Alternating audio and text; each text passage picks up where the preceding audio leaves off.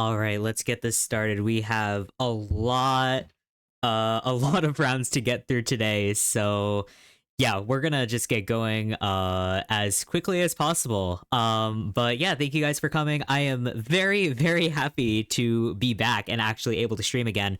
In case you didn't see, in case you're watching this later on YouTube, my computer broke. It didn't even break. The keyboard broke. Literally four keys broke. It was like my G key, my H key, my M key, and then like one of the shifts. The problem is that like my Wi-Fi password has an M in it, so like I couldn't do anything. So I had to send it in. Thankfully, it was under warranty. Blah blah blah. So yeah, I've been out of computer for about a month. So that's why I wasn't doing any streams because I physically couldn't do it. But we're back and just in time for IJL finals. So yeah, very very excited. I did have to cut the music. I didn't have to cut the music. I just didn't feel like setting it up, and also it was like halfway copyright striking me on YouTube. It's like licensed for YouTube, but whatever. So I'm gonna I'll probably just make my own music at some point and have that going in the back in the future. But once I get around to doing that, so hopefully the lack of music isn't too bad. Other updates. Oh yeah, I changed around my mic settings. If I sound terrible, please let me know and I can fix it. I spent like 3 hours configuring it last night and I drove myself crazy listening to the sound of my own voice. So I don't know what it sounds like anymore. But yeah, okay. That's it for updates. I'm just going to get started on things because again, we have a lot to get through. Last night was absolutely insane. I don't know the results of things, but going through and gathering my timestamps, there's a lot of rounds coming up. So just buckle in. And it's gonna be a fun one. But first up, we're going to be watching RC versus FL. Reject, obviously, the number one seed coming into the finals.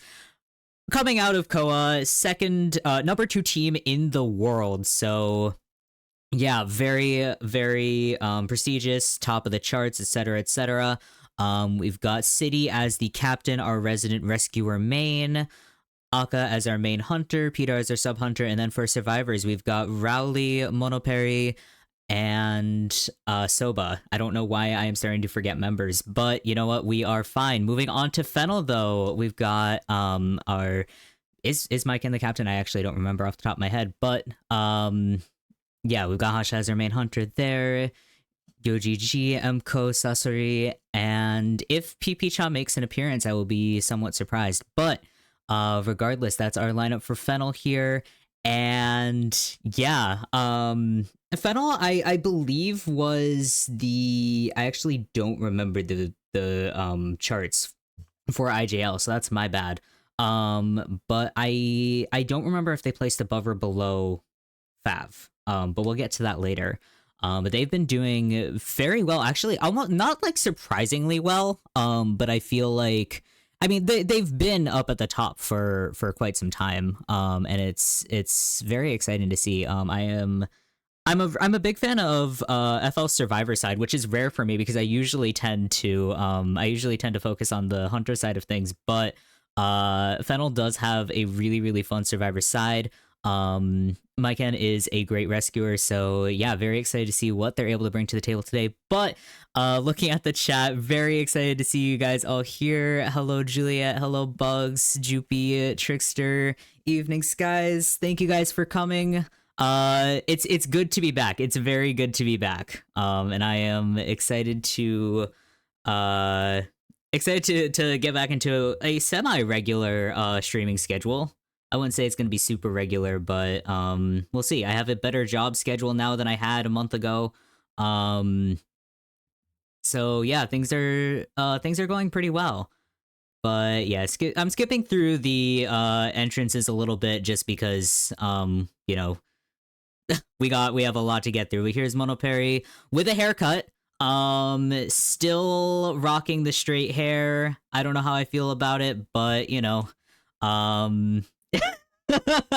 it's a look. I miss the curls. I really do.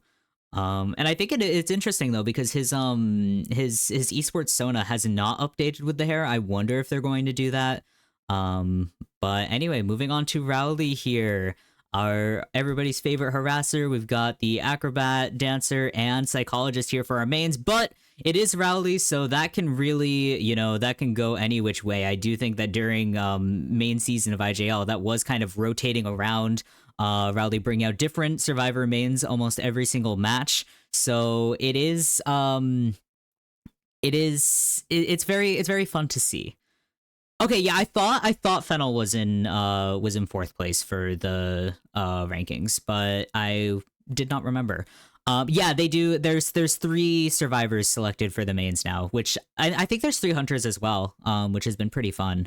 But yeah, rounding us here with Sobo, we've got the prospector, perfumer, and coordinator listed. Soba's support really is very strong, and I'm very excited to see how because our RC synergy as a survivor team is awesome. It really just is awesome to see. And I feel like they're always bringing something new to the table. They're always kind of watching the meta, kind of shaping the meta themselves, and just really staying up on things. And finally, our captain City here with our beautiful rescuers lined up there for us to see. And yeah, you can tell I haven't done this in a minute because I'm running out of things to say, but we're getting back into the swing of things slowly. I've literally I haven't commentated anything because I haven't been able to. I've been watching. I have been keeping up a little bit with IGL. I was kind of busy for a while, so I wasn't able to keep up as much as I wanted to. But now that I have an excuse to, aka streaming, we can get back on the grind. Especially for especially for IVL, because IVL's been getting tense. And also GR has been doing really well, so I'm very excited about that. And finally, moving on to Hasha, our hunter for Fennel. We've got the Ivy, Opera Singer, and Bloody Queen lined up for those mains. I'm excited to see if that Bloody Queen makes an appearance. Because Hasha's Bloody Queen is really good. So I'm very interested to see if we end up seeing that Bloody Queen today.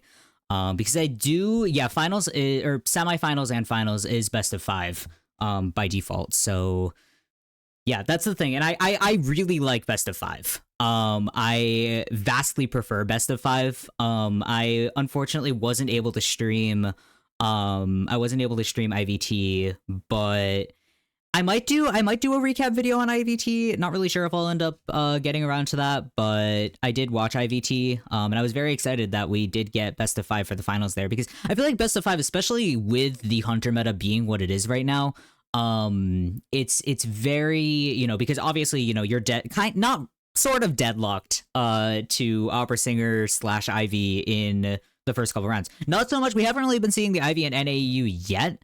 I hope that we end up seeing Ivy and NAU. But that remains to be seen. But when we're working with this hard Opera Singer, hard Ivy meta, best of 5 is when you can really start to see some more variation in those hunter picks, a lot more just a lot more variation, more fun, really more fun.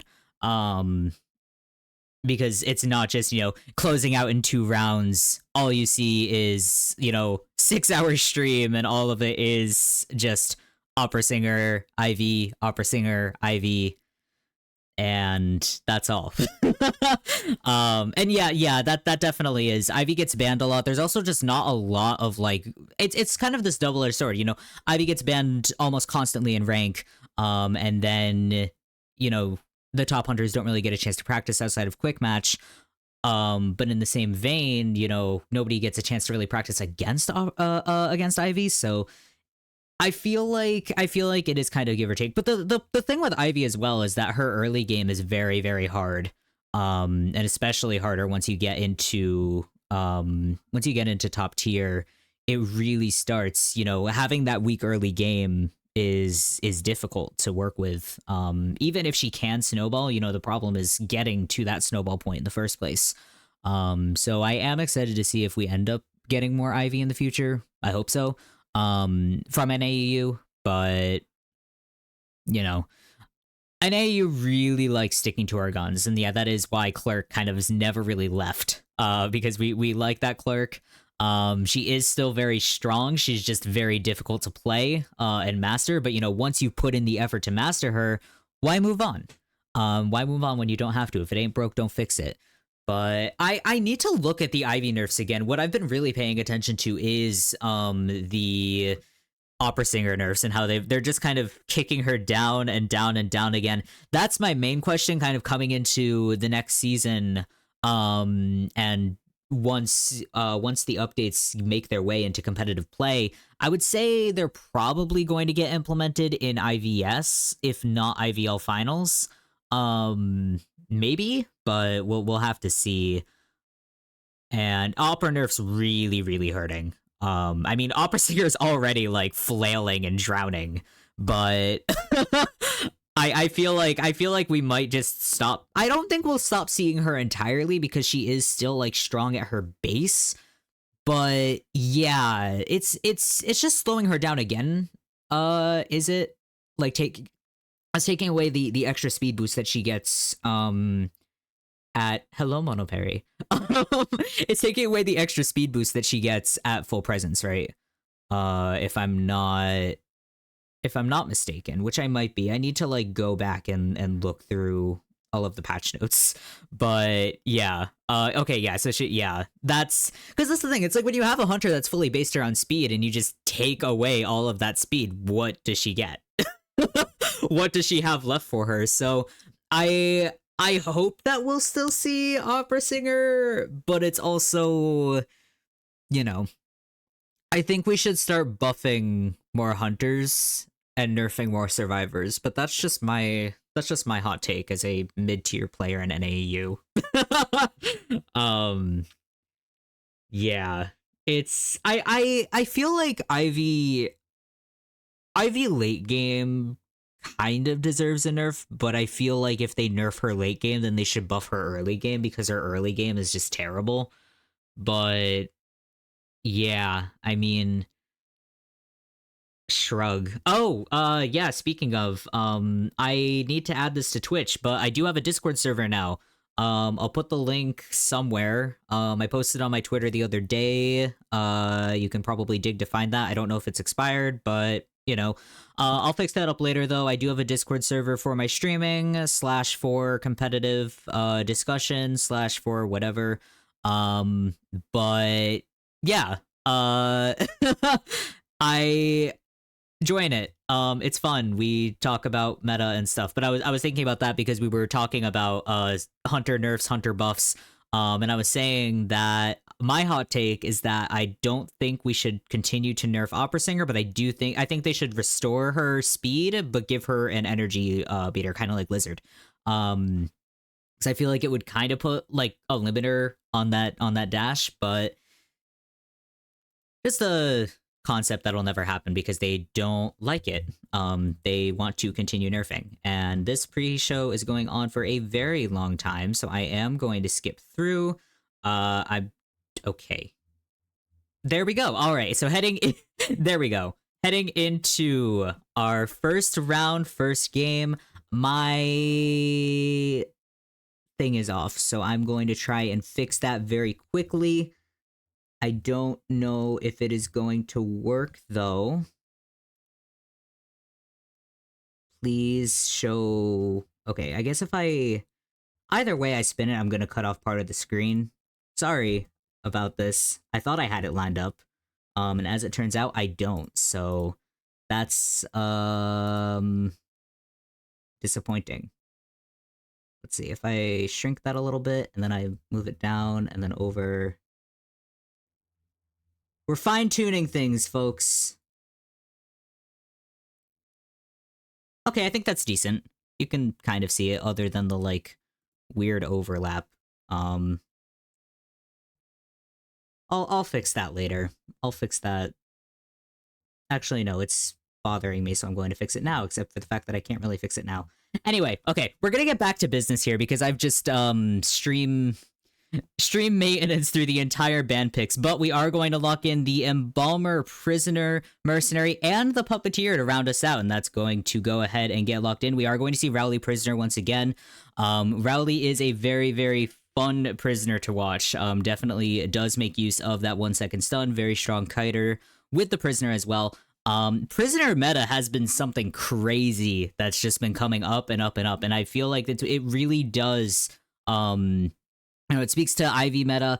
I mean, Prisoner's okay against Opera Singer. Prisoner's not really necessary. I have mixed feelings about the Prisoner being first pick. I do think we have seen quite a few Prisoner bans, so I understand Prisoner being the first pick. However, I feel like Prisoner's a little bit more versatile. And if we end up seeing Opera Singer here round 1, then you don't have Prisoner against Ivy in the next round. But Decoder meta has been making its return. We kind of got a preview of it before, with the lawyer meta around Koa season, around autumn. We haven't been seeing nearly as much lawyer anymore, but we have been seeing quite a bit of Prisoner. We've been seeing a lot of Composer as well. We've even been seeing a couple mechanics. So that's been interesting, but it really is because against Ivy, the main strategy has been to just decode every single cipher at once. Because there's only so many times that she can leech, and it is it's very effective against her because you're moving around the entire map, you're keeping the survivor. It's survivor map pressure really, which is it's very fun to see. But heading into the spawn picks here, it looks like Hasha is going to spawn in the bottom corner here. Rowley is going to take Factory. Soba taking the center there with that Embalmer. And we're going to be flanked there by Mercenary and Puppeteer. So best first chase here, I would say probably just, go for the Prisoner. Prisoner is kind of in a position where I don't think Hasha will go for that as first chase because, Rowley can just stay on the stairs, make it impossible for Hasha to really leech effectively. And I would say we could possibly go for Embalmer. Puppeteer, I would say not first chase here just because it's not fun to chase a Puppeteer first. He can take, infinite hits. And it's just, it's more trouble than it's worth really to chase a Puppeteer first. It's much more effective to kind of wait for that. Damage to rack up and then go for him. But yeah, heading into round 1, game 1 here with RC versus Fennel. We've got that Blink Detention Trump card build here for Hasha. Pretty standard. All survivors except for Prisoner are running Borrowed Time. We've got the Broken Windows and Flywheel for Prisoner, kind of expecting that first chase. But to start us off, we are going to go just straight ahead here. Looks like we're going to be leeching onto City at this cipher. But City immediately moving out of the area. We do already have that coffin down inside the factory. And the Yith is just going to continue to search for another target here. We are actually going to go ahead and just ignore Rowley completely. Because, factory, when I kind of mentioned this before, but didn't really elaborate, but when Ivy, leeches, it's kind of like a dancer box, but it looks like we have found our Embalmer as our first target. Pretty decent first target here. It's not as if Soba has anything to work with other than, legs. We do have Broken Windows here, so a little bit of help, coming into these palleted areas. But going to get the scare there. We're going to try and line the Yith up again. And playing a little bit of mind games here as well. I feel like the most fun thing about Ivy, nicely done on that blink. We are going to force that blink out. But with Soba sitting at around 74 stacks of that corruption, it's not going to take much to get that down. And that corruption takes quite a bit of time to decrease. So Hasha has plenty of time here to catch up, try to get that Yith sandwich going. And we are almost there, just inching along. We've got that 82, but going to miss the scare there. We were not able to get the Yith scare as well. So we're doing a great job with that camera angle. It's not looking anywhere that the Yith can really get in the way. We're sitting at 86 stacks there. Cypher's looking pretty good too. We've got almost 3 ciphers completed, and that stun is going to go off, but Soba, great positioning, but oh, vaulting that pallet, and he is going to go down. That was very good positioning with that stun, just staying behind the obstacle, not allowing Hasha to catch up on Rally with the 1 second stun. Unfortunately, Hasha is going to see that coming from a mile away, getting the drop. So just a little bit of time wasted. It's very good that Rowley was able to get out of the area fast enough to avoid taking another hit. But we are going to see Soba rebirthing here, and of course Hasha is already in the area. But we do have 3 ciphers, nearly 2 ciphers remaining, with that cipher sitting at 98%. And we're going to get the leech on Soba here once again. But the thing here, and what's very, very effective about this containment, and what's very effective about Embalmer as well, is that we're keeping Hasha's attention focused on 1 survivor only. Hasha's not able to do a lot of map control right now. We are going to get that second down here on Soba, though. And Soba will be seeing second chair with that coffin being used to rebirth on the first one. If Soba's rescued here, we will have another coffin to work with. However, Soba won't be able to use it for himself. So, rescuing is going to be a little bit, contentious here, as we head into the end game. But, looks like Hasha is just going to go ahead, leaving the Yith in the area, going to Leech City and heading right back. But nicely done with that pallet drop. Unfortunately, not a stun, but that did impede Hasha just a little bit in terms of catching up to Soba right away. We are going to continue the chase on Soba here. We've got 1 cipher remaining at about 60%, getting another leech on Soba as well, and that blink is going to send him down. So that is going to be our first confirmed elimination here for Hasha heading up, but 80+% on that final cipher. We're having great cipher rush here from RC. This is definitely a draw situation, unless, now here's the thing, it's very difficult to actually predict whether this is a draw situation or not, because we are looking at an IV endgame. 2 survivors at the, looks like 2 survivors around the moon gate. We've got Rowley sitting over at the Christmas tree gate. We do have the Yith camping that gate, and the main body here a little bit at the moon gate, but it looks like Hasha's actually abandoned that, looking for the draw here, and is going to go ahead and chase Monoperi. The exit gate has been able to be opened, and we are going to go... Oh, actually, Monopi able to get the Lewis form going there. Hasha missing the hit, and another puppet as well. We are going to try and push dungeon here, but unfortunately, it looks like the survivors weren't actually at the exit gate. That seems like an unfortunate miscommunication there, or... It looks like neither of them were at that gate, so I think either... Because City opened it, so City must have left. I don't know if Rowley was there the whole time. That just, that's just a little bit unfortunate. Okay, no, yeah, because Rowley did have to run all the way from Christmas Tree over to the opposite gate. And... yeah. Okay, so yeah, a very fair draw. That was nearly a 3-man escape there. But, just a little bit of an unfortunate survivor positioning there.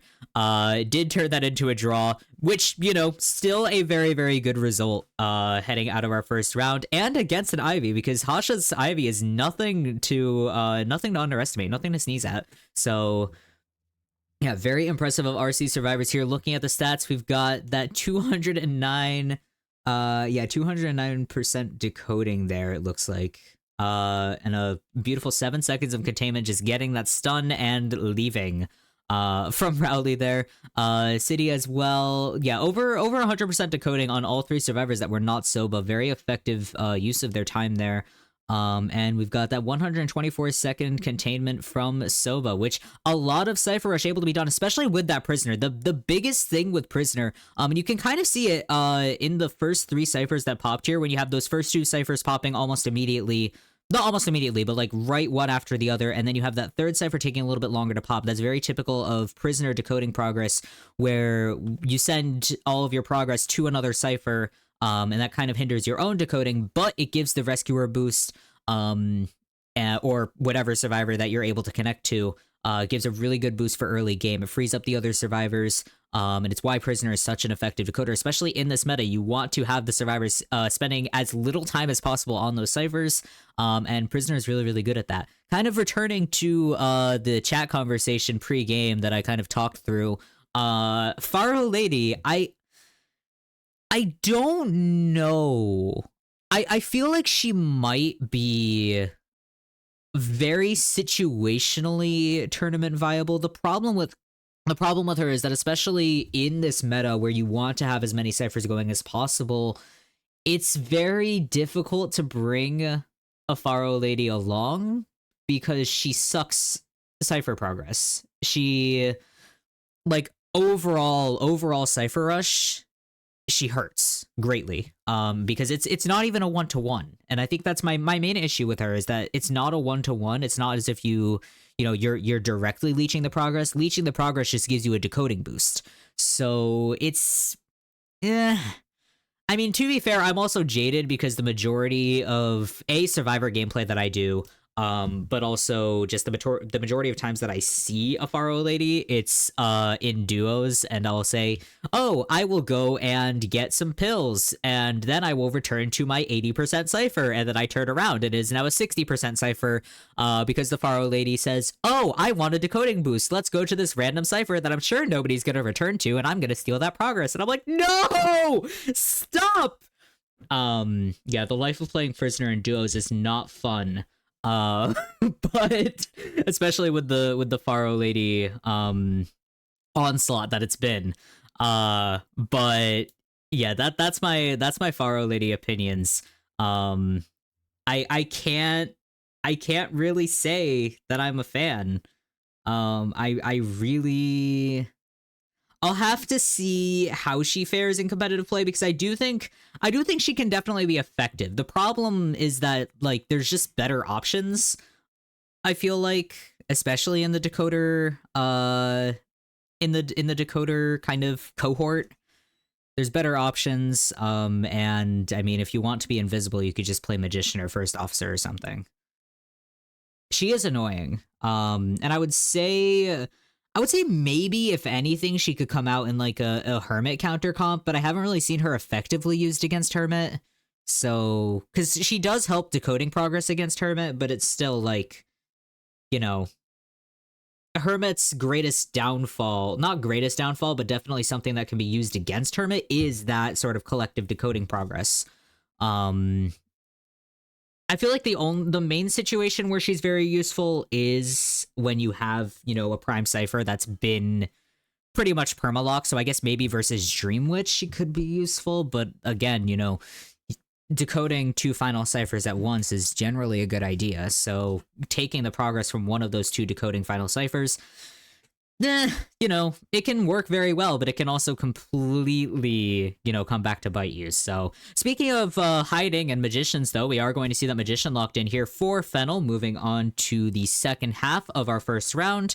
And we're going to see Puppeteer as well. We have been seeing a lot of Puppeteer, just because, once again, he is very, very difficult to get down. He's kind of like playing, I would say kind of like playing this like weird combination Perfumer Seer, but also not. The main downfall of Puppeteer is that you can't heal him, but that doesn't matter, especially, looking at last match, with Monoperry able to kite long enough that, with the immunity, with the puppet form as well, delayed Hasha even being able to get a hit on him for long enough for City to get that gate open. So Puppeteer definitely very, very strong. I definitely understand why he was locked in first here. While it is a little bit unfortunate for Fennel to not have access to that Puppeteer in later rounds, it is what it is. And he's definitely a very strong character. Against, I would say we are going to be seeing the Opera Singer here from Peter. With these bans, yeah. I mean, Prisoner is a little bit misleading, I would say. I feel like we are going to play it safe and go Opera Singer, though, just because it is round one. We do have stakes here. Peter does need to get a draw or better in order to either tie or win this round. So, yeah. But obviously, okay, yeah, so we are going to go ahead and lock in that Opera Singer here. Ivy wouldn't be a bad choice in this situation, but I feel like Peter does trust his opera singer a little bit more. But I am, with the upcoming opera kind of kick the bucket, I wonder if we will continue to see the opera singer. Not even just from Peter, but like in general in tournament.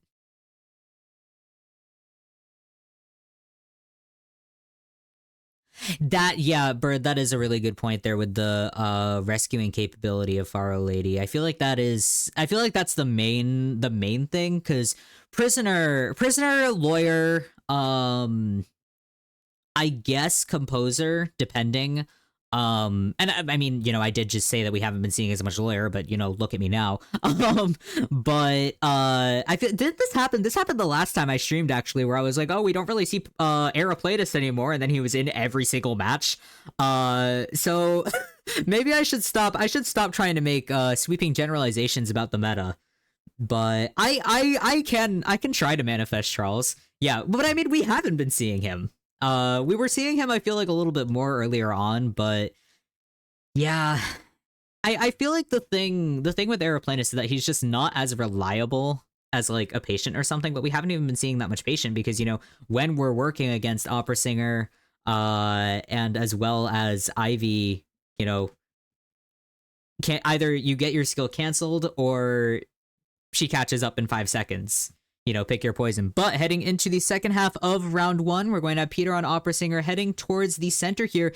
Does look like we are going to run into Puppeteer first with YoGG. So that is not the best, or I guess the most ideal first chase here for Peter. We're actually going to go ahead and double back here.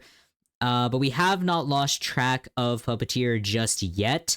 I'm going to head towards the factory. If we can run into Lawyer here, that would be more ideal, but it does look like we are just going to go ahead and commit to the Puppeteer for our first chase. So, yeah, I mean, it's okay. It's a situation to be in.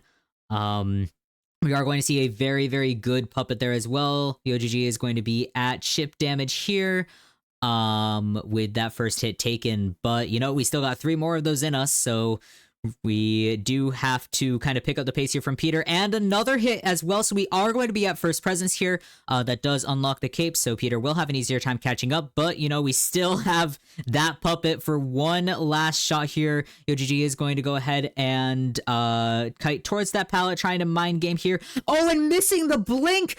And we are going to get that pallet vault off as well. Opera Singer hitbox really not doing Peter any favors here, and that's going to be huge for this containment from Fennel. Already we're seeing 2 ciphers very far along. Third cipher taking a little bit longer to catch up, but with a nice shadow dance back, YoGG is going to go down. We should be seeing that first cipher pop pretty soon, but it does look like we're doing a little bit of rotation here, looking to pick up that 75% cipher, and we should be seeing Maiken come in for the rescue sooner or later. Yep, all right, we are going to catch First Officer out here. We're going to get 1 shake of that pocket watch in. Peter looking for the main body is going to be able to get it. Nice job on that prediction. We do still have a 3rd pocket watch shake in play, and we're just going to go ahead and use that. But Puppeteer is going to take a hit right off of chair. They're not able to get the puppet out because we were on Tide Turner. Which is a little bit unfortunate, but Tide Turner does waste significantly more time, I would say, than the puppet. So yeah. We're still looking okay here, but that cipher rotation did slow things down just a little bit in the early game. Obviously, that can be recovered here. But looking at second chair, we basically, I mean, we have all 4 ciphers started. 3 of them are very, very well on the way. It's a decent, I mean, it's not a bad situation to be in. I feel like we're definitely playing for a tie here from FL. With this cipher progress, but anything can happen, and those ciphers are definitely going to close up sooner than later. We are going to get a great rescue there from Emco, and once again, just using this puppet to waste time. That is the biggest thing I would say with Puppeteer is just that the puppet wastes time. I believe it lasts for 15 seconds, does it? I don't actually remember the timing on the puppet for how long the Lewis form lasts for. But it lasts, a very long time. And there's really nothing you can do during that other than, take the hit. But Yojiji is going to be sent back to the manor there. We've got one cipher remaining heading to about 50%. But that progress is actually going to stall here. Sasori is going to have to come in for the rescue, and it does look like we are going to have Maiken taking over a cipher. Maybe Peter heading out looking for Lawyer here and is going to find his target. So Lawyer taking a hit right away there. We do have Maiken coming back for the rescue, but this does mean that neither cipher is being decoded. So even if Peter is going to go ahead and commit to the Lawyer here, and with a blink down, we are going to see another chair getting implemented here. It's not... Yeah, I would say at this point it's just good map pressure from Peter. But we are going to see Emco back on that cipher. It does look like we are baiting out Maiken to come for another rescue again. We haven't switched off Blink yet. I would say we could be looking at a teleport switch sooner or later. But actually doubling back to the chair here, we are going to let Emco just go ahead and decode that cipher, but we do need to try and get this down. But, oh, okay, was that a chair hit? Yeah, that was a chair hit, so nicely done there from Maiken, just dancing around the chair, baiting out the hit. Very well done. But Peter immediately back on that cipher and just really, even with the opera singer nerfs, we are seeing just such speed here from Peter.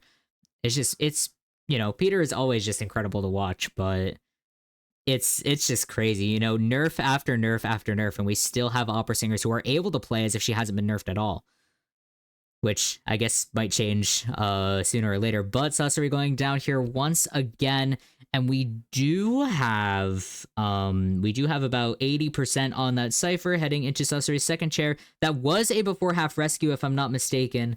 So FL definitely in draw position here. We do have actually no, Sasori does not have borrowed time, so they are gonna have to be a little bit careful with how they pop this cipher. Maiken does have borrowed time though, so this will, if Peter gets the hit first, yeah, they are going to have to pop that cipher. Maiken getting a little bit stuck on Peter's body, but that is not going to impede the rescue. Sasori is going to go down, unfortunately, right off chair, not able to make use of that flywheel. Peter's searching for Maiken. Maiken doesn't have anything to work with other than the pallets in the area, and that is going to be a Terror Shock down. We do have Emco at the other gate, and we are going to go ahead and teleport, but unfortunately that is to the wrong gate. Emco set up at the other one, so we are going to just go ahead and take this 3-man elimination tentatively. Peter actually losing track of where Sasori was down for a moment there. Unfortunately, Sasori not able to heal up in time. Maiken might be able to heal up, actually, and I think Maiken will heal up here. Yes, okay, Maiken will heal up, and we do have 2 survivors on the board. It's just a matter of whether or not Peter is going to be able to find him, but we are going to use that tinnitus. And catching sight of Maiken's blood trail here, and unfortunately not quite able to hide there with the flashiness of Pirate Radio, not really doing Maiken any favors. But that is a 3-man elimination here in the first round for RC, giving us a 3-1 score in that half, which does bring us to 5-3 in favor of RC. I am actually keeping score now. I have it all set up, and I'm writing it down for once, so yeah, I'm going to try to do that more, because I do tend to forget, but it helps, I think, especially when it comes to these best of 5 rounds. It is a lot more important to be able to keep track of the score, just making sure, having both the point totals and the round totals really, I feel like, makes a difference.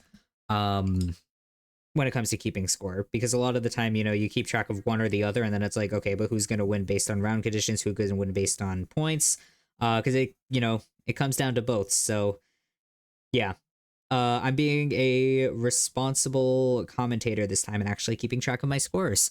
But we are going to see here our stats. We've got 101 seconds of containment there from Puppeteer, a little over a minute there from First Officer, and about 30 seconds of containment on the other two survivors, which is, you know, it is what it's very funny though. The only difference really between the stats, the decoding stats are almost on par. From the previous match, you've got the 120% decoding, and then you've got a little bit over 200% for the other two survivors.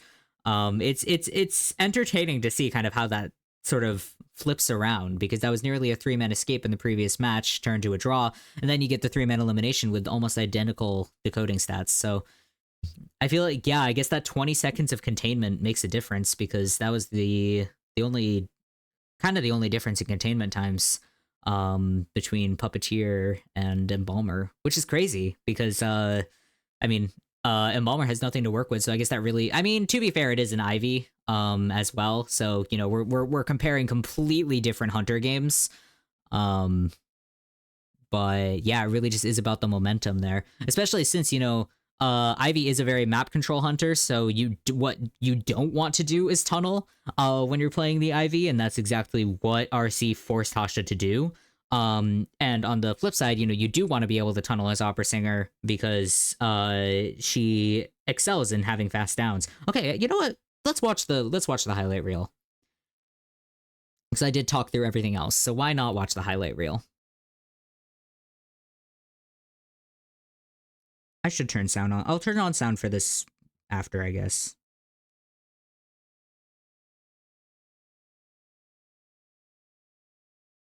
If that had, I mean, to be fair, I guess if that had been an actual stun, I don't think it would have changed much other than giving Hasha a little bit more presence earlier. So I guess maybe it was a good thing. Uh, yeah, because I mean, you see here, we're at the Cypher Prime and Hasha wasn't even at full presence.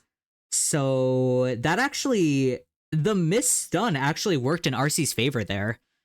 Because if Rowley hadn't missed the stun, Hasha would have been at full presence in that endgame, but he wasn't yet. So yeah, I feel like that may have fundamentally changed the match. The failed stun rescue. But you know, I guess it is all speculation, you know. So much of commentary really is just like, you know, it's like post match commentary. It really is just like, you know, well, if this had gone, you know, the prescribed way, if this had gone the way that, you know, it didn't go. That was a crazy chair hit, though. How did that hit the chair? I mean, I guess Opera Singer does have kind of like a football hitbox, but that's crazy. Like right at the edge of like the left side of her hitbox there.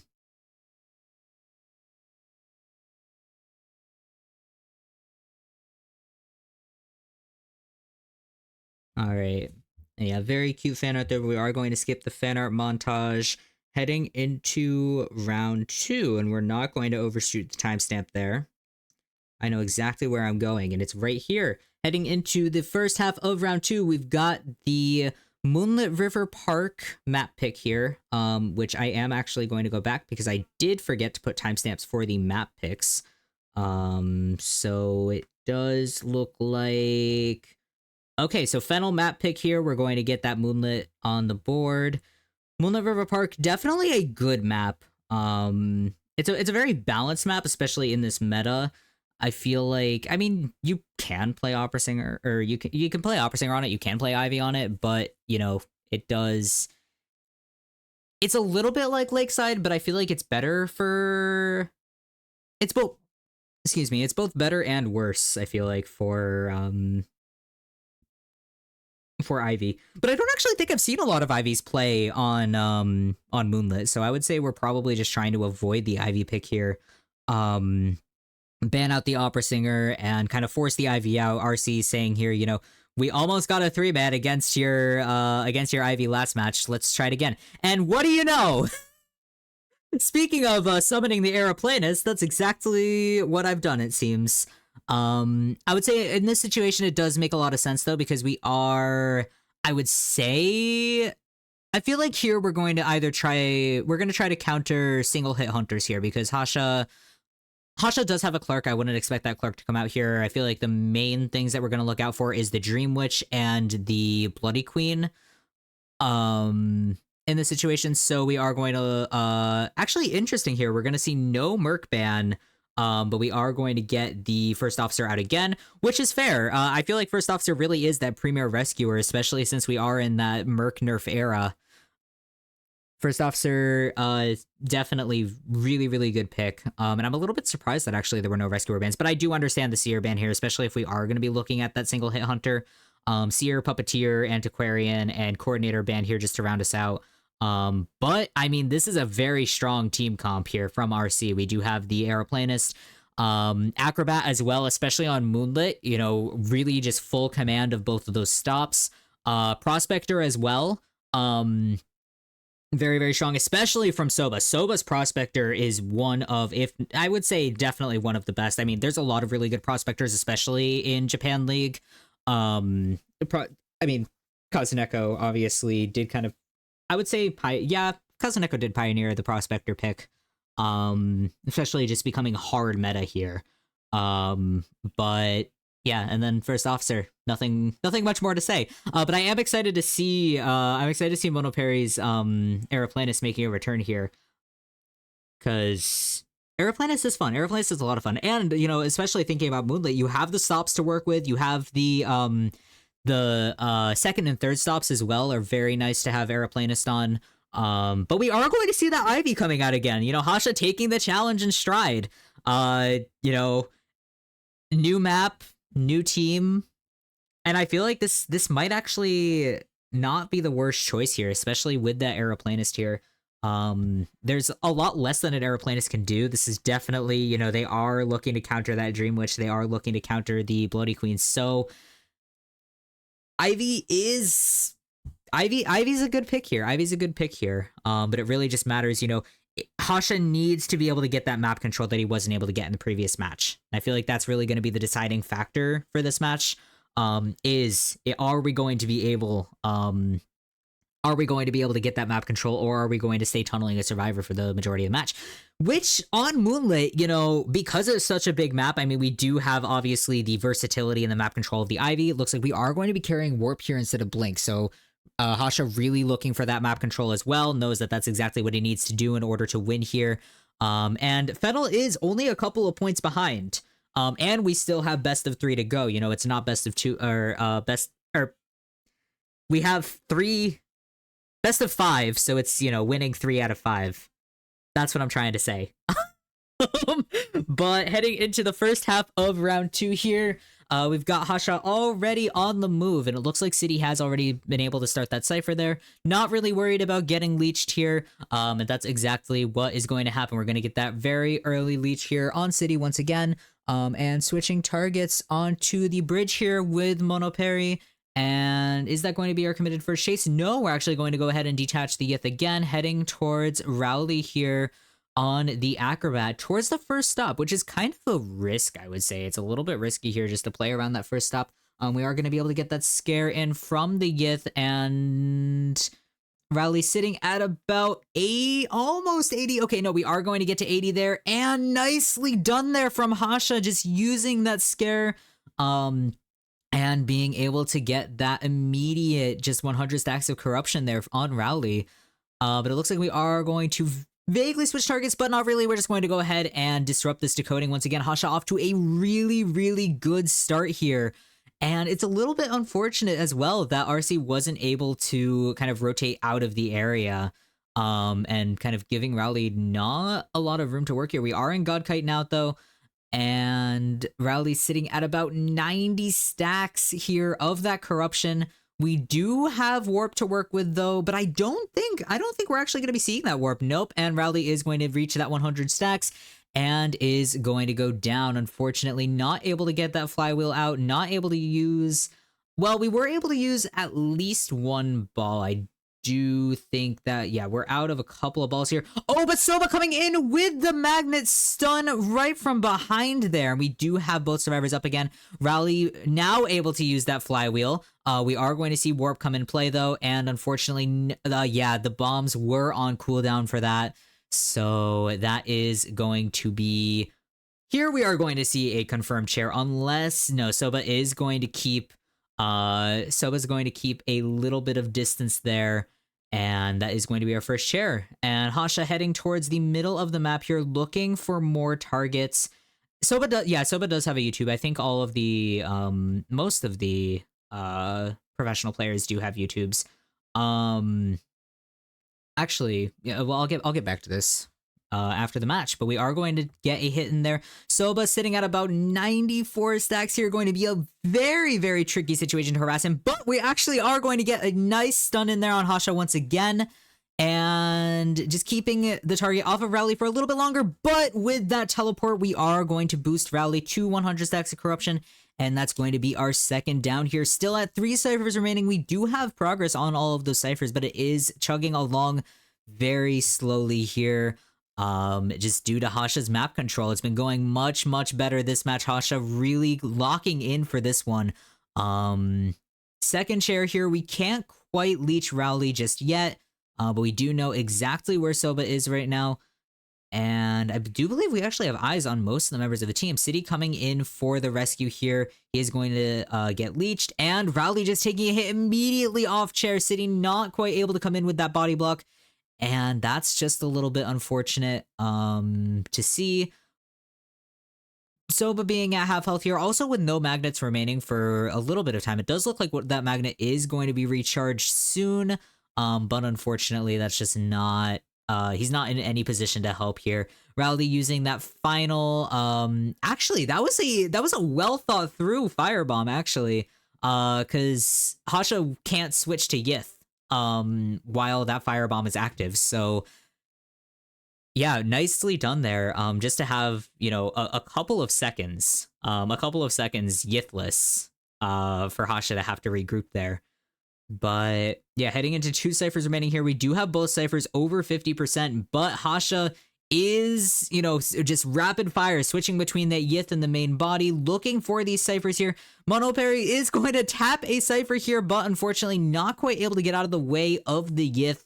And we are going to get that hit. Hasha back to the other side of the map, going to pressure City, who was trying to decode that other cipher. But once again, you know, we are in that endgame map control kind of peak Dream Witch era cipher pressure here coming from the Ivy. And with Hasha at full presence, Warp ready to go, we really are fully set to play this endgame out.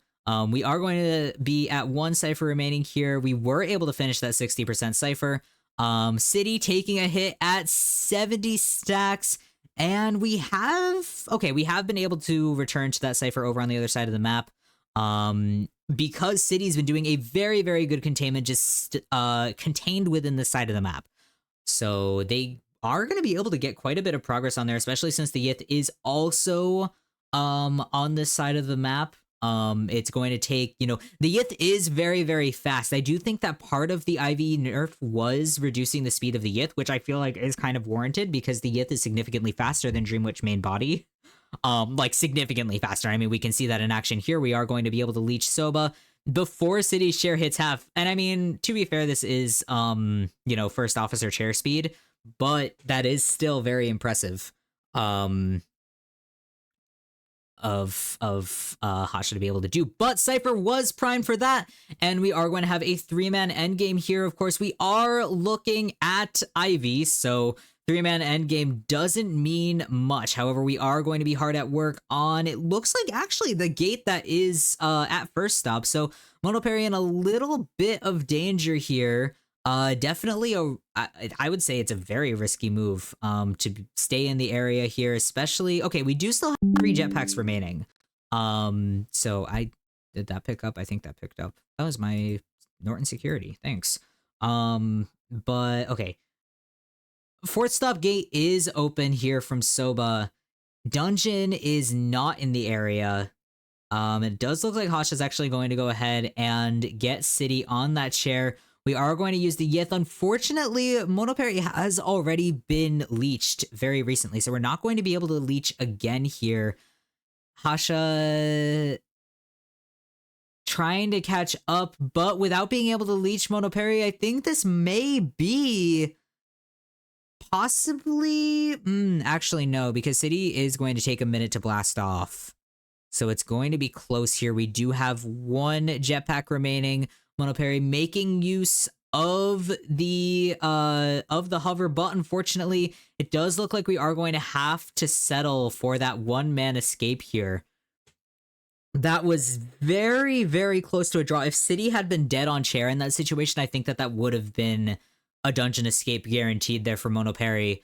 Having all three jetpacks to work with, as well as dungeon being right there, not being able to be leeched. Unfortunately, with City just having to sit on chair, especially with that first officer chair time too, yeah, that was just a little bit unfortunate, but very well played there from Hasha. Very, very good job of just turning that around, because I feel like RC may not have been expecting... I wouldn't say they weren't expecting the Opera Singer pick. They were counter-comping the single-hit Hunters. So they were definitely trying to bait Hasha into playing that IV, but that it just didn't quite work in that favor. Hasha doing such a good job at that map control. Just really, really, even after that first match, very nearly getting 3-man escaped, coming back, turning that around. Just doing such a good job of that. So just IV matches are so much fun to watch. Now that I actually understand what's happening in them, every time I commentate for an IV match, I remember the very first one that I tried to commentate. I think it was literally day one of IJL, and it was Aka's IV, and I just had no idea what was happening the entire time, because I had played her once or twice at that point, but seeing her at her full potential was just a mystery to me. But I figured out how she works. And yeah, Hasha really is just playing so well here. But I mean, Soba being that only escape, I feel like is deserved, because the prospect of harassment there was just great. It's a little bit unfortunate, that didn't pan out, that it wasn't really game changing. But I do feel like, maybe it was the difference between that one-man escape and that no-man escape. So yeah, very nicely played there from both teams, but especially from Hasha. And that is going to be a 1-3. So we are tied here, as we can see, with that 6-6 score. Obviously, we do still have the second half of round 2, to unbalance the score again. But with how these teams are playing, I feel like we are going to head into tie City, which is, I would say it's pretty typical, especially once you start getting to the finals, because teams are so evenly matched. I mean, we even saw this in IVT, where, the matches were getting longer and longer and longer because the teams were just evenly, very evenly set. So it's very fun. But we are going to see switching in with Akka here.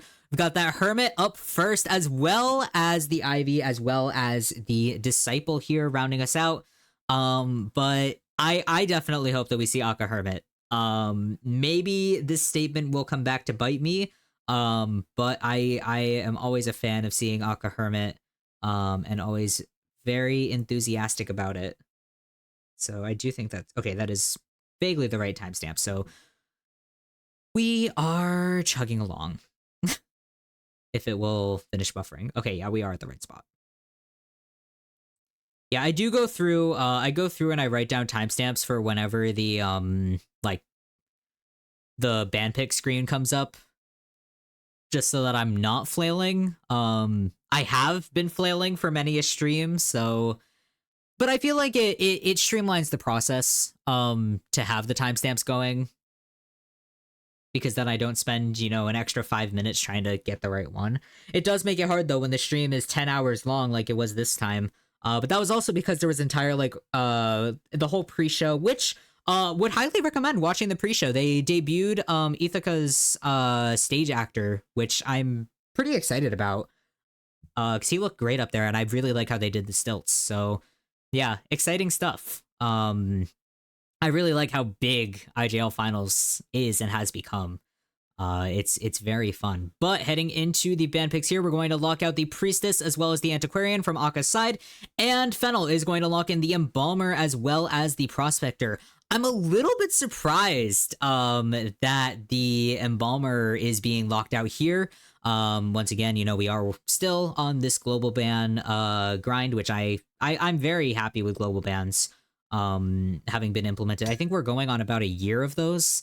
So yeah, I really like how they've kind of panned out and how they've been working. It's changed band picks a lot. It hasn't changed them as much as I would like them to.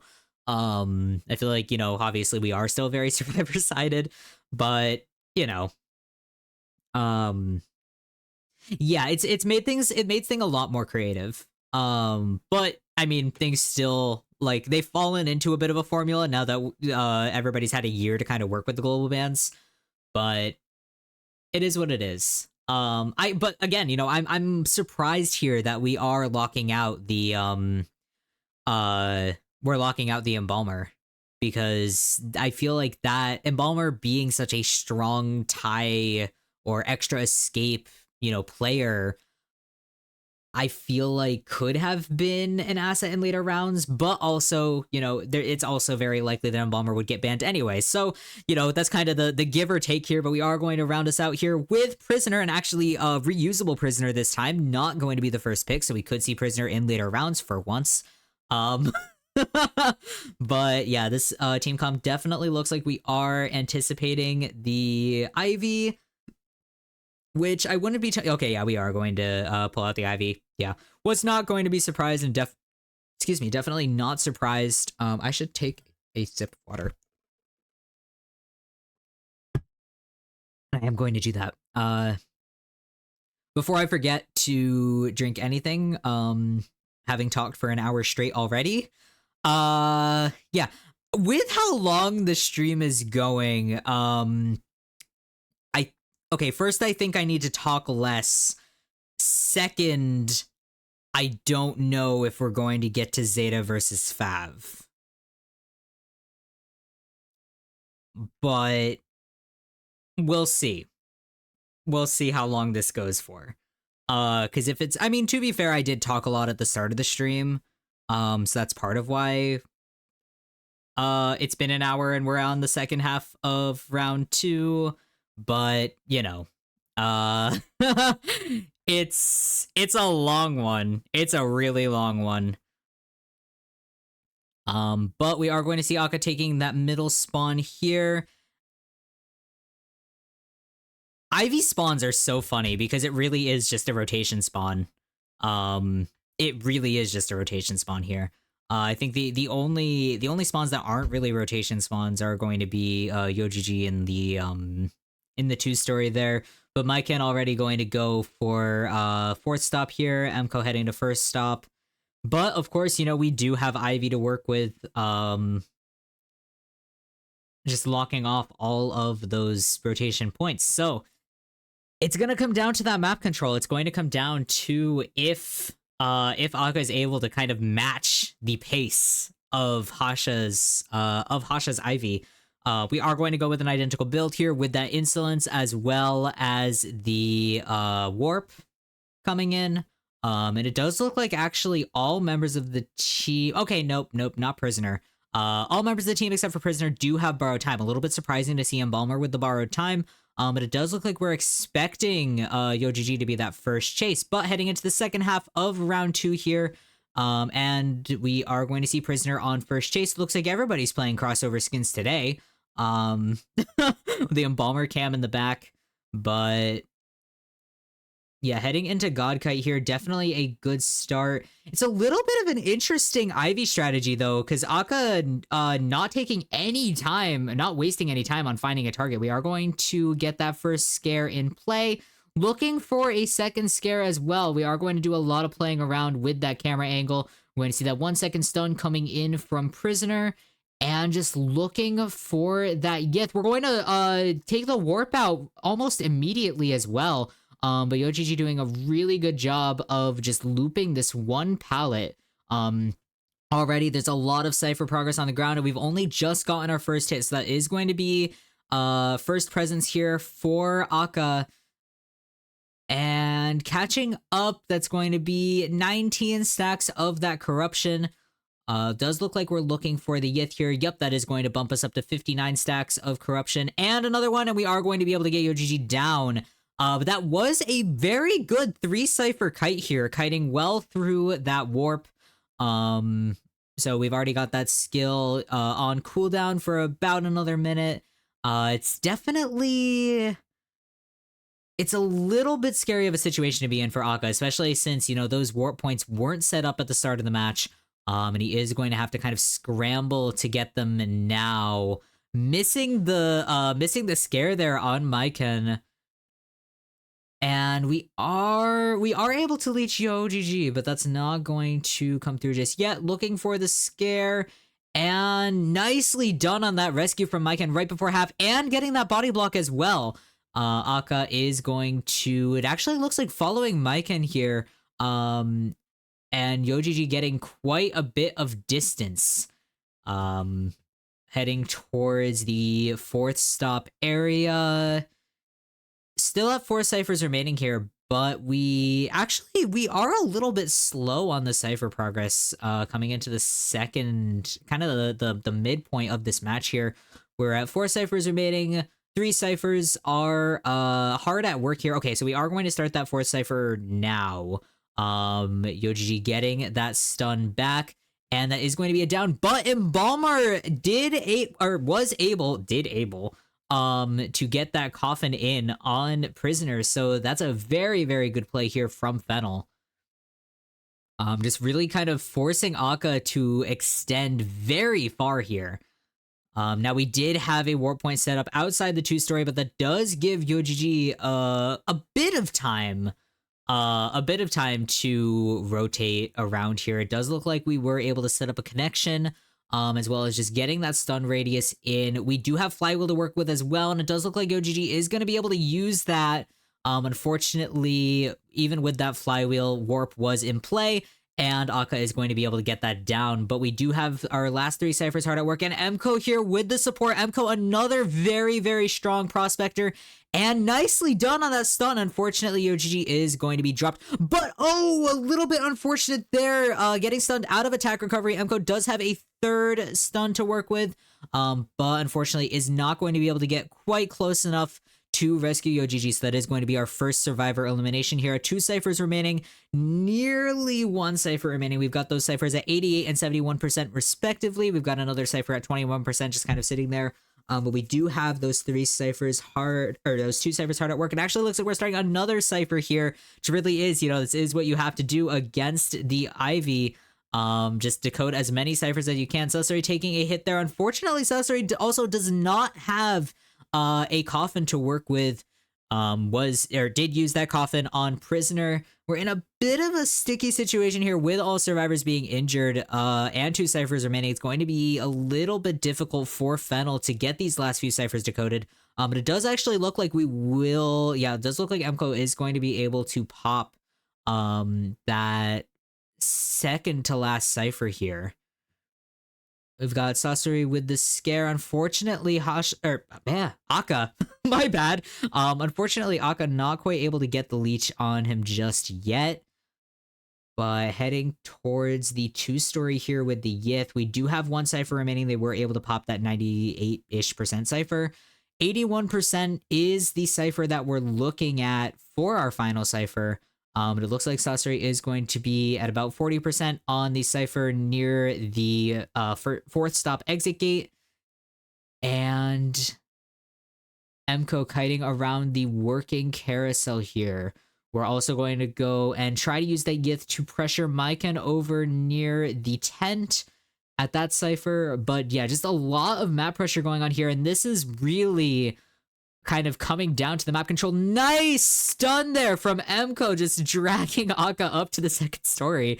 The 2-story stuns are always so fun to watch. Not very fun to be part of. I'll tell you that, but yeah, getting the leech on all survivors here, just trying to get as much pressure across this map as possible, forcing the survivors to not be able to decode any of the ciphers that they've started. We're going to see another stun here from Emco doing such a good job at this containment.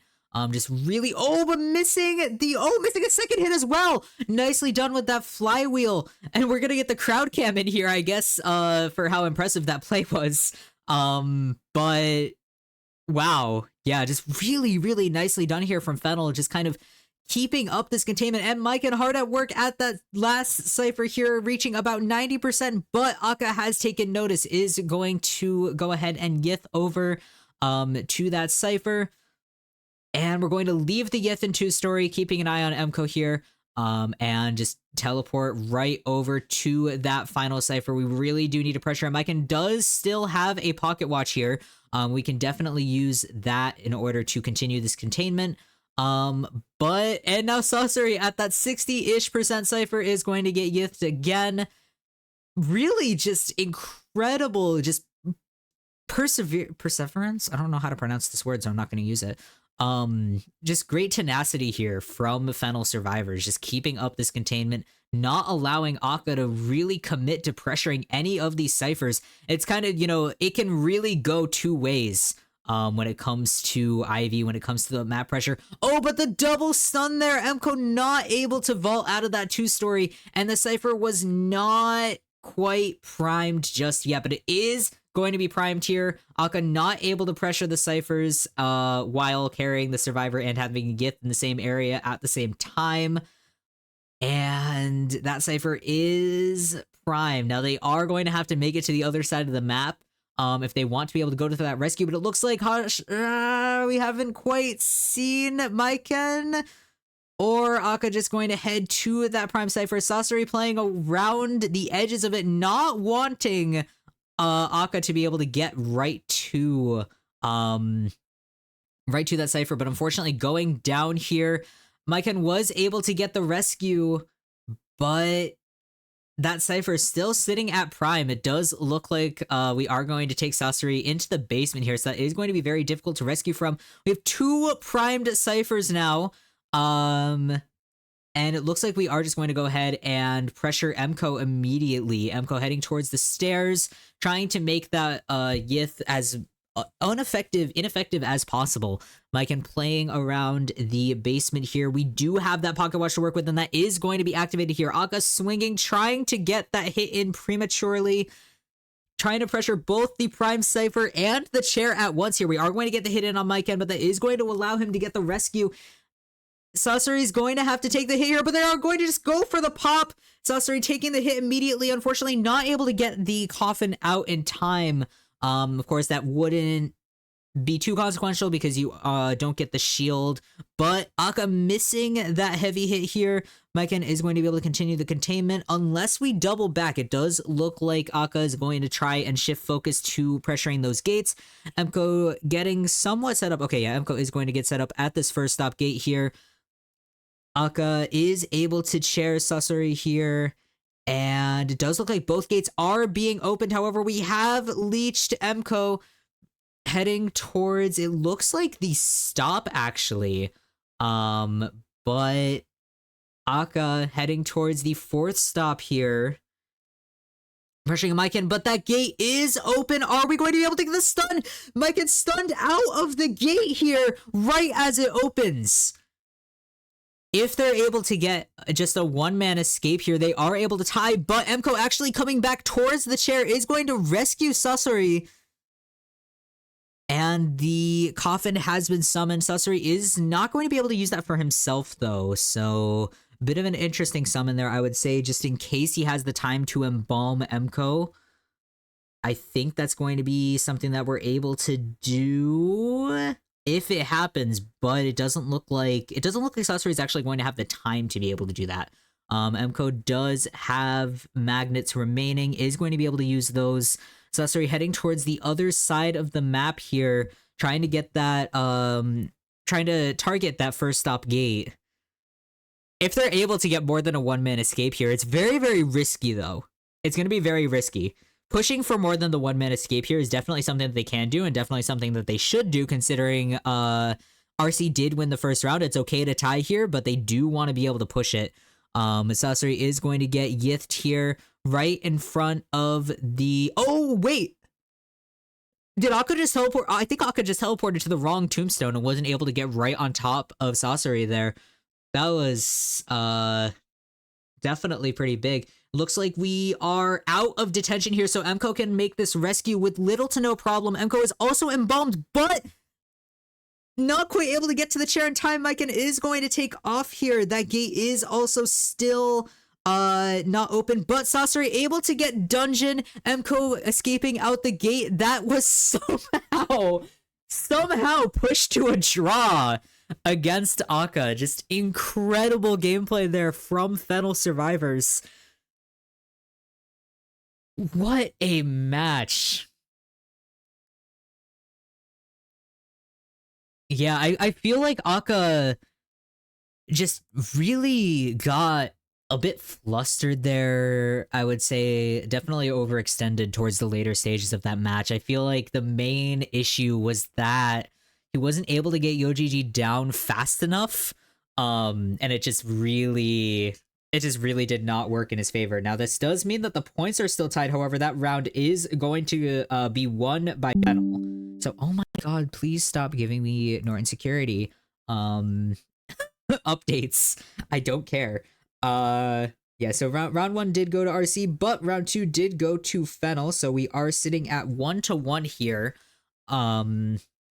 with these first 2 rounds. But just, way to push it. Way to really, really push it, because Fennel could have just sat there and gone, all right, we're going to play it safe and we're going to get the tie. But pushing for that draw was just so bold, but really, really worked out there in the end. And it could have failed. It's very risky to try and go for that draw when you have the guaranteed 1-man. We've seen time and time again that kind of comes back around to bite the survivors when they try to push for more than they can, kind of bite off more than they can chew, and ends up turning into a 4-man elimination. But I feel like, Akka really expected them to just go ahead and take the 1-man, and Fennel kind of unexpectedly pushing back there. But yeah, just a really, really well played tie. I would say that these are definitely some of the best matches that I've seen recently. So, but yeah, in the interest of time, we're gonna head straight into round 3 here. We're going to see RC surviving first once again. I do like that there tends to be, a pretty solid rhythm with these matches. Hunter, Survivor, Hunter, Survivor, Hunter, Survivor. Both teams kind of just, don't want to double play unless it's really, really going to be good. Because, it can be make or break, not allowing one half of your team to get a break. But, in the opposite sense, having double faction play can tire out the other team. It really does kind of come down to, which is which.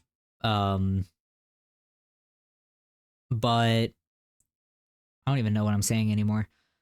Looks like Arms Factory is going to be the map pick here. I believe that would be RC's map pick, if I'm remembering correctly. But I'm not going to go back and check. Hasha is going to ban the Seer and the Puppeteer here. Definitely in his best interest, because being on Arms Factory, this is a very good map for Bloody Queen. It's a very good map for Dream Witch, which obviously means that the survivors are going to do everything in their power to counter the Bloody Queen and the Dream Witch. So Hasha needs to do the opposite and try to ban out as many of those survivors as possible. We are going to see the Forward and the Prospector being locked in first here. Definitely looking for that anti-Dream Witch comp, anti-Bloody Queen comp. And with the Cheerleader ban, we're going to see the Female Dancer. Always a welcome face, especially on Arms Factory. Dancer is really, really strong. I would say Dancer is just strong in general. But a really strong pick here. And Barmaid's going to be our final ban once again, really trying to lock out those single hit Hunter counters. And for our final pick here, I would say we could lock in a Rescuer. I feel like, okay, we're going to lock in the Gardener. I was going to say Aeroplanist with Global Ban. That's my bad. So no Aeroplanist on the table here. Patient would have been okay, but Gardner is definitely a really strong pick, especially with that rechargeable bubble. It's a very strong comp here, and actually looks like we are going to see, yeah, Monoperry is going to be on that forward. City on the Psychologist. We're going to see Rowley on the Dancer and Soba with Gardner. So this is a very scary comp to go up against. Even, even with these bans, this is not a very Dream Wish friendly, not a very, well, I would say it's marginally more friendly for Bloody Queen than Dream Witch, just because Bloody Queen can kind of avoid some of those status effects, especially with the Dancer. I would say Bloody Queen a little bit stronger against that Dancer, but even then, kind of more from a distance. As soon as you get locked into those tight kiting routes, which is kind of what you have to do on Arms Factory, it's primarily tight kiting, which is why Dancer is so strong on Arms Factory. Becomes very difficult for any hunter to maneuver once those boxes are set up.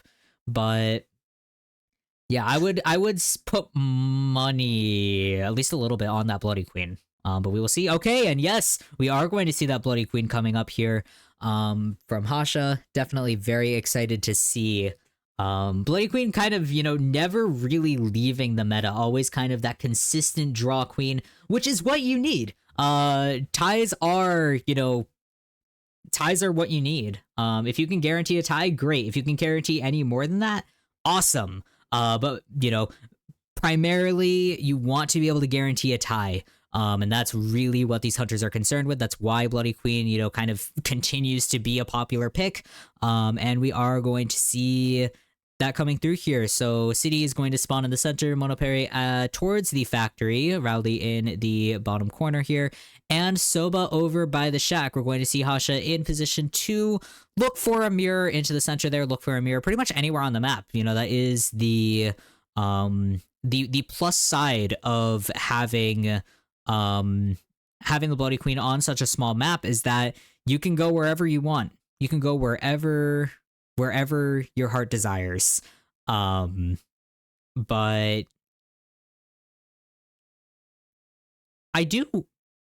I'm gonna need to check like my latency and stuff. I think I might have actually messed up some settings on that.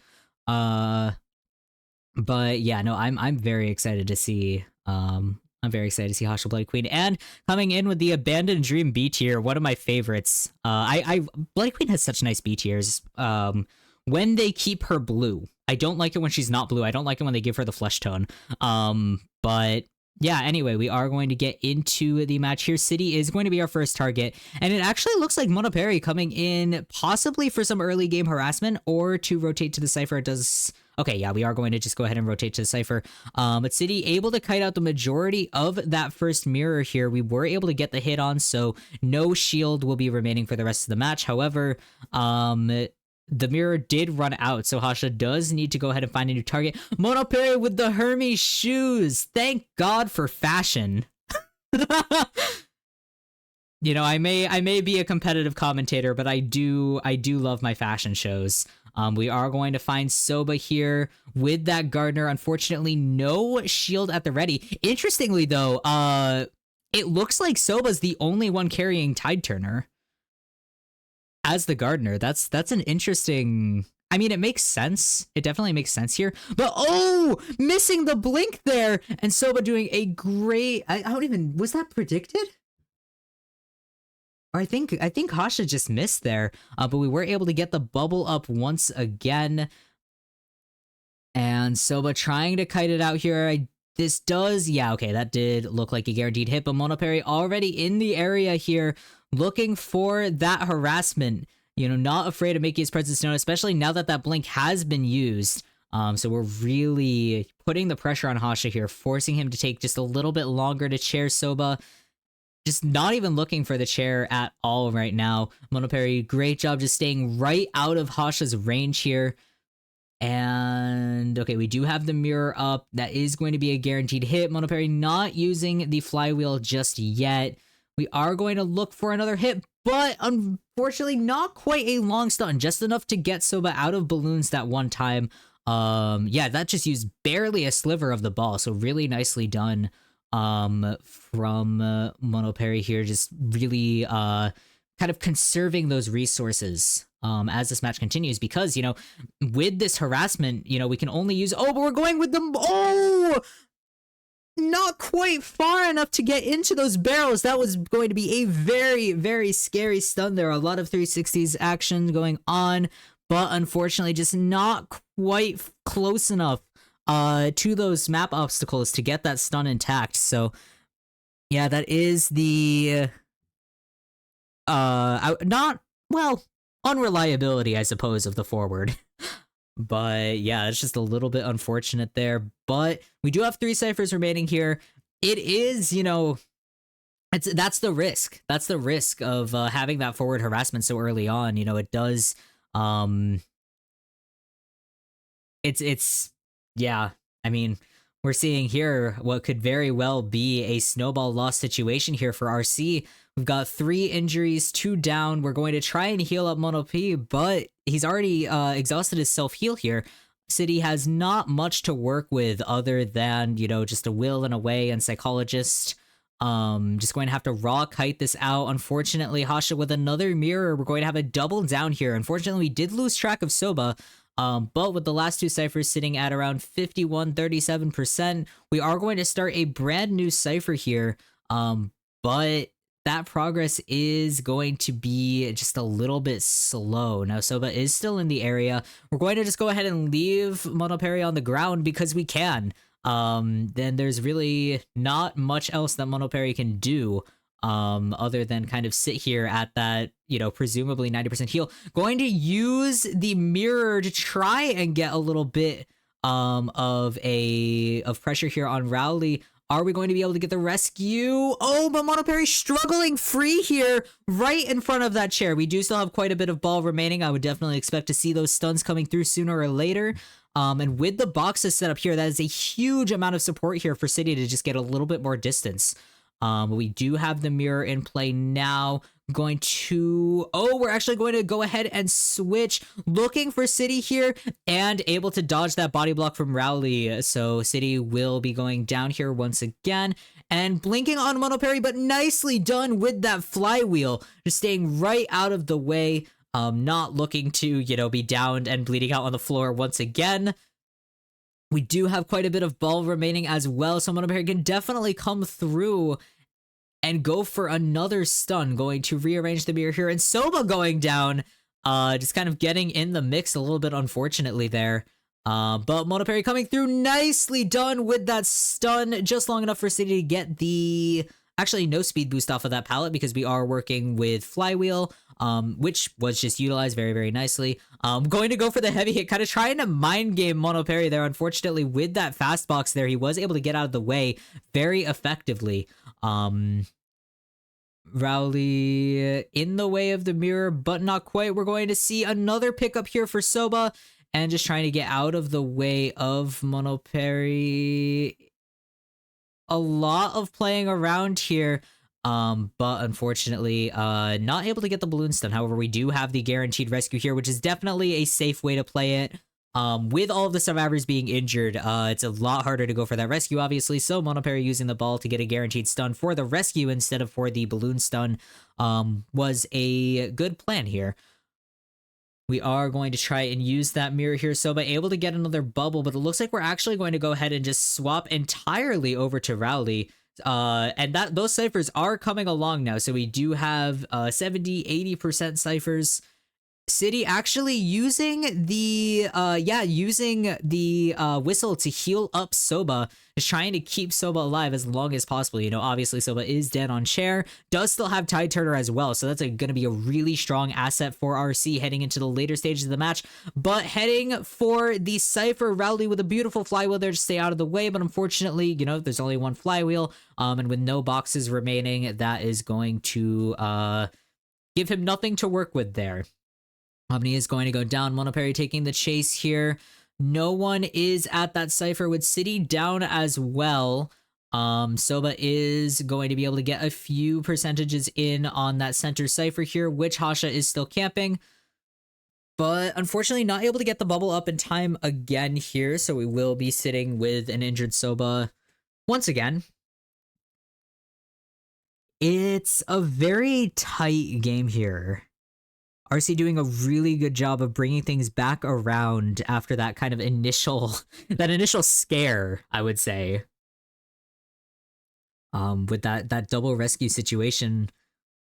But still having 4 survivors up here is really really good. The fact that Soba was able to kind of escape earlier on was very strong. We are going to see City actually healing up Soba here once again. Just trying to keep Soba alive as long as possible is definitely a really good move because once again, we do have that Tide Turner still intact for an endgame rescue.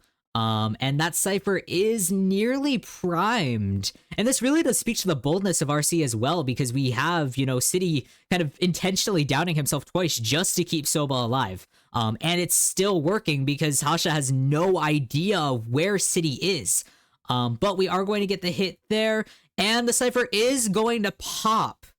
A little bit late on that pop, but not bad at all. Obviously, Hasha did kind of hesitate there, expecting that Cypher to move. But we do have survivors at, it looks like, the North Gate here. We're going to try to teleport over with that with the mirror, but are we going to be able to make it to the gate? Because that gate is open. We've got Soba and Monoperry inside the gate. Could this be a 4-man escape? City kind of getting caught here. Dungeon is not on this side. This is definitely going to be a 3-man escape, though. Because Rowley just needs to get to the gate. But City here is going to go down to the mirror. But just incredible work there from RC. It's really, we're seeing this from both survivor teams, just the ability to force the hunter to overextend. And yeah, the happiness there is just completely deserved. That was just... I wish my computer would stop giving me notifications. Oh, okay, I can actually just turn them off. All right, we're good. I that was picking up on the stream, I think. The Windows notification. It kept sending me security notifications, and I don't care. It's like, oh, we're running tasks in the background. Yeah, cool. Can you keep running them in the background? Thank you. But yeah, just really, really well played there. I'm a little bit sad that the Tide Turner actually never got used from Soba, but they were able to get that 3-man escape, and that was just so well played. But yeah, 3 points to RC, 1 point to FL, and I believe that puts us at a 9-7 point difference here, heading into the second half of round 3, which I am going to get to. If I can get my timestamp right, there we go. Maybe? Okay, yeah, that is. All right, yep, heading into the second half of round 3. I think my stream quality just decided to die, so we're gonna put that back at high quality. I don't know how long that's been low quality at, very sorry. I only just realized that it looked bad. But we're back in business. And our first 2 bans here from Akka are going to be the Seer and the Coordinator. So Hermit on the table, pretty much anybody on the table here for Akka, Dream Witch on the table, Disciple definitely on the table here. With Prospector locked out here, Disciple actually would not be a bad pick at all. Especially, we are looking at Akka. He does have Disciple listed as one of his mains here for this time. Yeah, just very a lot of options on the table here for Akka heading into the second half of round 3, and with RC giving a pretty hefty lead. Now we are going to see the Dancer and the Psychologist locked in here. FL definitely expecting, we're gonna see that Psychologist. Psychologist is actually good against Hermit as well. But, a very, we're looking at the tankier teams. We're looking at these very strong tight kiters with the Dancer as well. Just very good here. And obviously, Fennel does have a lot to answer for with that previous match. I would say, obviously, aiming for, 3 escape, 4 escape here, definitely good.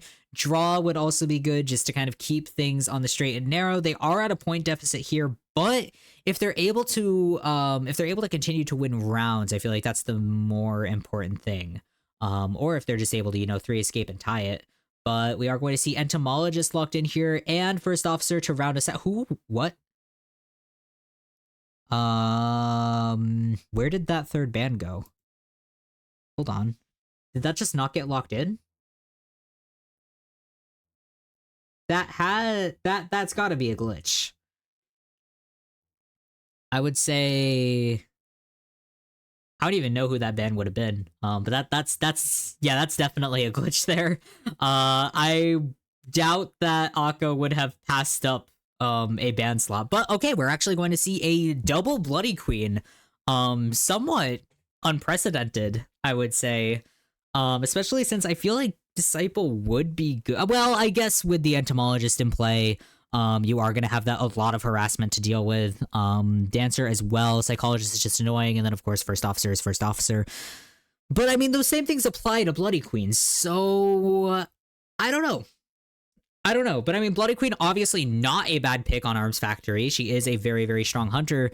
But with how well Fennel has been synergizing during these matches, I feel like, it's a little risky to kind of go with a hunter who, we've just seen is a little bit exploitable, is a little bit, you can somewhat easily make a Bloody Queen overextend, especially with this harassment. I would say Entomologist is definitely going to be in the thick of it. Dancer as well has a lot of support potential. And yeah, we're going to see almost this is an identical spawn here. We're going to have our rescuer. Well, I suppose Sova was the rescuer last match with that Tide Turner, but that never got used. But we are going to see Myken spawning up near the shack. Sasori in the center here, ready to set up those boxes. Entomologist near the factory, and we're going to have Psychologist down in the corner there. I'm a little bit, well, I'm actually not too surprised to see Emko playing Psychologist, but he's a harasser main, so I am a little bit surprised on that. But regardless. Looks like, yeah, we are going to see very standard builds here. Full borrowed time here for the Survivor side. Triple flywheel, definitely prepared for that Bloody Queen. I would say probably prepared for a Dream Witch as well. But, Dream Witch is Dream Witch.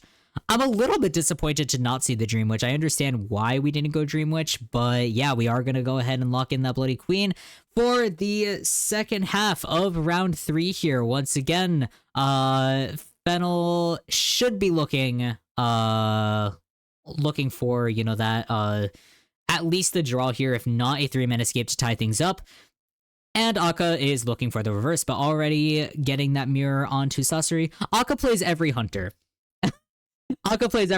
There is no... I don't think there is a hunter that Akka can't play, at least passably. Akka's hunter pool is never ending. But we are going to have Sasori as our first chase here, with the Dancer going to kite out of the way of those boxes. And we are going to get our first hit in here. We are about a little under halfway through those first few ciphers. So definitely pretty good trajectory here for Akka so far, especially not having the same harassment potential that RC did. So not having, obviously nicely done on that blink. We're going to get a Terror Shock as well, just to give a little bit of a presence boost. Not that that's the most consequential thing when it comes to a Bloody Queen.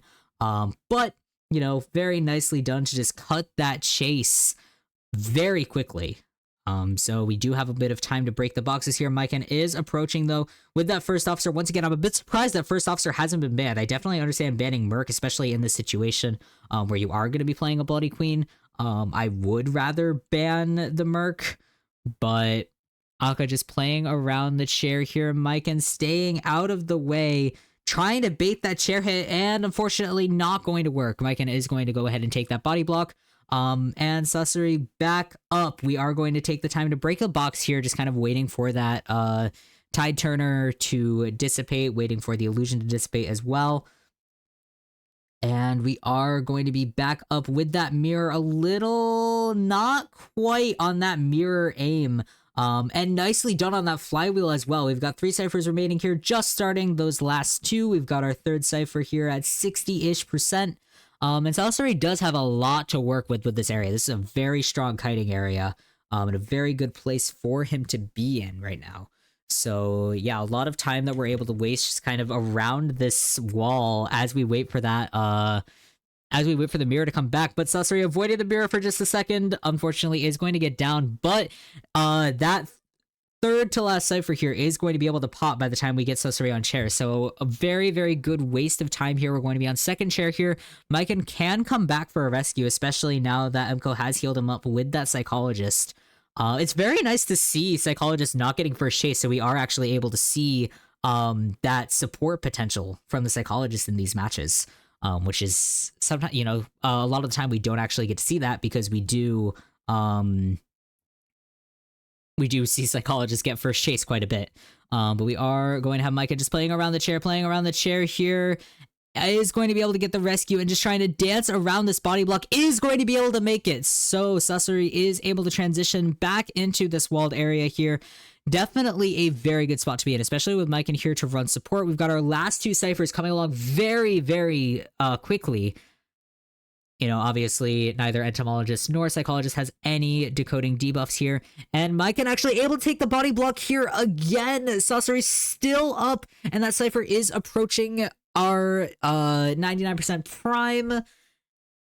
Myken is going to be chaired. Yeah, Akka just not taking any risks here. Just wants to have somebody in the chair, but that does give Sussery quite a bit of distance to just run away. Looks like Akka is going to change targets here, leaving that chair open for Emko to rescue. They could honestly... Oh no, they're gonna wait for either Blink or the mirror, I believe, to be used before they go for this pop.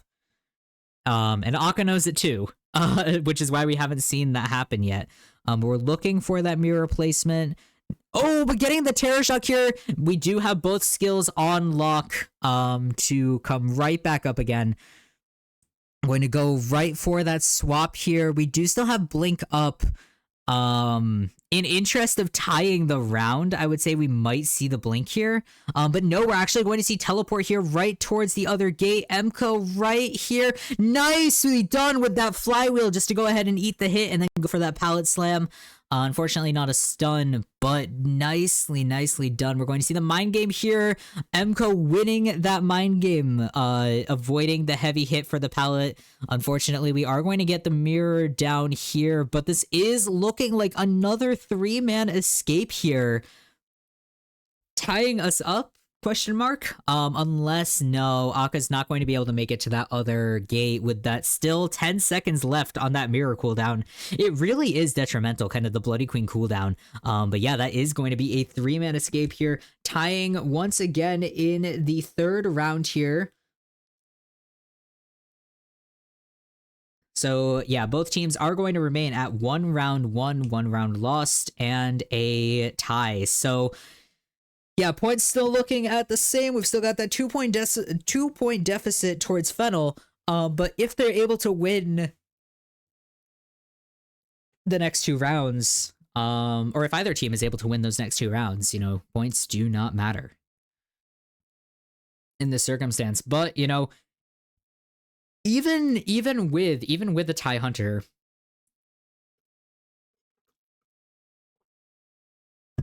sorry.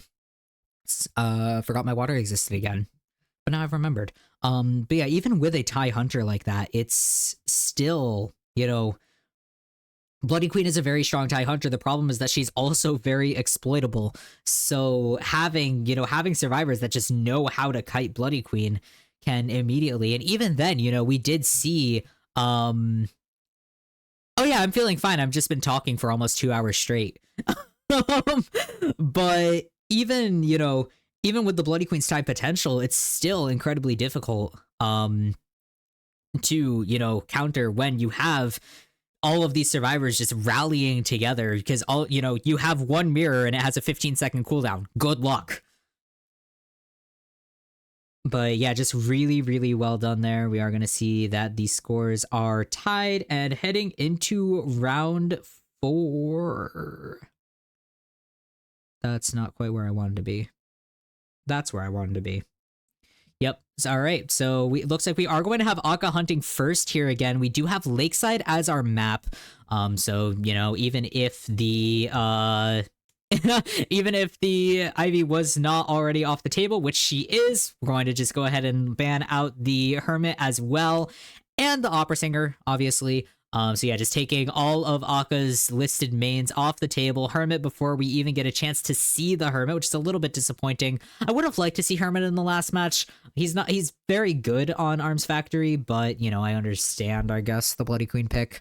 But yeah, that's the thing. That is the thing. It's like it's kind of like the situation that RD was in playing Mad Eyes against the team that can practice against Akka's Mad Eyes. It's back in Koa. It's like you kind of have to gauge, as good as you are at this hunter, is the other team also practicing against this hunter at this caliber, running scrims, etc., etc. It's very much a mind game. But we are going to see here we've got Mercenary Entomologist, as well as the Antiquarian actually being able to come out here. So, oh man, Patient ban here is interesting. Patient and Aeroplanist ban. I almost wonder if we are going to go with the Dream Witch, but then again, we do have, Mercenary, Entomologist. We've got the Antiquarian as well. Definitely very, very strong. MCO on Antiquarian, very, very scary. And Prisoner to round us out, just kind of helping that Cypher rush along. Are we going to see a Dream Witch here? I'm a little bit afraid of seeing a Dream Witch here. I feel like we might be able, maybe Wax Artist would be a good pick. But I mean, Akka's kind of in a rock and a hard place here. Score is tied, but I mean, on one hand, it's demoralizing to get 3 escaped like that, but on the other hand, the exact same thing happened to Hasha. So, it really does come down to if we're able to get a tie. We could also go to say, okay, we're going to go Gamekeeper. I kind of forgot that Gamekeeper was still on the table. It's been a minute since we've actually seen one. This is post-nerf Gamekeeper. The nerf was not... I mean, I feel like Gamekeeper fell out of the meta less because of the nerf and more just because Ivy really kind of came to prominence there. But yeah, Gamekeeper against this comp, not bad. I feel like Entomologist is going to be a little bit of a problem here. Prisoner as well. All of these survivors, except for Mercenary, have the opportunity to kind of buy time against the stun, or not against the stun, but against the hook. Antiquarian with the stun. Prisoner also with the stun. Entomologist, I do think you hook Entomologist out of her bees now, but obviously Entomologist harassment is still very unfun to have to deal with. If we do actually end up seeing that Entomologist here, I'm a little bit surprised that they did lock out Entomologist first. So we won't be seeing her in subsequent rounds, but I hope that she's able to actually get a chance to sign, because we didn't actually see her at all in the previous match. So... but yeah, it looks like we are going to go with Warp Insolence here for our Gamekeeper build. All survivors except for Prisoner do have Borrowed Time. Prisoner is rocking that Flywheel and Broken Windows build, looking for that first chase, definitely preparing for that first chase here, and heading right into it. Round 4 here, folks, first half. And it looks like we're going to bypass the Mercenary here. Possibly, no, we're actually going to go ahead and try to pressure the Mercenary here, which is interesting. I mean, it's not the worst first chase here, especially since we do have the hooks to kind of catch up to Mercenary a little bit faster, but without the chip damage, Mercenary is not a great target to start with. So Mike getting this first chase, definitely very good for FL survivors. Akka setting up a trap here, surprise tool that will help us later, as I like to say when I play Gamekeeper. But it looks like we're actually going to go ahead and switch targets over to Sasori here on that Prisoner. And we do have Shaq to work with. And it looks like Akka trying to stay out of the way of that stun. Being a little bit too scared of it, I would say. It is, it's just a Prisoner. And we do have the Entomologist bees here as well to support. So already just heading in with this harassment, all this is doing is just slowing Akka down very, very nicely. We're also going to see the table in the center of the shack kind of getting in the way. But oh, and nicely done with that 1 second stun there. Just, you know, the thing with the 1 second stun is that it is a 1 second stun, but you can get quite a bit of distance off of it if you're able to use it correctly, and that is exactly what Sasori was able to do. We're going to go ahead and break the connection here, trying to avoid getting stunned again, but we've gotten one Cypher down, and Akka hasn't even gotten a first hit in. Now, we do have our first hit in now, and the rest of the Cypher progress is a little bit slow just because we are doing a lot of harassment. So that's a little bit unfortunate for FL survivors, but it's definitely nothing that can't be recovered here. Nicely done on that hook just to get a little bit more distance. We are going to trap off that pallet as well, making it a little bit more difficult for Sasori to loop this. However, we do have the bees coming in for support here as well. Akka looking for the hook here, and that stun actually off cooldown, but okay, so when the bees are out like that, that is going to eat the hook. That's very unfortunate here for Akka. Hooks being sent back into cooldown. We've got all 4 of our final ciphers hard at work. And that is going to be Sasori down. A little bit unfortunate there, closing the pallet on himself, but a very formidable first chase there, wasting a lot of time. Not a lot of ciphers popped to show for it, but having this much progress on all of the remaining ciphers here is very, very good for Fennel, especially heading into, you know, our post first rescue. We do still have Tide Turner to work with, which gives us an extra 20 seconds, as well as all of the time. Oh, and the hook hitting the chair!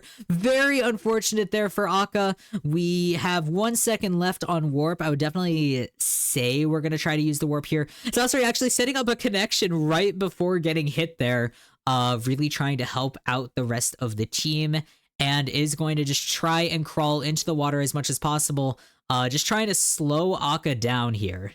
That's really the name of the game. It's just if we can continue to slow Akka down, then we're looking at a draw, and then we're looking at another 3-man escape. We're looking at as many points on the board. And Emco coming in with the harassment here. We're going to see that flywheel coming through as well. It doesn't look like that stun landed, but we do have one cipher remaining here, and that is nearly at 80% already.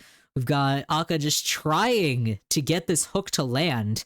And Emco still having, I believe, do we have a stun left on here?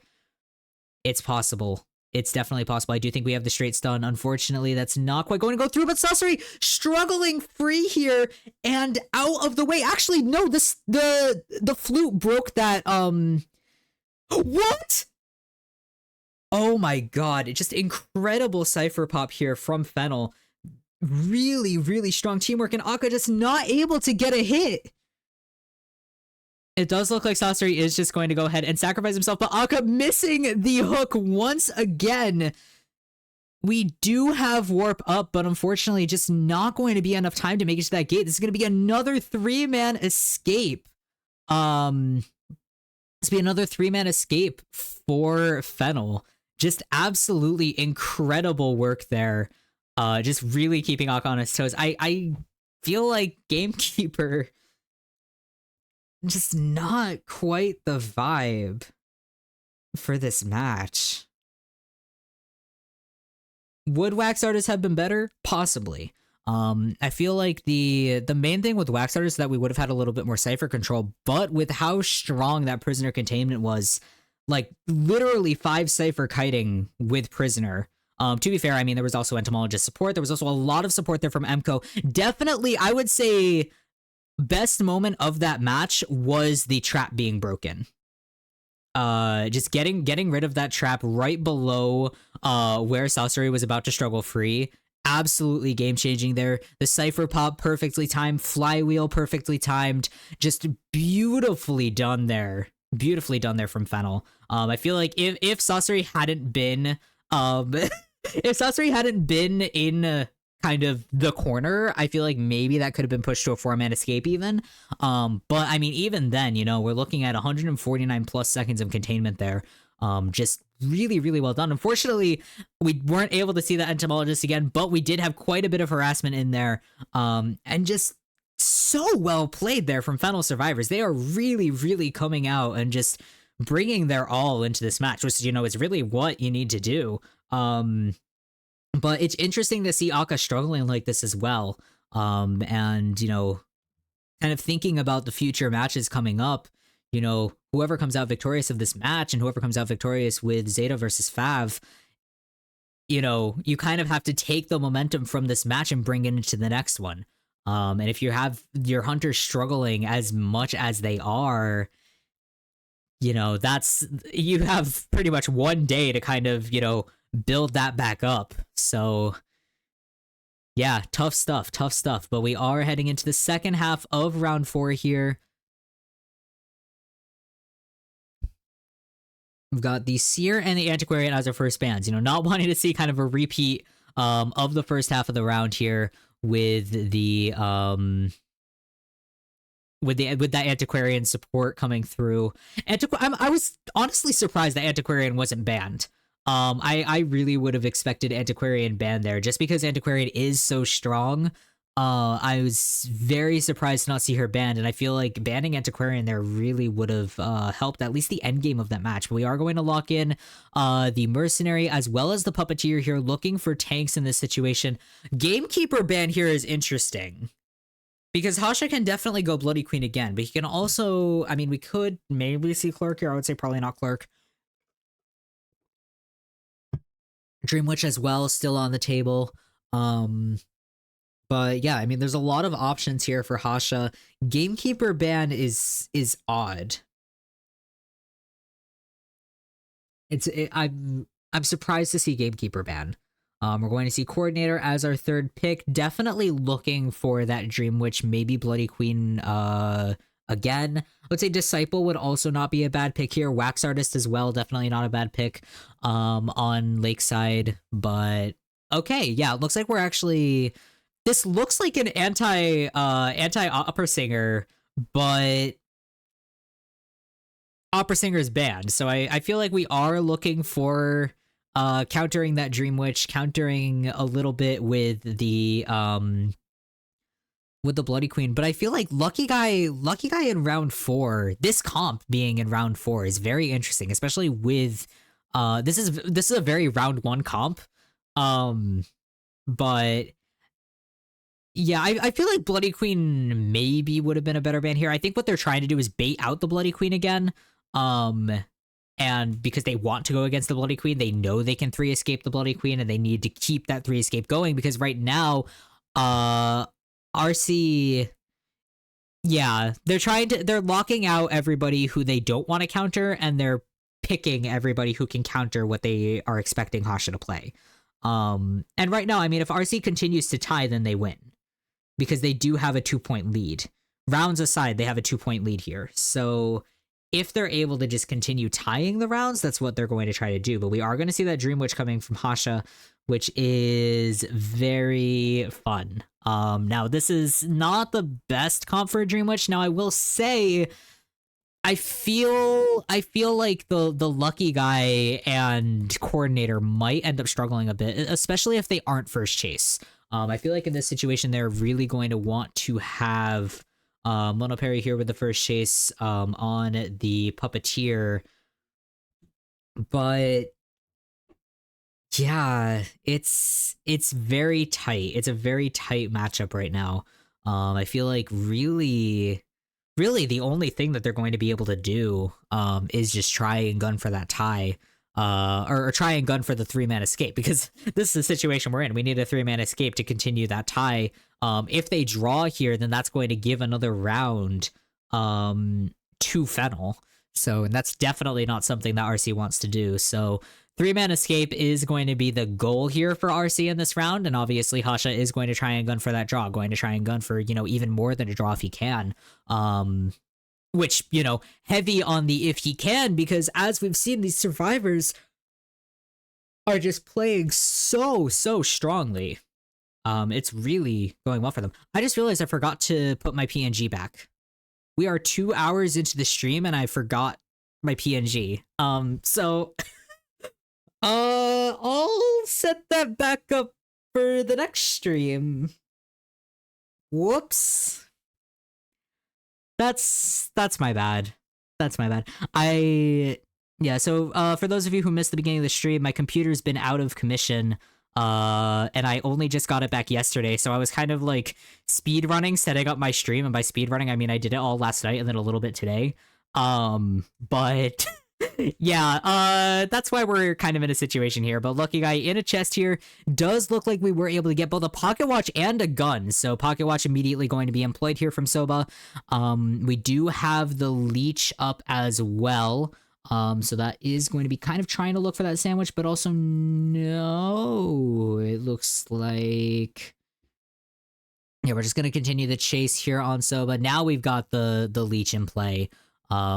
Looking for the sandwich for the first hit. Gun can be employed here, but okay, we're actually going to get that first hit with the leech, which is a little bit unfortunate, especially since the main body was kind of out of range there. And we are going to see the spawn follower returning to the main body side, so that does give Soba quite a bit of distance here. We are going to look for a second leech as soon as we can. Oh, but nicely done! Nicely done with that gun. Unfortunately, we are going to have Patroller coming out here, so that is going to give Hasha time to catch up, but very nicely timed with that gun as well. It was just, I would say, not unlucky here. Just unfortunate that Hasha did get that first hit with the leech. But we're looking for second Patroller here. Hasha using a lot of resources on this first chase. When already we're looking at one Cypher popped, 2 ciphers popped nearly, and Soba is going to go down. But that was a very strong first chase, almost 3 ciphers completed, very typical of a, you know, just kind of normal match situation. We've got Mercenary Cypher at 75%, other 2 ciphers are completed, so yeah, very nicely done here from Soba. And also, we had Patroller on cooldown. Of course, Patroller is back. We're going to go ahead and look for City here. Going to be able to find him inside the big boat and just heading over. We also got Monoperry in the area, just, you know, decoding. Nothing to worry about. But City dropping down here is going to try and go for the rescue right before half. Very nicely done. Is going to take a hit though, so he's not going to be able to body block. Soba does not have any items to work with anymore. Unfortunately, it is going to take a hit right through that pallet. Now we do have Tide Turner, so he is going to last a little bit longer than he would otherwise. We do have borrowed time on all survivors once again. Rowley with Flywheel, Soba also with Flywheel, and we're going to see Monoperry bringing Broken Windows. Obviously, City has Tide Turner. But we are looking at our second chair here. 3 ciphers have been started. Mercenary's original cipher is still sitting at 75% though.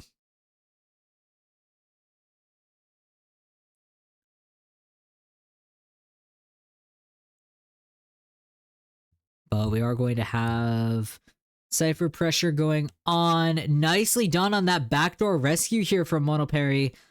Soba is going to take the kite once again, but it does look like nicely done with that gun right from the back there from Rowley. And even with 2 leeches on the field, it's going to take Hasha a minute to catch up. That was very nicely timed. We do have Trump card in play though. And I would say we might see a blink switch sooner or later. Yep, that is going to be our blink switch. Right on cue. And we have 2 ciphers remaining here, both of them at around 50%, a little bit over, a little bit under. We're going to see that blink from the main body sent into cooldown just to get a little bit closer to Monoperry's cipher. Soba is going to be sent back to the manor though, so it's our first survivor elimination. With 2 ciphers remaining. So I would say we're looking at a draw here for Hasha, which is very, very good for Fennel.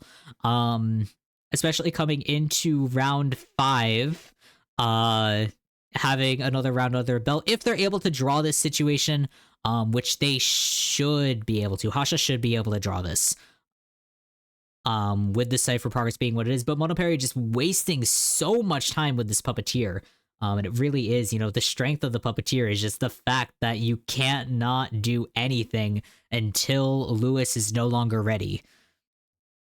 So that is going to be our down though. Cypher at 50% and counting here. Monoperry dying in the very, very far corner of the map, but it does look like City is already on his way. We've got Hasha's main body kind of just sitting up here, waiting for the survivor to come to the chair, or waiting for the leech to come to the chair. We were going to get our leech back on Monoperry. And that Cypher is nearly primed though, so City with 3 elbow pads left should not have really any trouble doing that. Rally all the way across the map priming that Cypher. And yeah, that is going to be primed, even with Coordinator having a bit of a decoding debuff when it comes to a survivor being chaired. Not going to be a problem. City is going to take a hit here, and they're just going to go ahead and pop it right away.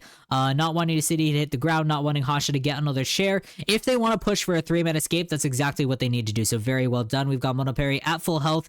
Puppeteer can take a detention hit if he's at full health. I think if he's chip injured as well. I need to figure out the math actually on Puppeteer and detention hits, but he can take a detention hit fairly often. So kind of trying to baiting out the puppet here, but Dungeon is in the area. We do have Blink up though, so that is going to be a little bit difficult. Yeah, Monoperry is going to go down to that hit.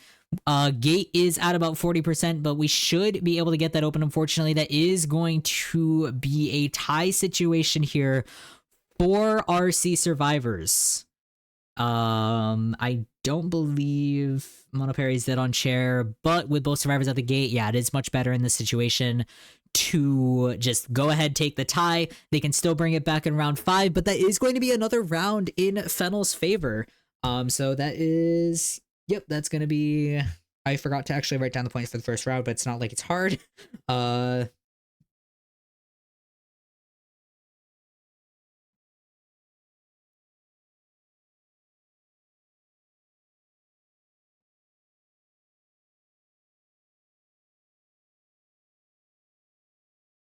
So actually, I think Fennel has the point advantage here, unless I'm really bad at counting. I'm gonna actually wait or see if that's going to come up on the stream itself. But I do think that actually, okay, yeah, I did do my math right. I think. If the stream will buffer and load for me. Okay, yeah, so we're at 15 to 17 here. So Fennel has actually taken that 2-point deficit and turned it right around. Which is very, very well done here.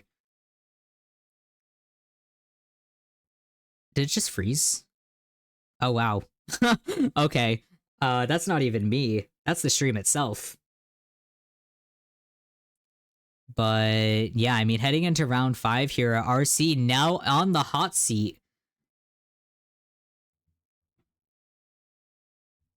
And look, the amount of bans that pop up coming into, you know, round 5. I believe like round 5 also will extend into overtime. So like that's two. I wonder, actually, you know what, we'll see. I'm not gonna make any assumptions there because I don't remember if round 5 bans extend to overtime. But yeah, Seer Priestess here. Sacred Heart Hospital is the map. I would say that's probably RC pick. I actually want to go back and see whose map pick that was. If I can find where they picked the map. Okay, there we are. That is okay, yes, it is gonna be RC pick here. With that Sacred Heart Hospital pick. Definitely, I would say expected. They need to give their survivors as much help as they can get, in order to have a fighting shot. A little bit unfortunate though, that Hermit's almost definitely going to be banned for Akka. Just because Hermit is good on Sacred Heart Hospital. Of course, you know, we do have pretty much everybody else to work with, but Hasha here still having, okay, we're still gonna work with those same bans and just going to continue to counter comp the Dream Witch and the Bloody Queen. Which is fair. Locking and Barmaid here, definitely very good here for RC. Coordinator as well coming through once again. And they do still have, okay, no, they don't have Puppeteer on the table. Puppeteer was banned. For our 4th pick here, okay, we're gonna just go ahead and go with the Gardener again. Definitely not bad. I mean, we did obviously see how strong that Gardener is already. I do wonder if we're going to shuffle things around a bit, just because Soba has kind of 2 options here. Okay, so yeah, we are going to see Monoperry on the Gardener this time. Soba back on Coordinator, Rowley on Barmaid, and City, of course, is going to be our Mercenary. Um, in this situation, I feel like maybe Bloody Queen would be the safer pick over Dream Witch. But it really, I feel like at this point, it really comes down to Hush. I mean, we could also see Clerk, but I feel like Clerk is also kind of falling into that category of very easily exploitable hunter. It's difficult. It's a difficult situation to work in here. Pretty much for everybody because on one hand, RC does have the advantage here, having the map pick as well as having the survivor side going up first. It does kind of set the stage for Akka if they're able to get, a 3 or a 4-man escape. But even then, that's a 3 or a 4-man escape. And it looks like we are going to go ahead and go with the Dream Witch once again here. Which, yeah, I mean, it really does come down to personal preference in this situation because, Sacred Heart Hospital, not the best map for any hunter, really. I mean, Hermit's okay on it. Other than that, it's a very, very survivor-sided map. Fool's Gold player in the chat could probably tell me if it's okay for Fool's Gold because there are a lot of walls, but I feel like, I mean, it is still Sacred Heart Hospital no matter any way you spin it. Any way you spin it, it's still Sacred Heart. So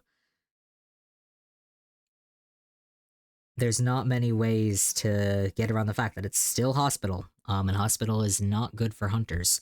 We are going to see Hasha rounding out the plus sign spawn here. Soba in center, City down in the middle there. Rally up in the shack walls and Monoperry towards the shack. Yeah.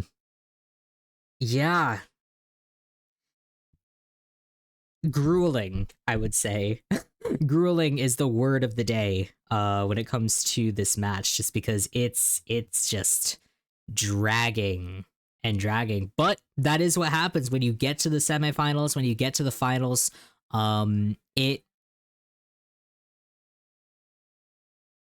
just gets to this point, because the teams are so evenly matched. But heading into first half of round 5 here. It looks like we may be going towards Monoperry first. No, we're actually heading up towards the middle and finding Soba almost immediately on the second story here. We're going to have the leech spawning almost inside that pallet here, and Soba just waiting. No, actually not waiting, heading towards the stairs here, kind of playing this mind game with the leeches. Obviously, we do still have the gun to work with as well. Maybe we're going to see that here. No, possibly. Switching back to the main body here, trying to get that leech lined up as well. But Soba does have quite a bit of distance and also quite a bit of kiting areas to work with here. Oh, the leech actually getting stuck there. Right in the corner, Hasha needing to maneuver it around. Patroller as well, I feel like, is going to be a little bit hard in this situation. But trying to get the first hit here. Flywheel and the gun immediately just denying that first hit. We're going to head right into these ruins here. Soba looking for the vault. No, playing around, not wanting to risk that terror shock. We are going to get our first hit in, but Cypher's hard at work. We're almost at our first 2 Cyphers being popped. Mercenary Cypher obviously lagging a little bit behind. And we're going to see Patroller coming into play. Now, Soba does have much less to work with here. We are out a gun. We are out our flywheel. Bahasha falling for the mind game. They're not quite taking the hit right away, and we're going to get that down. Now, it was with the leech, but the main body spawn follower is coming right behind, and we are going to get our first share. Now, that was pretty much a solid 3 Cypher kite, and actually not even getting chaired yet. We are going to go for a bit of a further chair right inside that hospital, or right near the inside of that hospital. Which is, I would say, a little bit risky, though. It was to pressure Rowley on this Cypher. We are also coincidentally going to get borrowed time. We're going to get wanted order on. I don't know where that came from.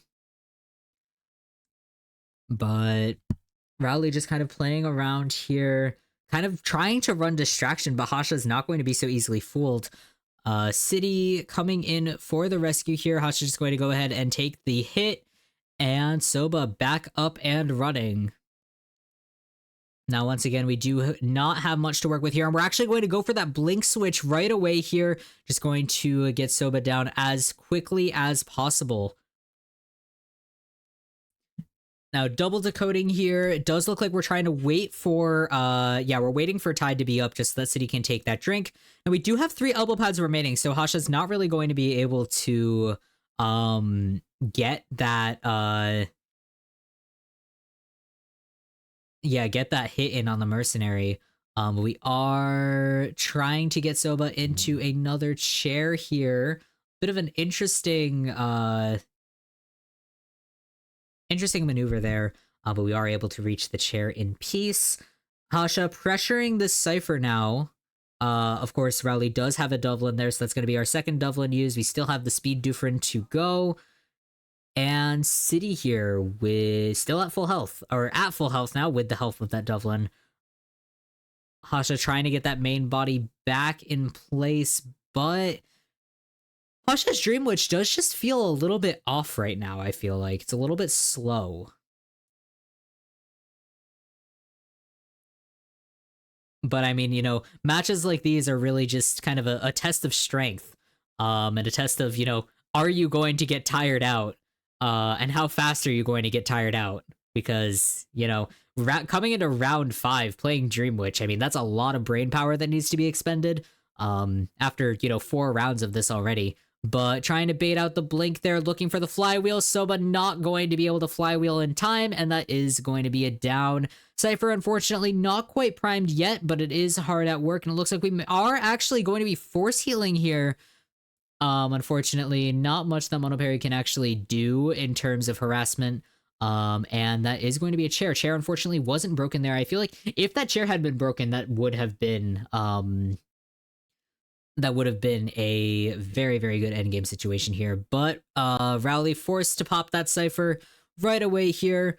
And is not actually even going to need to use the speed Dufresne just yet. Now, we do have 2 leeches in the way. Rowley's still holding on to that Dufresne. We are opening up. It looks like Shack Gate here. This is looking like a draw at worst for RC survivors. Now Rowley can push for dungeon here. We do have the Dufresne in play, but unfortunately taking that vault is going to result in a Terror Shock. So that is still going to be a draw. Could have been a 3-man escape there. I don't think he would have been able to make it around the corner. If he had been able to make that vault, then absolutely golden, because that would have been, you know, with the broken windows there, that would have been, you know, just immediate dungeon. But unfortunately, Dream Witch's little hitbox just big enough to get that Terror Shock, and that's going to be a draw. But a draw is still a very respectable result here. I think in this situation, I do think that to continue, let's see.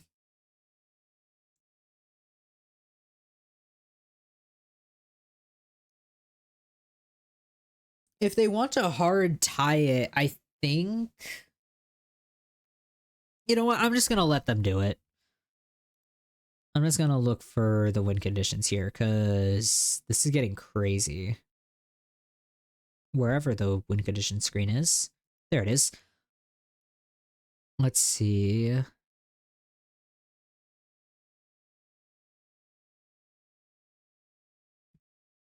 Okay, so it looks like if it's a 3-man escape... Okay, yeah, so if it's a 3-man escape, then we're going to be completely tied up. Or 3-man elimination, my bad. 3-man elimination, we're going to be completely tied up. Any better result than that, FL is going to win. If it is a 4-man elimination, then RC wins. So yeah, that is a situation to be in, especially for Akka here, who's been getting pretty consistently 3-man escaped. When a 3-man elimination is your, you know, your least miserable, I guess, not least miserable, but like it's your best possible outcome if you're not able to 4-man elimination here on a map like Sacred Heart Hospital. That's a challenge. That's a very big challenge here. But we are going to see Seer and Barmaid locked out immediately, so I would say we are going to be looking for, I would say, maybe a Dream Witch here. Hermit obviously off the table, which is unfortunate for me in particular. But we're going to see Mercenary as well as Coordinator being locked in here. Once again, Coordinator getting a lot of screen time. A lot of fun screen time. Hello, Emily Dyer, fathead. I do enjoy seeing the fatheads in the crowd. I should take more pictures of mine, actually. But Aeroplanist ban here. Akka does seem to really like banning Aeroplanist and Patient here, which is a little bit interesting. We are going to see Acrobat locked in. So yeah, that's kind of your answer to I don't want somebody who's able to jump over the walls and get a lot of distance. Slightly less distance, I would say, than you know,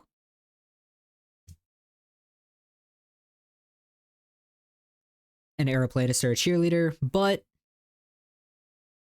it is what it is. We are going to have our final lock in here. Cheerleader being locked in as our final ban. Would not be surprised to see Gardner make an appearance once again, but okay, no, we're going to just. Oh, I thought. Okay, for some reason I thought that Entomologist was one of the first two picks in the previous match. Clearly I was wrong. But yeah, I mean, still very, very strong lineup here. Oh, wait, okay, I think global bans stop at this point. Global bans stop after round 3. That makes more sense. I was like, oh, Entomologist was picked first and we're not going to see her again. I was wrong. Scratch that. So, yeah, we are going to... Yeah, it's a very strong lineup here from Fennel. I would say maybe Dream Witch in this situation, but that's still going to be a very big risk. There's not a lot of hunters that are like particularly good on Sacred Heart Hospital. And I feel like in this situation, the map pick's going to kind of work against them. Okay, we are going to go with the Bloody Queen again. Just trying to shoot for a 3-man elimination with the Bloody Queen on a very survivor-sided map, that's gonna be hard. That's gonna be really, really hard.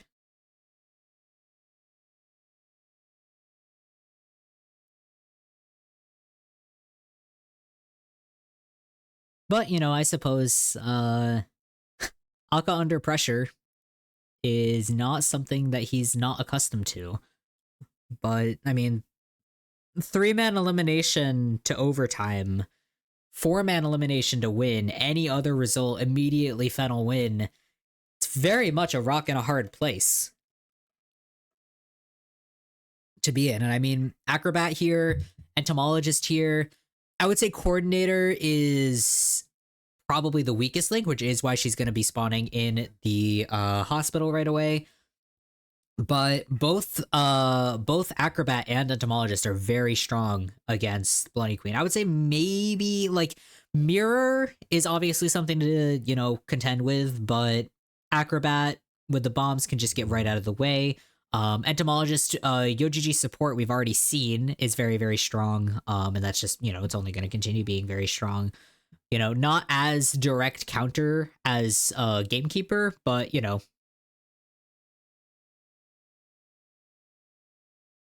we are going to see the triple flywheel once again. And the obviously tide turner on Mercenary. We're going to have blank trump card detention on Akka, as per usual. And yeah, just what a situation to be in. But heading right into things, round 5, second half. At this point, I don't think I'm going to do Fab versus Zeta, because my god. Well, maybe, we'll see. We're going to Acrobat taking our first chase here, going to miss that first mirror hit, and Emco getting a lot of distance here, forcing out that switch from Akka. Little bit unfortunate there. We do still have plenty of time to recover. We're going to just go ahead and break that pallet. Akka looking for that speed boost here.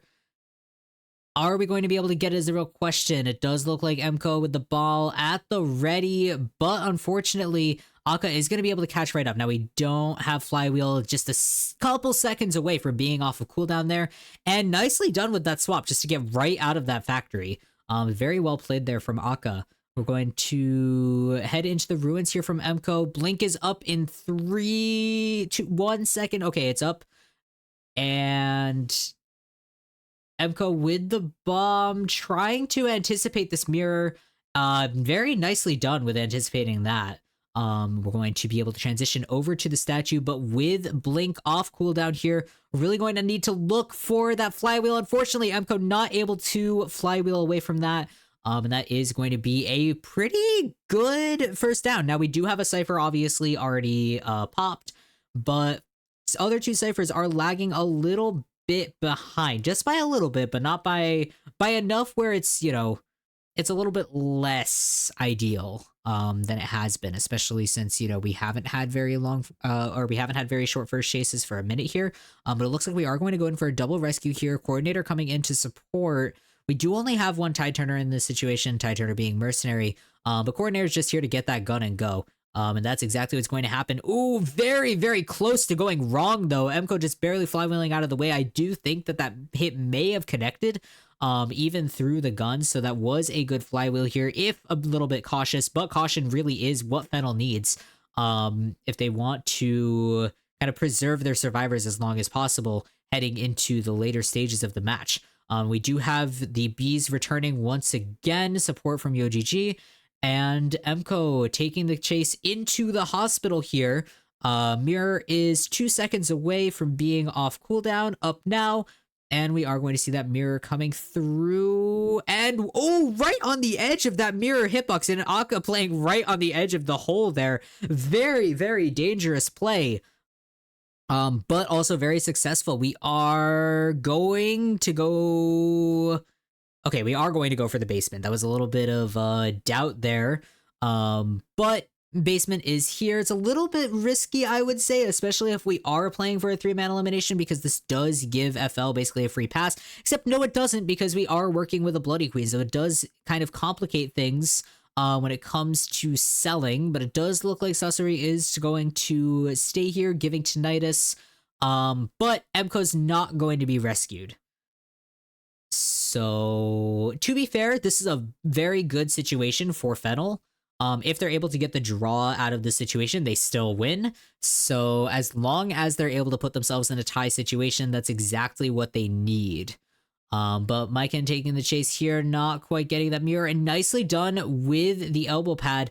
But Akka doing a great job of using the mirror rearrangement just to get a little bit closer to Myken, make that elbow pad mean just a little bit less. We're not going to go for the blink just yet, instead opting to break that pallet.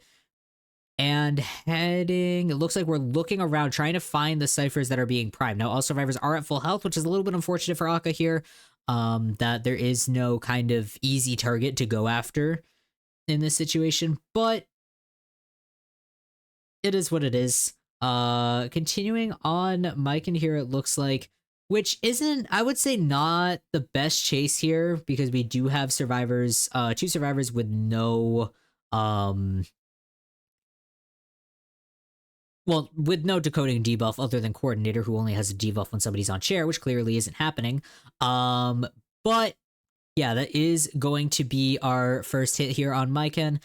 Ciphers are a little bit, not slow, but it does look like they haven't been able to get back to that 81% cipher. A little bit unfortunate, but we are going to be looking at that second last cipher pop, 60% on that final cipher here. Myken no longer has items to work with, unfortunately, but we do have the entirety of this area. Unfortunately, we are going to get that mirror hit in, and Myken will be going down. No Tide Turner remaining on the rest of the team. However, that cipher will be primed by the time Mercenary goes down and is chaired. So, still in a good situation here for Fennel, but also in a good situation here for Akka, it really is going to come down to these final moments of the match if they're able to clutch the tie or not.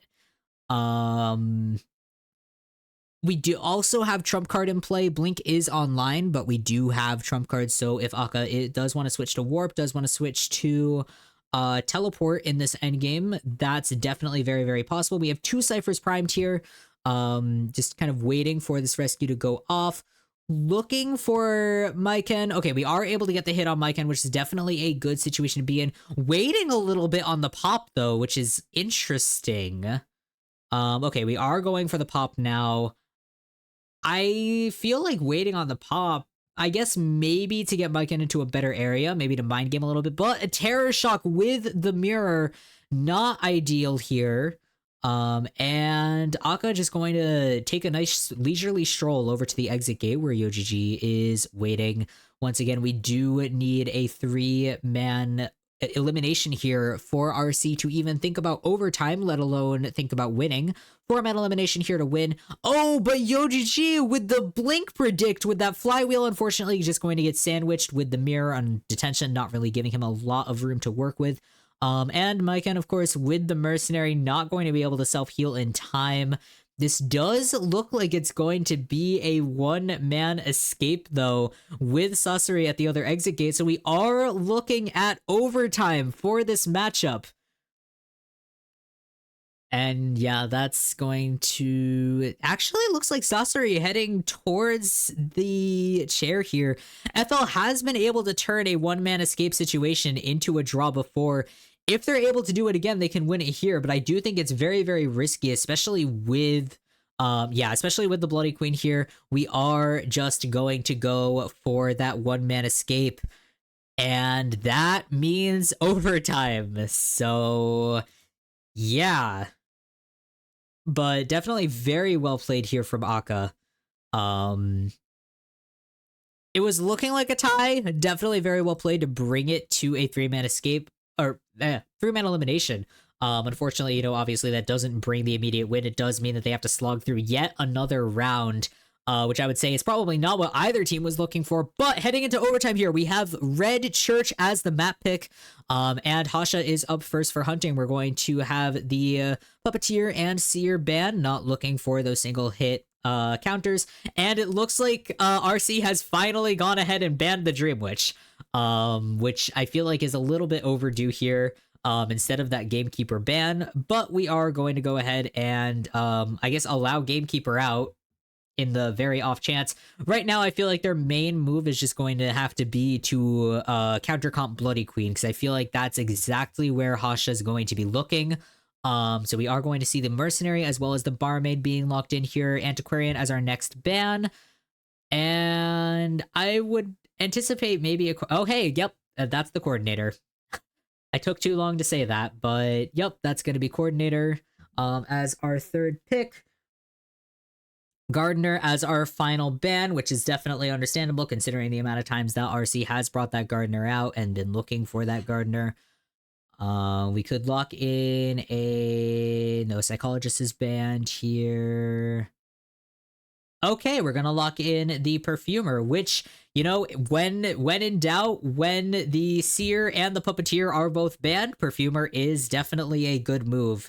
So obviously, I'm always excited to see a Perfumer. Definitely not a bad choice in this situation. So, and very much a Bloody Queen counter comp. I would say maybe we could see a Clerk here coming out of Hasha. If we're that afraid of the single hit hunter comp, but Hasha's been doing pretty solidly even against these counter comps. So I would say Bloody Queen's still not off the table, even against these odds. Red Church obviously still a very good map. I would say the risk of Clerk here would be that Red Church is a very, palette spammy map. Clerk can counter palette spamming to some extent, but not really, especially in early games, she can be very, very easily, just take it in circles. So I would say we're still looking at Bloody Queen here for this overtime matchup. The fact that this is going to overtime in the semifinals is just crazy as well. I mean, these teams are both fighting so hard for, and especially FL, going up against number 2 in the world right now, top of the charts for the entirety of IGL, and I forgot that Anne was still on the table, so that's my bad. We've, all of these situations where Disciple would be appropriate, and she hasn't come out, but definitely, one of, if not the strongest TIE hunters in the meta right now. I'm a little bit surprised that we haven't seen Disciple up until this point in the matches, but it's never too late. It's never too late for some Anne action. And yeah, that's exactly what we're going to see here. I feel like if anything, Perfumer might struggle against this comp a little bit. Yeah, I feel like Anne was kind of the obvious choice. I just forgot about her because we hadn't seen her yet. So I was like, oh yeah, it'll be Bloody Queen because we've seen Bloody Queen a few times already. Which, I mean, Bloody Queen definitely wouldn't be bad in this comp, but I definitely feel like Anne is better, especially when it comes to Barmaid. A little bit Coordinator as well can get countered, especially with the skill cancellation. Perfumer, I feel like, is in the most danger here, just because, we can be looking at the both the skill cancellation as well as, Perfumer. You eat one hit with the perfume and then immediately get catted, and that's, perfume's gone. We do have Soba on Perfumer. Tide Perfumer is interesting here. RC has been pulling out a lot of this Tide Turner, this like not even double Tide, because we did see Gardner as the solo Tide earlier with Soba. But I feel like it's kind of interesting to see the Tide Turner on the Perfumer.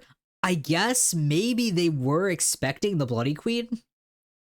And there's a little bit less that Perfumer needs to work with, but I feel like Perfumer being in a little bit more danger here with the Disciple pick, that might come back to bite them. But we are going to, it looks like we're spotting out Soba here, possibly working around this palette. But yeah, that is going to be our first cat here, trying to bait out the perfume. Unfortunately, not quite able to get that perfume canceled, and that's going to be a nice palette stun there from Soba. That perfume is going to run out of time, but by the time Hasha's able to catch up, that perfume's going to be well online. Oh, but nicely done with that stun, just coming out of nowhere and hidden by the floor of the church. That was very, very smooth. And Soba's not going to be able to use that perfume to negate damage anymore, which means that we are going to see... Yeah, okay, one perfume wasted, just a little bit of bait there. Another cat here on Soba that can also cancel the skills as well, but it looks like we're going to play around waiting for the jump and using that pallet vault there just to freeze Soba in place. Max pallet breaking, it looks like, on that Anne build. And that is going to be our first down. We're looking at a little bit of not a short containment, but we are looking at under 2 ciphers popped here. They will be popping, but it's just a little bit unfortunate of a containment there. I feel like it kind of just got cut short. But yeah, that was very, very nicely done for that first containment here from Hasha. I really do think that RC was expecting the Bloody Queen pick with that Perfumer. Because Perfumer is just so much more vulnerable against an Anne. But we're going to see City coming in for an after half rescue here, trying to get a little bit more decoding progress. Which I feel like it's definitely not bad, but there's a lot of time that can be wasted with a sort of a before half rescue. We are going to see nicely done with the rescue, City taking that cat away from Soba. And that is... We don't have any items left to use. No flywheel as well. Unfortunately, Hasha not getting the hit through that pallet there. But, I mean, Soba's kind of just locked into this corner and is dead on chair. So we really only have Tide Turner to work with there. That is out, so Soba will be sent back to the manor. 3 ciphers remaining here. Now, RC can definitely turn this into a draw. And is a very strong TIE Hunter. City is going to be healed back up, so we are fully reset. Still 2 elbow pads to work with. Riley still has a double in to work with, and Monoperry obviously still has that gun. So a lot of resources here in the second half of the match. RC definitely looking for a tie in this circumstance, trying to give Akka the best chances possible.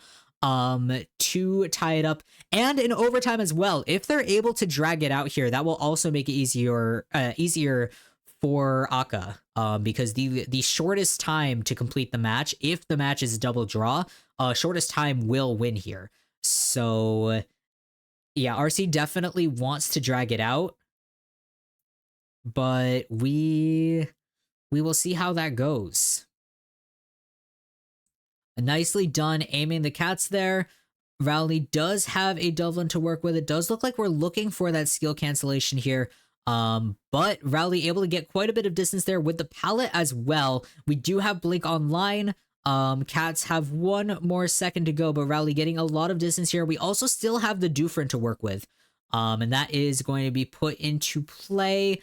Hasha with no jumps remaining. Oh, wait, there's the jump. And just a second before that Dublin comes through, Rowley is going to be catted and downed.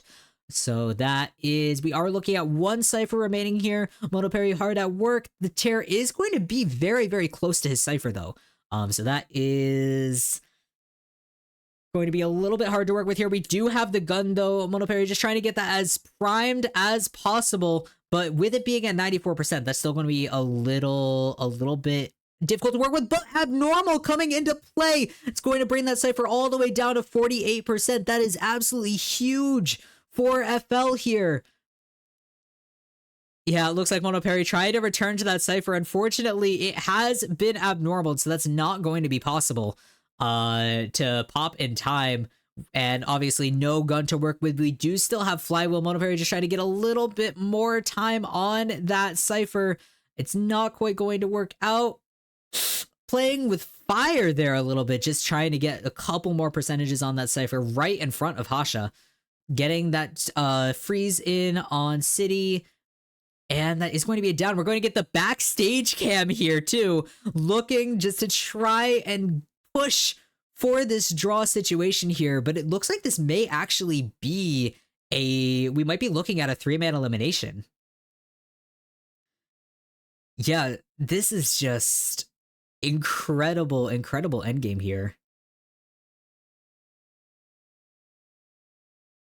Monoperry is going down. Hasha not going to be able to get to that other exit gate in a timely fashion. So I do think City will be able to escape.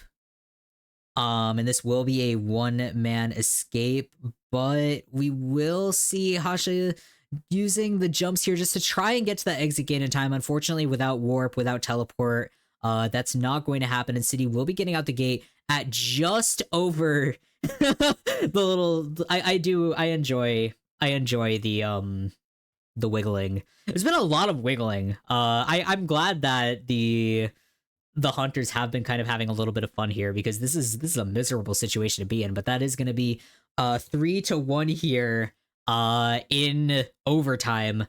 If Aka's able to also get a 3-man elimination in under 6 minutes, then I do believe that will be.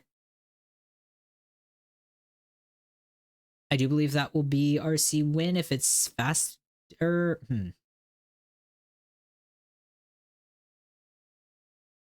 I actually don't know the logistics of that. If RC... Well, I guess because it's a loss, if it's a loss, like, faster, then would RC win? I don't know. I guess we'll figure it out. But yeah, win condition here. It is going to come down to time if it's a 3-man escape, but I'm not quite sure if that timing is going to work. I would say it's probably going to be in FL's favor here, but I mean, 6 minutes is pretty average, so yeah. I mean, if it's a 4-man elimination here, then RC wins. If it's anything better, then FL wins. But it really does just come down to this overtime, last minute, just insane match. If I can get my timestamp right, there we go. All right, heading into the second half of overtime here, RC versus FL. We've got Aka banning out the Seer and the Mercenary right away here. And and it does look like we are going to go ahead and just ban the Hermit again. Hermit, Sangria, Ivy, yeah. Those have been the permanent hunter bans for the entirety of this matchup. That does leave open the Antiquarian once again, though, as well as Mechanic. So, yeah, with that Embalmer locked out here, it's a little bit unfortunate, but Mechanic does serve kind of the same purpose. And instead of not, it's kind of the reverse, having an extra survivor on the field. With Embalmer ensuring that no one has to go into rescue, Mechanic ensuring that there's always somebody decoding. We're going to go with Wildling as well, which is a bit of an interesting pick. We did still have First Officer on the table. I'm very kind of interested in that Wildling pick. I suppose Wildling is to waste time here. So yeah, I would say in this situation, if FL is able to push it to over 8 minutes or to over 6 minutes, I think that that's going to be FL win. That's the only explanation I can think of for the Wildling pick, because Wildling's very good at wasting time, unless they think no, because First Officer's still good against like every single hit hunter. It's not like Akko would play Wax Artist in this situation because it's Red Church. So interesting. I don't know how I feel about the Wildling pick. I suppose if we're hard countering Dream Witch here, then Wildling, because Wildling's pretty much unchaseable if you're playing Dream Witch. So that would be, yeah, okay.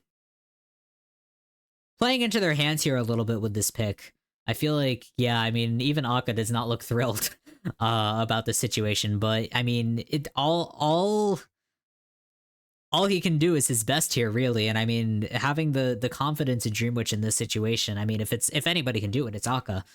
But yeah, I mean, Dream Witch is a tough pick in this situation. I mean, Dream Witch obviously very, very good on Church, but yeah, I mean, I also have RC slotted to win, and I was telling people to slot RC to win. Everybody was asking, multiple people, it was very funny, multiple people messaged me asking me like, what the fuck are you doing for everybody's like, what are you doing for your picks? And I'm like, go RC.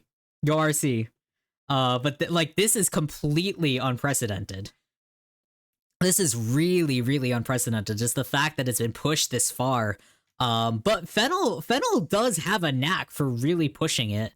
They barely lost to AWG in COA qualifiers. They're kind of like, they're very much like a fourth place team, but I feel like they've been consistently in that top 4, almost every time. So they've been doing really, really well. And their survivor synergy has been great. I mean, MCO I think was added in Autumn IJL last year, but he's been a really strong addition to the team.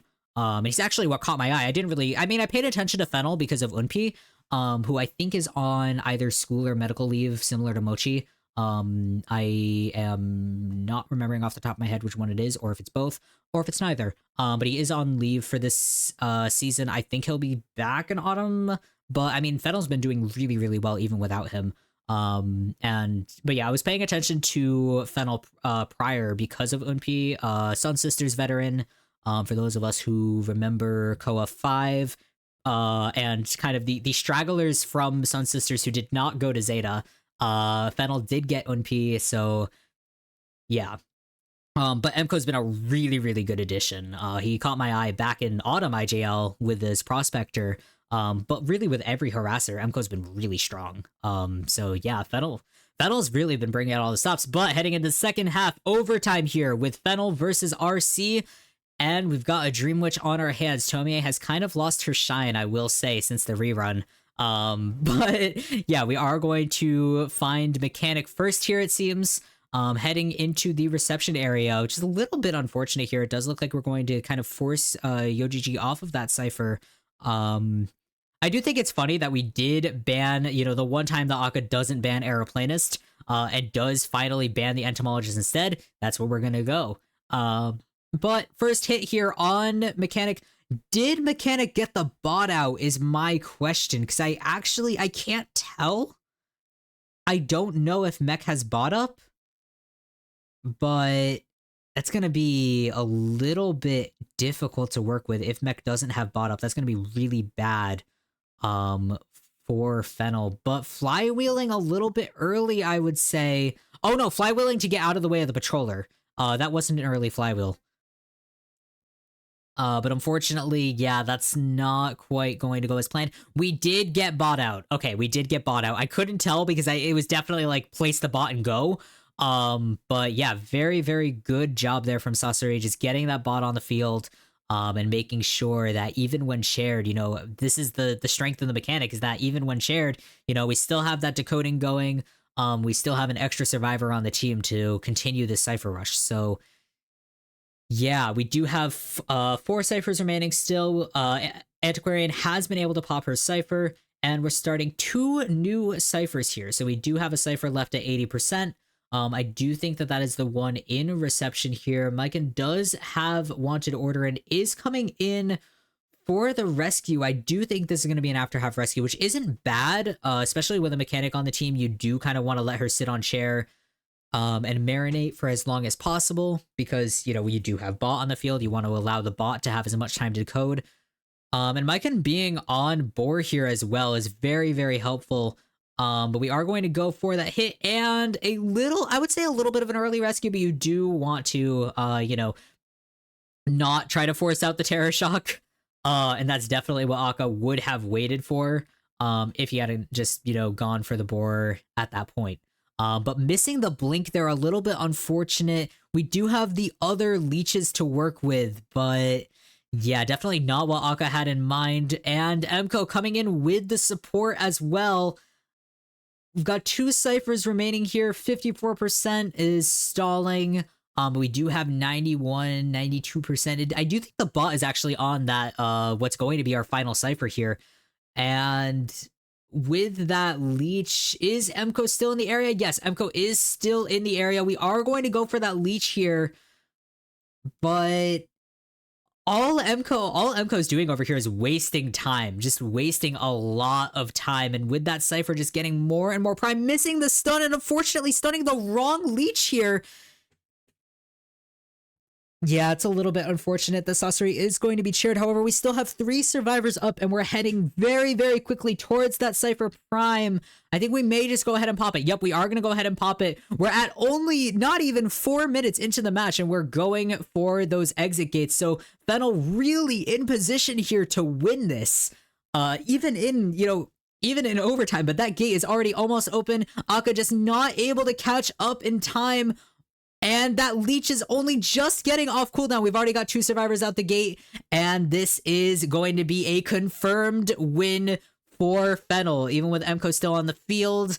It doesn't look like Dungeon is actually in that area, so it really doesn't matter if Emko escapes in this circumstance, because Fennel has, in fact, already made it. So, yep, that is a victory here for Fennel. There go my predictions. Right out the window. But oh my god, the camera shaking. Just absolutely incredible win there. For Fennel. Just really, really pushing it to the end. And really, just very, very impressive there. Yeah, no, that's how I feel as well. I'm like, oh no. I was really, really hoping for RC, especially after, coming in second in Koa, and just kind of being consistently denied that victory. But I'm very excited to see Fennel heading to the finals. They've been, such a strong team for so long. And kind of just, again, this is also a team that's kind of been consistently missing their leap. But I mean, I will be rooting for Fennel in the finals, that's for sure. Regardless. But against my probably better judgment, I am going to continue streaming and head into Zeta versus Fav with a quick break so that I can get a quick bite to eat. It'll be like probably a 2-minute break. I will put it on that in just a moment. Don't go anywhere. I'll be back in just a couple minutes. Thank you guys for sticking with me. We've still got quite a few rounds ahead of us. So, Zeta versus Fav coming up after a short break, and I'll be back with you.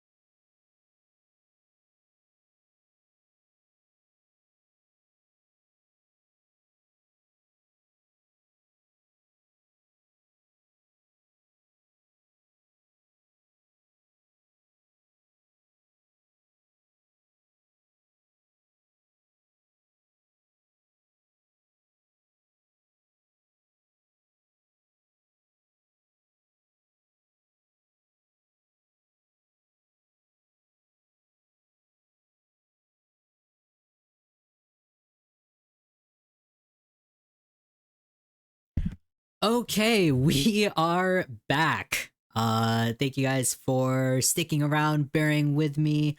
And yeah, heading into Zeta versus Fav.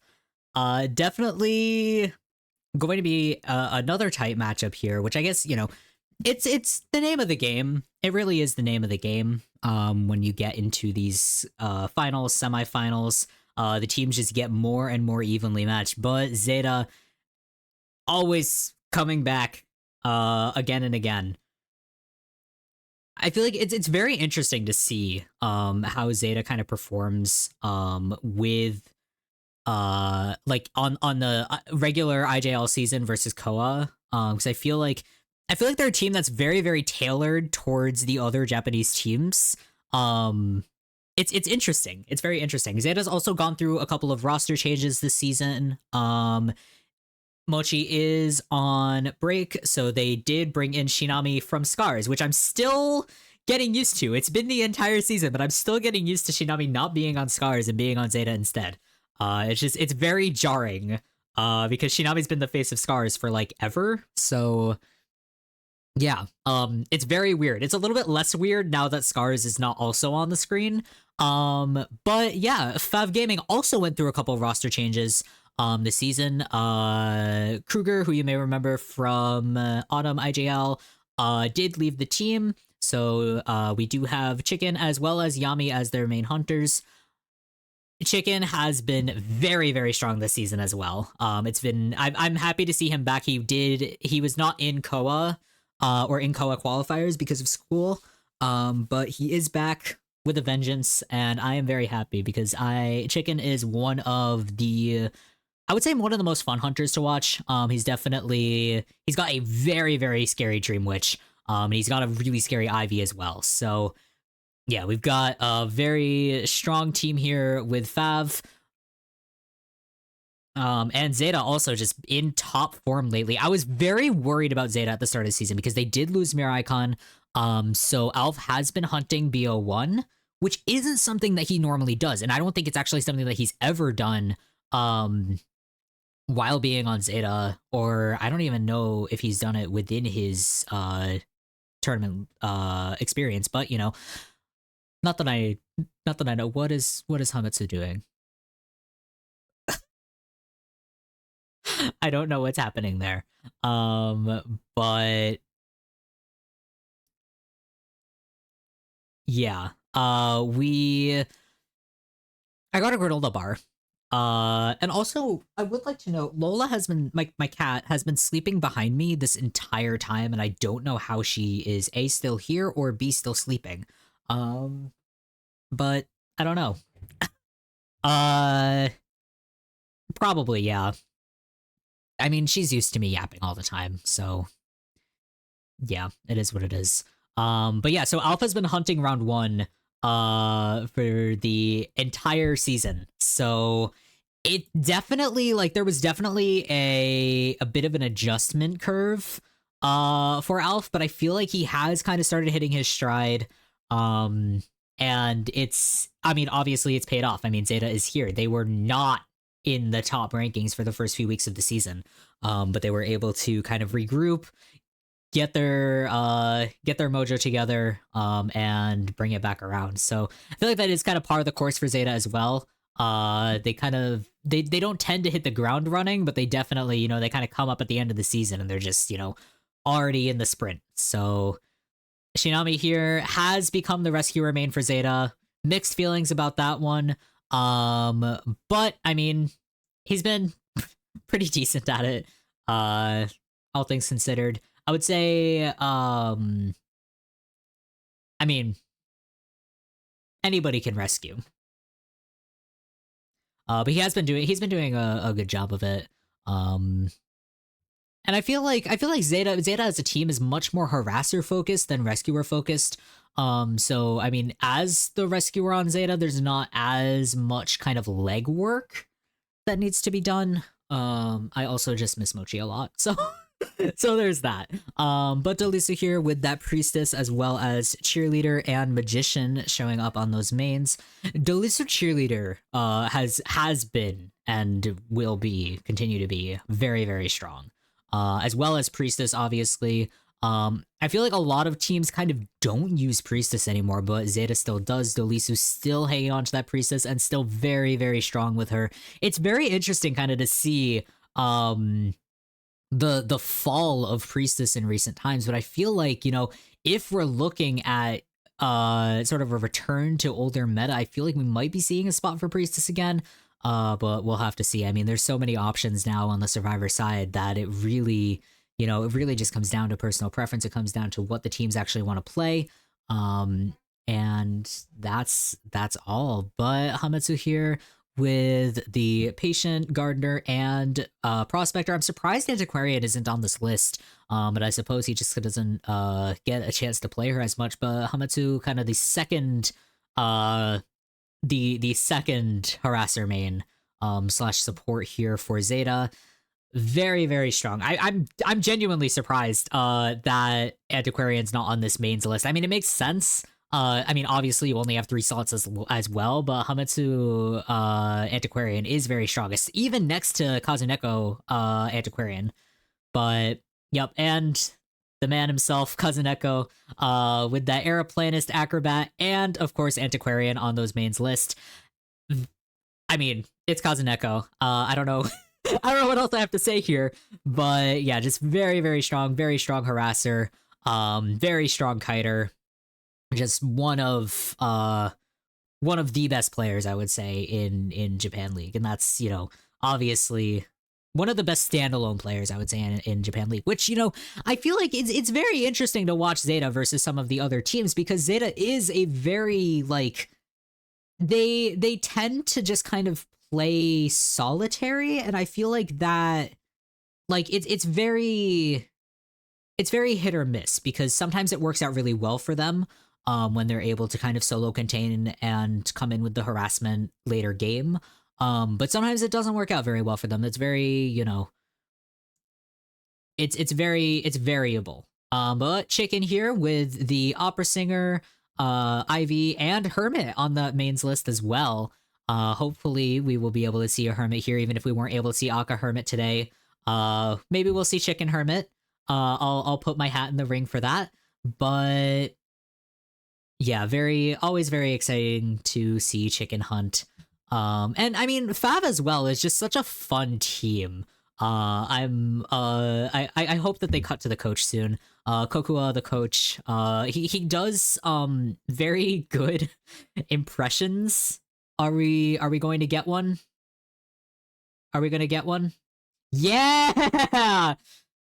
I can't tell what this is, but is it?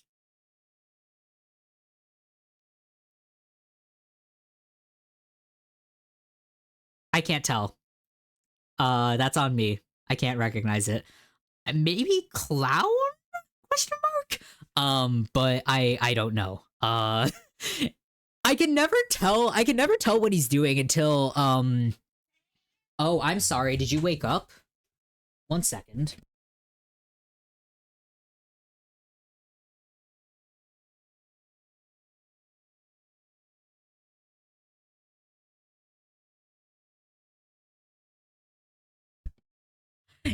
Yay, I'm glad you were able to catch it. Yep, I'm still going.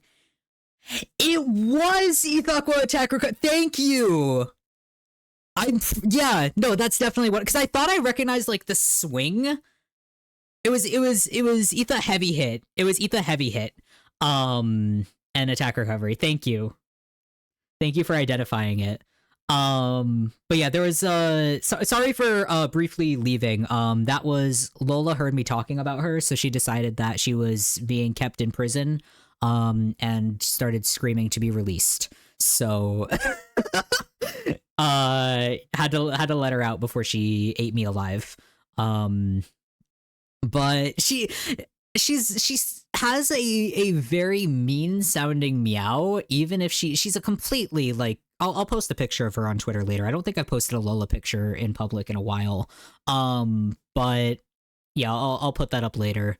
But she's sweet as can be, but she has a very mean meow, so every time she like wants to get out, she's like, "Mah!" And I'm like, oh my god. Okay. But yeah, she's a sweetheart most of the time. um but anyway, back to business.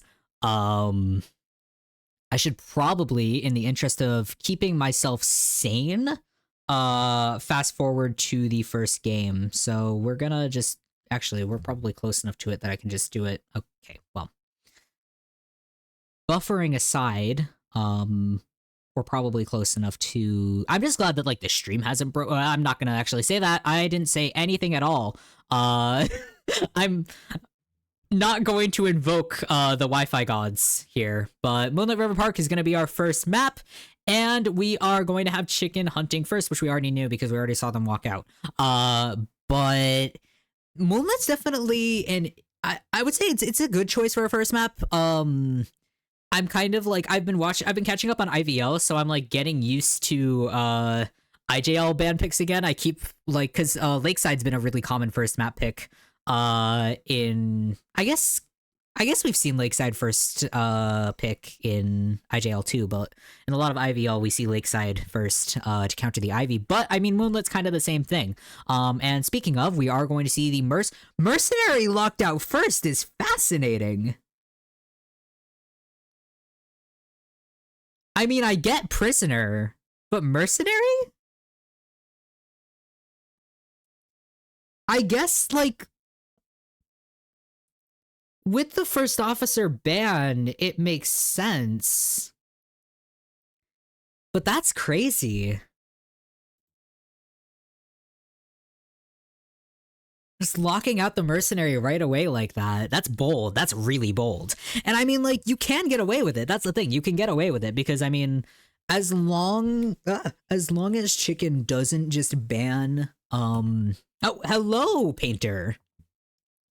But yeah, as long as Chicken just doesn't ban Jose first every time, I mean there's an off chance that like you might be able to get in another rescuer pick, but yeah, that's very, very bold.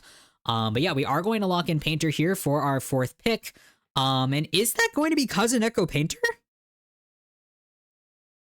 Oh wow, that okay, yeah, that's gonna be Cousin Echo Painter here today. I honestly don't know if we've seen that already.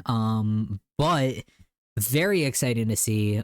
We've been seeing a lot more Painter. We kind of started seeing Painter more commonly picked during Autumn IJL, or not Autumn IJL, Autumn IVL. Painter started getting picked a lot in China. And I feel like it's kind of just been increasing. Like Painter's legitimately kind of meta now. I think that the painting adjustment really helped, as well as kind of just, I mean, I feel like Painter's always been decent. It's just a problem of the painting taking too long to paint. But like he's basically coordinator, but like better. Um a little bit more forgiving. It's a much harder on one hand it's harder to miss the painting. But it's also, hunters can obviously sweat to avoid the painting, but good painters know how to force the hunter to look at the painting regardless of how hard they're trying to avoid it. So I mean, the other thing about I just dropped my glasses. The other thing about Painter that is very, very good, is that once you're out of painting, oh my god, Hoster Fathead. Does Hoster Fathead have sunglasses on, or is that just the angle? I think that might just be the angle. But the thing with Painter is that as soon as you place a painting, you get a speed boost. As soon as you place another painting, you get another speed boost. So it's a little bit kind of a lawyer situation.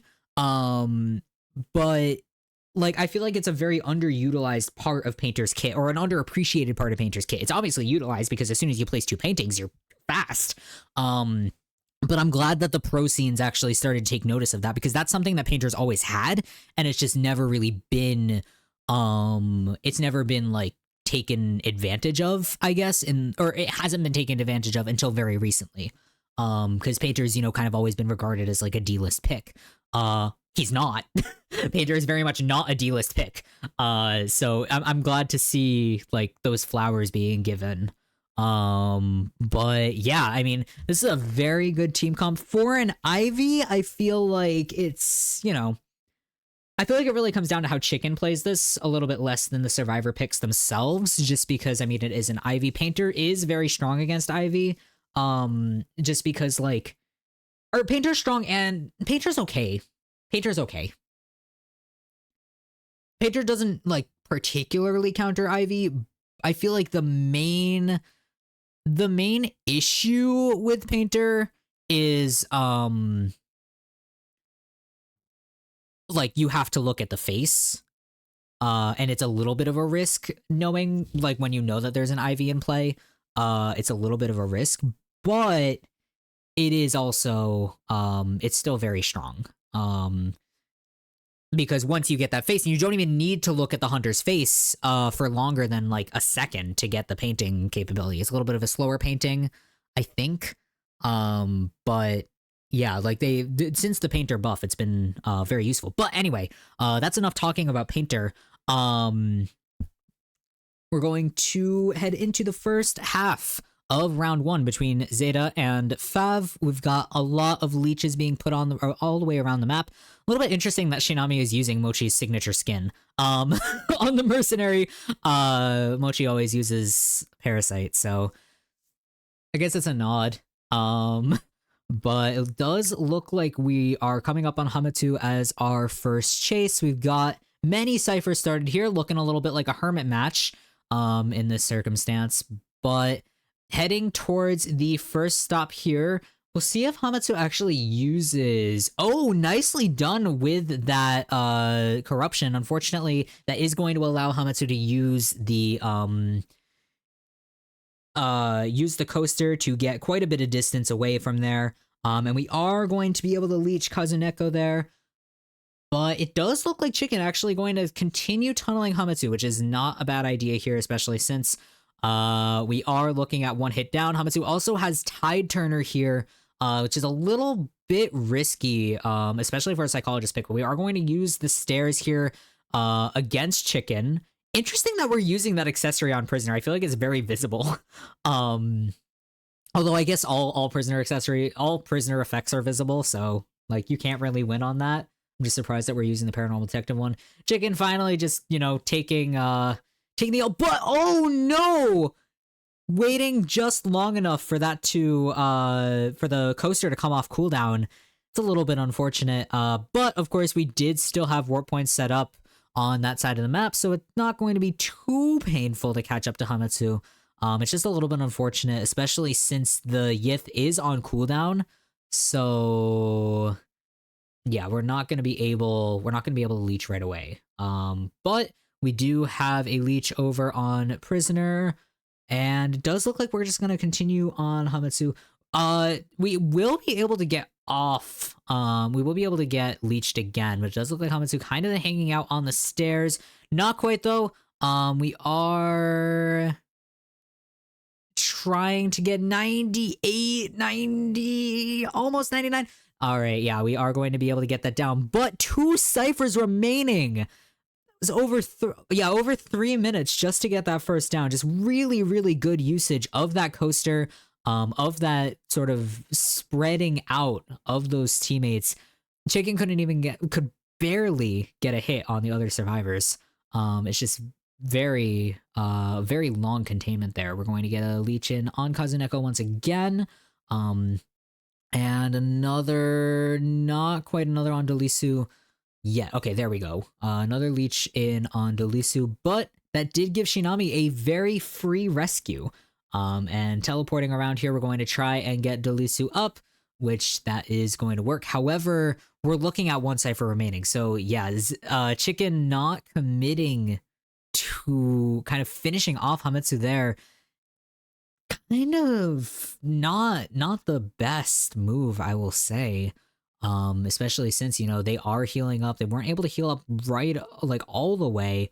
But with all of these leeches on the map, we are looking at 39% on that final cipher. I do think they will need to start another final cipher, unless it does look like we are actually going to continue to decode that. Delisu just going right in there. Yeah, he was able to get rid of the Ostracon that was over towards that cipher. And it does look like Chicken kind of heading towards that first stop there, looking to pressure Hamatsu, but leaving that chair uncamped once again. So yeah, Hamatsu is just going to get rescued without a care in the world. We're looking at 81, 82, 83% on that Cypher. Shinami just working on it. You know, there's not much that Chicken can do in this situation because he's not committing to a target. And Hamatsu's already almost all the way across the map. They're setting up at the fourth stop, just completely away from the other survivors.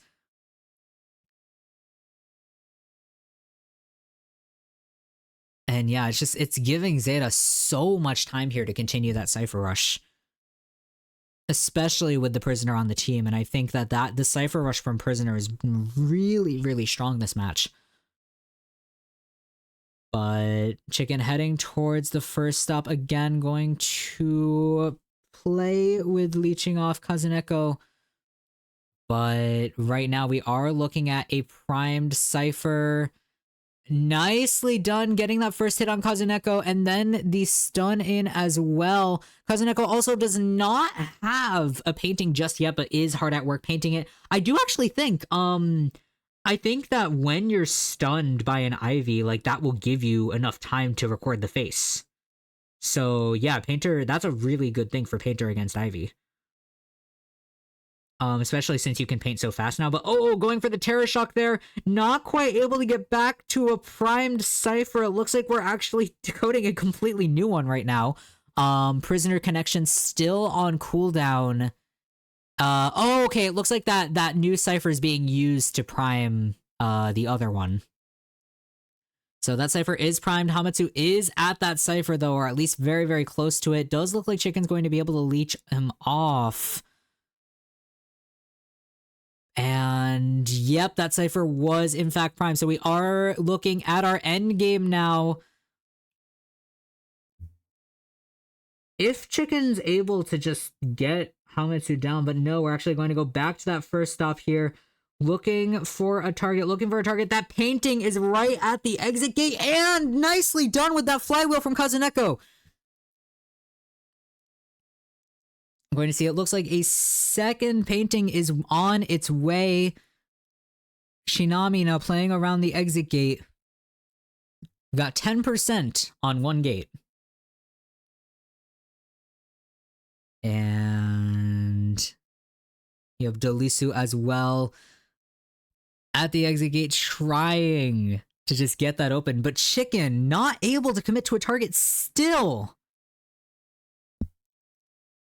And I feel like this is also showing like the Ivy nerfs as well. The amount of time that it takes for her to get out of the teleport animation. Oh, and just getting sucked into yet another painting, using the gifts to kind of try to keep track of Kazuneko still.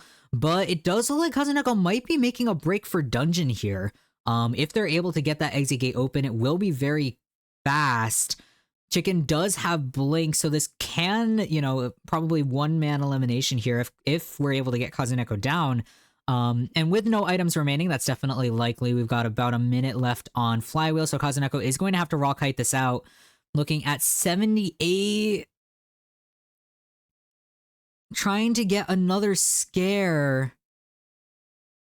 82 stacks of corruption. But that other exit gate is open. Zeta does have a 3-man escape here. Oh, and it looks like Hamatsu actually trying to heal up Kazuneko. Unfortunately, that is not going to work. And that is going to be still a 3-man escape here in the first round for Zeta. Just so well played there. It's very, very nicely done.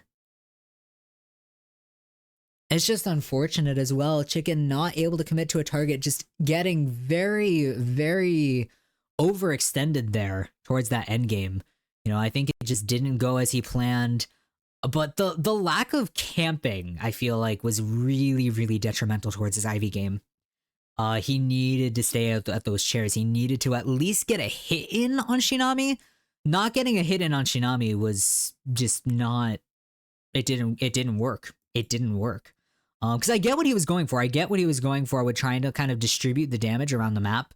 Because that is a very effective Ivy strategy. The problem was that Zeta already knew he was doing that. was getting as much decoding progress on every cipher around the map as they could, and just completely outplaying him. And that's just what it was. It was simply outplaying him. But like every survivor, I mean, the lowest containment time was just under a minute there from Prisoner, which is really not good. When you're chicken, you know, you're trying to disrupt that cipher progress, and that's just not, you know, not tunneling the prisoner after a certain point, or at the very least, you know, not chasing the prisoner at all, allowing the prisoner to kind of just run around the map unimpeded. Uh, just there was very for the amount of map pressure that Chicken was attempting to do, there was very little map pressure being done. Which is a problem when you're playing Ivy, and she's kind of a map pressure hunter. Yeah. So I guess let that be a lesson or whatever.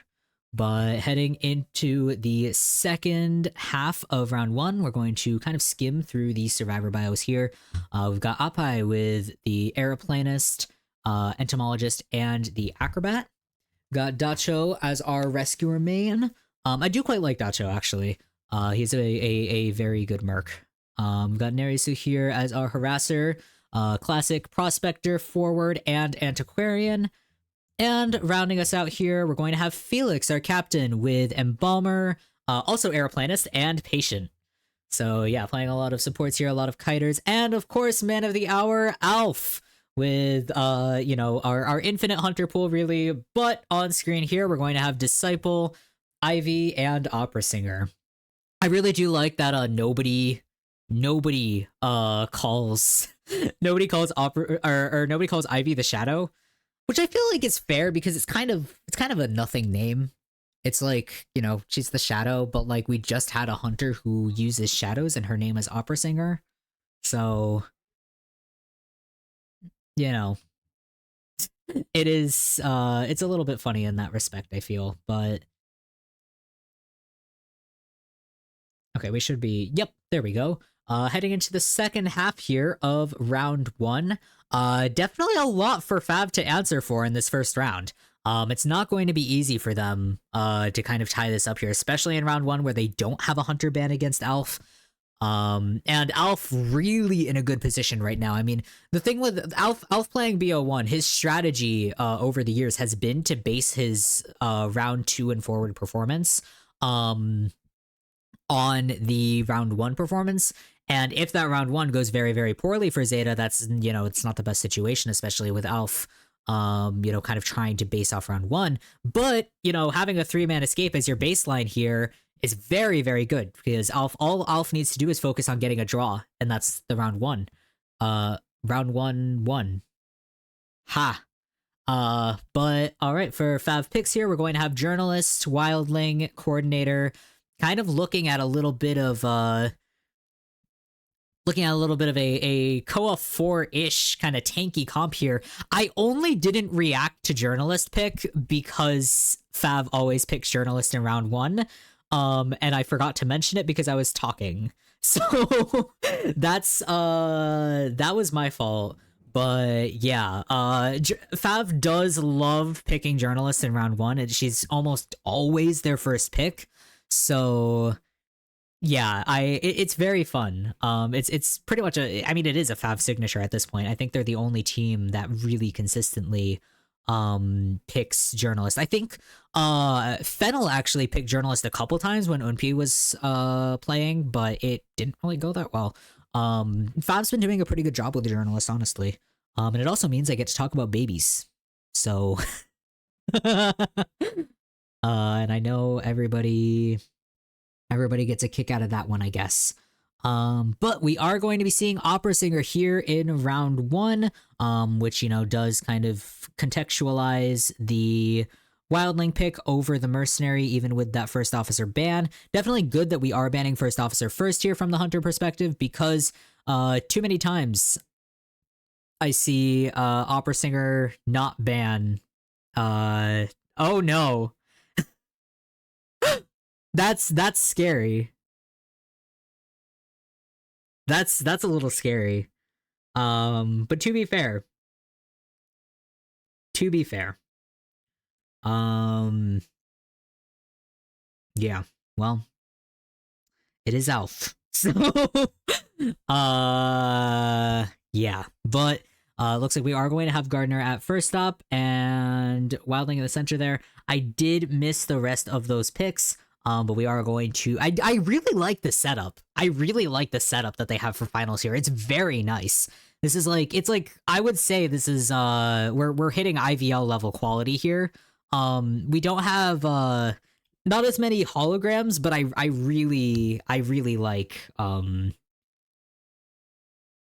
I like the production quality. I yeah. I need to lock in on OPH. I do. When those skins release, you will never hear the end of it from me. The IDV esports skins is what I'm talking about for those of you who have not been privy to my insanity. I've been really normal about the esports AU, and when those skins release, I'm gonna go crazy. But second half of round one here, we're going to get the hit in on Gardner very quickly, under 30 seconds in. So Narisu really needs to lock in here in order to continue this containment. But in Godkite here, there's definitely a lot to work with. Alf does have quite a few spots to Shadow Dance back to, though. If we do so choose, looks like we are just going to go ahead and break the pallet here. Dance is almost off cooldown, though, so we are going to be able to dash in just a moment. And yeah, we are going to play around this pallet a little bit. Narisu with another bubble here.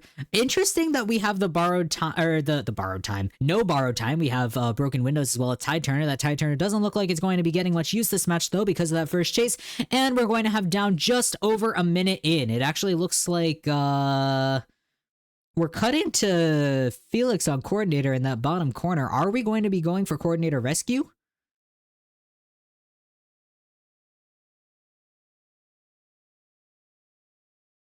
Yeah, it actually does look like we're going to be going for Coordinator Rescue, which is a little bit interesting. I guess we do want to have Wildling finish a cipher before we pull him off, but I mean, the lack of decoder here is going to become really apparent really quickly, and I think that that's going to be a big problem here for Fav. Alf dancing around trying to dodge that gun, but Felix not quite using it just yet, knows that it's probably going to miss if he uses it there. But I would say this is going to be... Oh, we're playing around with the gun. We're playing around with the gun. And, just barely not dodged there from Alf. And the cheering from the back room there from Fab. I really enjoy the back room clips here. Those are my favorite part of the highlights as well. But I'm glad that we're getting it mid-match as well. But and that bubble's just going to go out right as Alf gets that hit. But Dacho in the area here, ready to harass. Does have boar, but of course we are looking at an opera singer, so the speed from that boar is not as like consequential, I guess. But yeah, that's going to be forced off boar here. Alf looking for another hit as well, getting very bold with it. It's good to see. It's good to see Alf not being cautious. I like when Alf gets aggressive.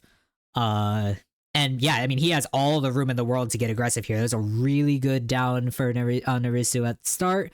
Very strong here. And just look at the speed on that opera singer. It's like Peter level of just the speed and the efficiency for these opera singer dashes.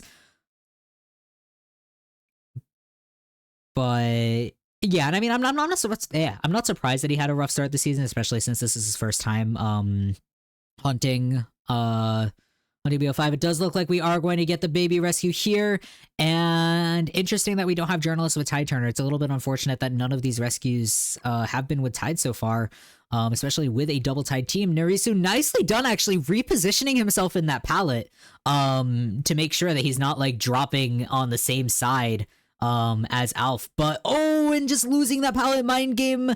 But Dacho back on the board here, and it looks like we might just get forced off that boar again. Alf really trying to get that force off, and not quite yet. And that's a terror shock on the boar, thankfully. Or thankfully for Dacho, I suppose. Because that boar is gone now for another minute here. Nerisu is going to be sent back to the manor. We have one cipher remaining. That cipher is not quite being worked on yet. Survivors are opting to heal instead. Which is fair considering that we do have 3 slowish decoders. But oh, nicely done with that heavy hit for the pallet mind game. Dacho down on the ground, and we are going to see that teleport come into play here. And Alpi getting terror shocked as well on the vault. Very, very unfortunate there. It looks like Alpha is not even going to bother doubling back to down Dacho. Just going to leave him there on the ground because, to be fair, if we have a wildling on the team, there's pretty much no one who you would rather have decoding from the hunter perspective, and that is the wildling, Mr. Negative 30%. I do think that they should probably undebug. Is it 25? Are you serious that wildling has better decoding than forward? My god, I thought it was 30. That's somehow worse. But yeah, no, I fully thought it was 30. Damn. Well, either way, I mean, 25% is definitely detrimental here. And I mean, there's really, Fav is just put in such a rough position here. Oh, okay, so it used to be 30? That makes more sense. That makes more sense. I don't know why would they do that and like not buff forward is my question. But okay. Okay. I mean, yeah. pretty much. But yeah, I mean, Alf has all the time in the world right now. I mean, ideally right now, finding coordinator would not be bad, but even now, I mean, Dacho's back on boar only momentarily because he's been knocked off boar twice. The more times that the boar has been used, the less time he can actually stay on it. And nope, we're actually going to go ahead and use the teleport here once again, because the greatest thing that you can do against a wildling is just ignore him completely. And Felix is not going to last a second there. Nothing to work with, only having the Windows speed boost, and even that is no match for a full presence opera singer. Fully boosted, fully speedy, Alf in just peak performance here. And we're not going to go for that chair. We are going to go for the slug game. Alf looking for that 4-man elimination. Going to be the first one of the day. First one of the finals. If we're, I mean, right now this is a 4-man elimination scenario. I mean, there's really, unless Felix is able to heal, that's really the only thing that they can do. Is try to heal Felix and then, go for maybe a Cypher pop, but even then, we are just looking at Alf. Alf missing that dash, unfortunately, sending himself into cooldown. Looks like we are just looking around, kind of, are we baiting Dacho into coming to heal? I think we're trying to bait Dacho into coming to heal, and it's not really working. But that would have been really funny if it worked. Yep, going to go for the stroll free here. Of course, there is not really much that Fab can do in this situation because you still have the wildling is the only one up. And of course, he's not decoding.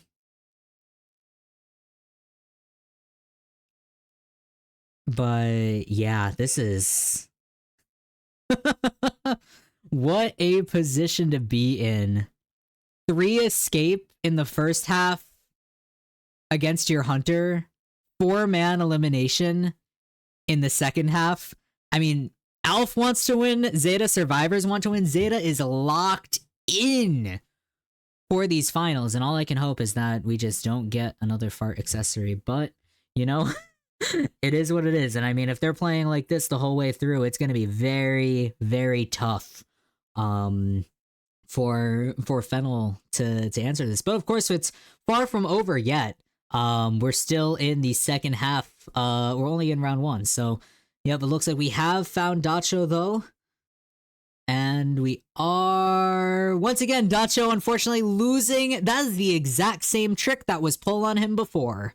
With that pallet mind game with the heavy hit, which, to be fair, Opera Singer has a very fast heavy hit that is perfectly built for doing that sort of pallet game.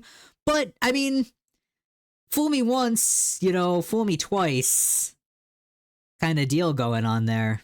But yep, and of course, Felix not even going to bother to self heal. This is solidly a 4-man elimination here for Zeta in the first round, setting us at a very, very strong start here. We've got 1 point to Zeta, or 1 point to Fab, 8 points to Zeta here just in round 1. So yeah, really, really incredible start here. Alf is not messing around. We've got that. Oh, hey, we've actually got the. Was that a wait? I'm gonna go back. Did we actually get the 4K animation?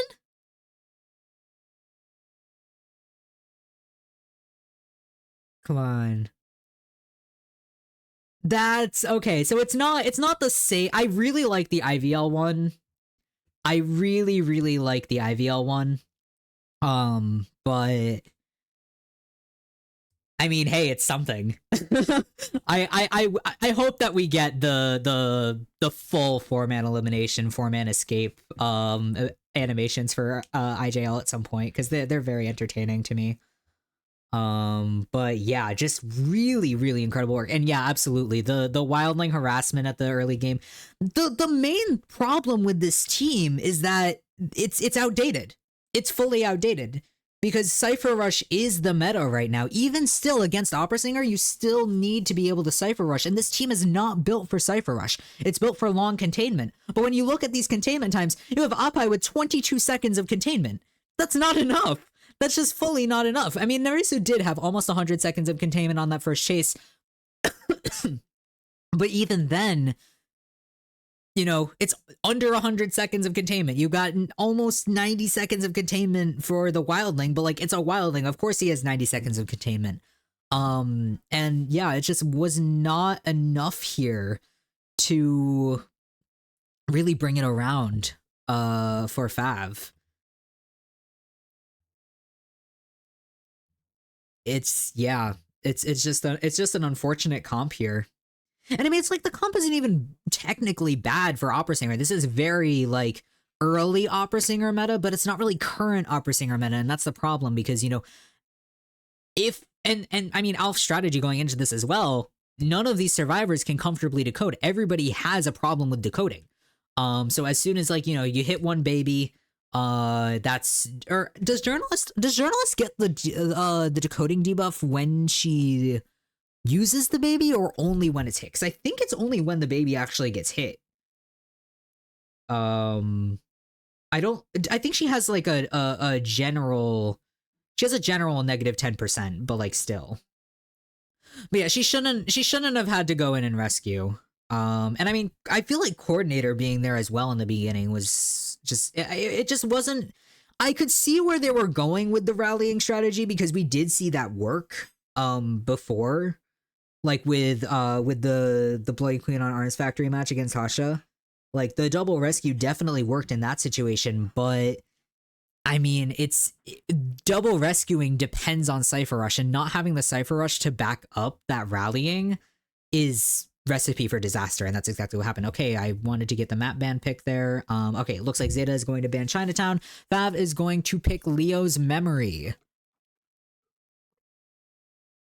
Which, I feel like they're definitely trying to give their survivors a little bit of a boost with that map pick, but considering that Chicken did just get 3-man escaped, it's a little bit risky, I would say. I feel like maybe something, well, to be fair, here's the problem, and here's where Fav really gets stuck, is that you don't want to give Alf any leverage. You really do not want to give him any wiggle room, but you also don't want to put Chicken at a disadvantage either, because you need your hunter to succeed. So it becomes very difficult to do that kind of a map ban pick when you're in such a sticky situation, and it becomes, that much more obvious that Zeta is like out for blood pretty much. Yeah, it's sticky. It's sticky, but it's manageable here, I think. Chicken just needs to lock in. is the main deal.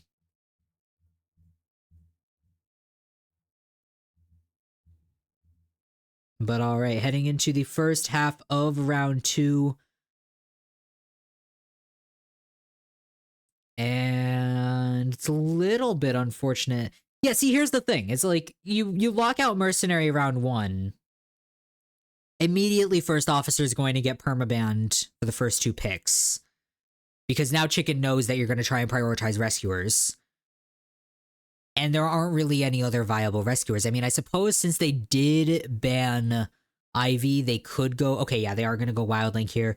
But they're going to go Wildling and Patient here. Okay, so we're going really hard on that Opera Singer counter. Dream Witch as well, you know, is going to struggle here. So Chicken, that's off the table as well. But... Yeah, sorry, I'm just looking at the chat now. But... Yeah, Opera Singer has a lot more speed. And that's really where Wildling's technically an Opera Singer counter pick, more so than Mercenary, just because he's more annoying. But like as we can see in the just last match, even the speed that Wildling gets, the issue with Wildling is that he's fast on board, but Opera Singer's faster, and then he's slow off board. Like, he's significantly slower off board. So as soon as he gets knocked off board, which he's going to get knocked off board because Opera Singer is fast, he can't do anything. So I guess in that respect, Mercenary's a little bit better, but it's not like Zeta could actually pick Mercenary at all because they locked out Mercenary round 1. So, you know, it's a little unfortunate from the Rescuer POV, but this is still a very strong team comp regardless. We've got Wildling, Acrobat, Patient, and Aeroplanist. So we have 3 survivors that, you know, have that capability of like vaulting walls, being really, really annoying in the factory. I feel like the strategy here is for Zeta survivors is just going to be get on those stairs. Because as soon as they're on those stairs, you know, Aeroplanist can hover off. Patient can hook off. Acrobat can ball off, but all of them can just escape those stairs immediately. So the factory is really going to be where Chicken doesn't want to go, and that's going to be exactly where Zeta survivors want to kite towards. So yeah, that's going to be this is a very, very strong team, specifically for Leo's memory, because there's very little that Chicken is going to be able to do. If we go Opera Singer, I mean, pretty much anybody who isn't Lizard is gonna have trouble with that. And I don't want Chicken to pick Lizard. Okay, yeah. Yeah, we are. I guess Hermit could also counter that, but like, it's very situational. I wouldn't go Hermit in this situation. I mean, Hermit would be okay in this situation, I guess. A little bit. You still have the issue of, you know, a bunch of distance breaking survivors that are really annoying to catch up to because Hermit walks at like a mile an hour. But yeah. Opera Singer definitely very, very good here because for any distance that these guys break, it's, you know, you can immediately recover for that. Now, of course, this is obviously Zeta locked in, so there is that to contend with, where, you know, they are going to do everything in their power to make sure that Chicken can't catch up.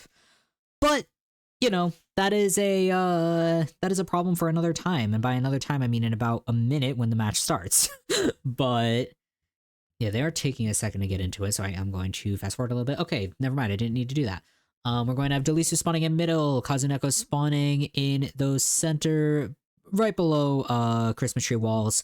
Shinami up in the shack, Hamitsu in the factory, and we've got Chicken in the bottom corner there ready to go for whoever he wants. Which could definitely be Kazuneko, could definitely be Acrobat as well. I feel like the main issue here is that they're all going to rotate towards factory. And then factory is just kind of a death zone, more or less. So that's, yeah, it's going to be difficult. That's going to be difficult for Chicken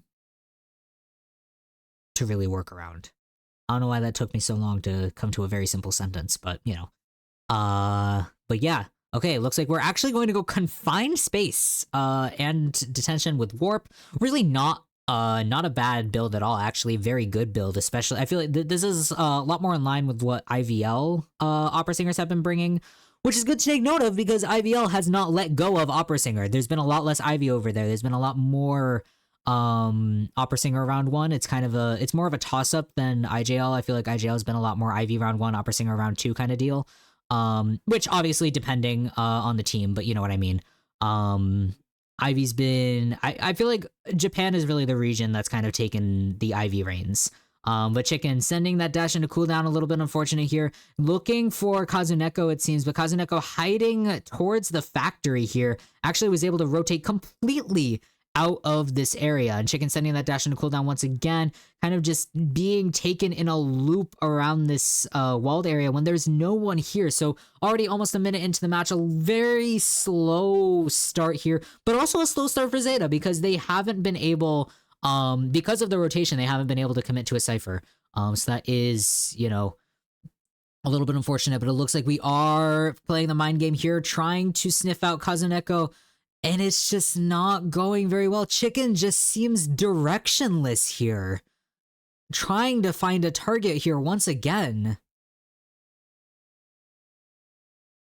I don't know what is going on. He's just seemed very off his game for both of these matches already. I feel like he's mind gaming himself right now.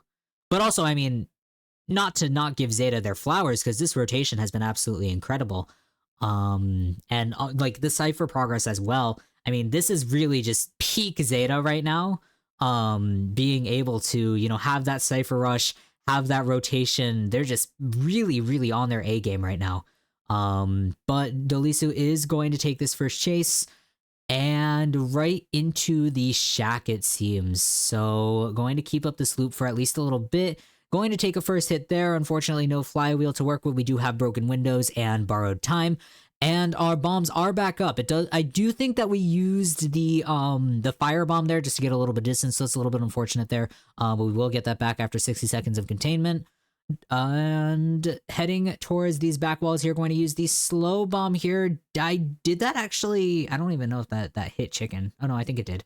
And Dolisu not getting that vault there, unfortunately, is going to go down. But 2.5 minutes into the match, and we're getting our first down. Already one Cypher pop, two more very, very close on the way. One Cypher prime, one Cypher at 41%. So we basically have 1.5 Cyphers remaining right now. Which is very, very good for our first share situation. We got Shinami coming in for the rescue as Wildling here, looking for the pressure.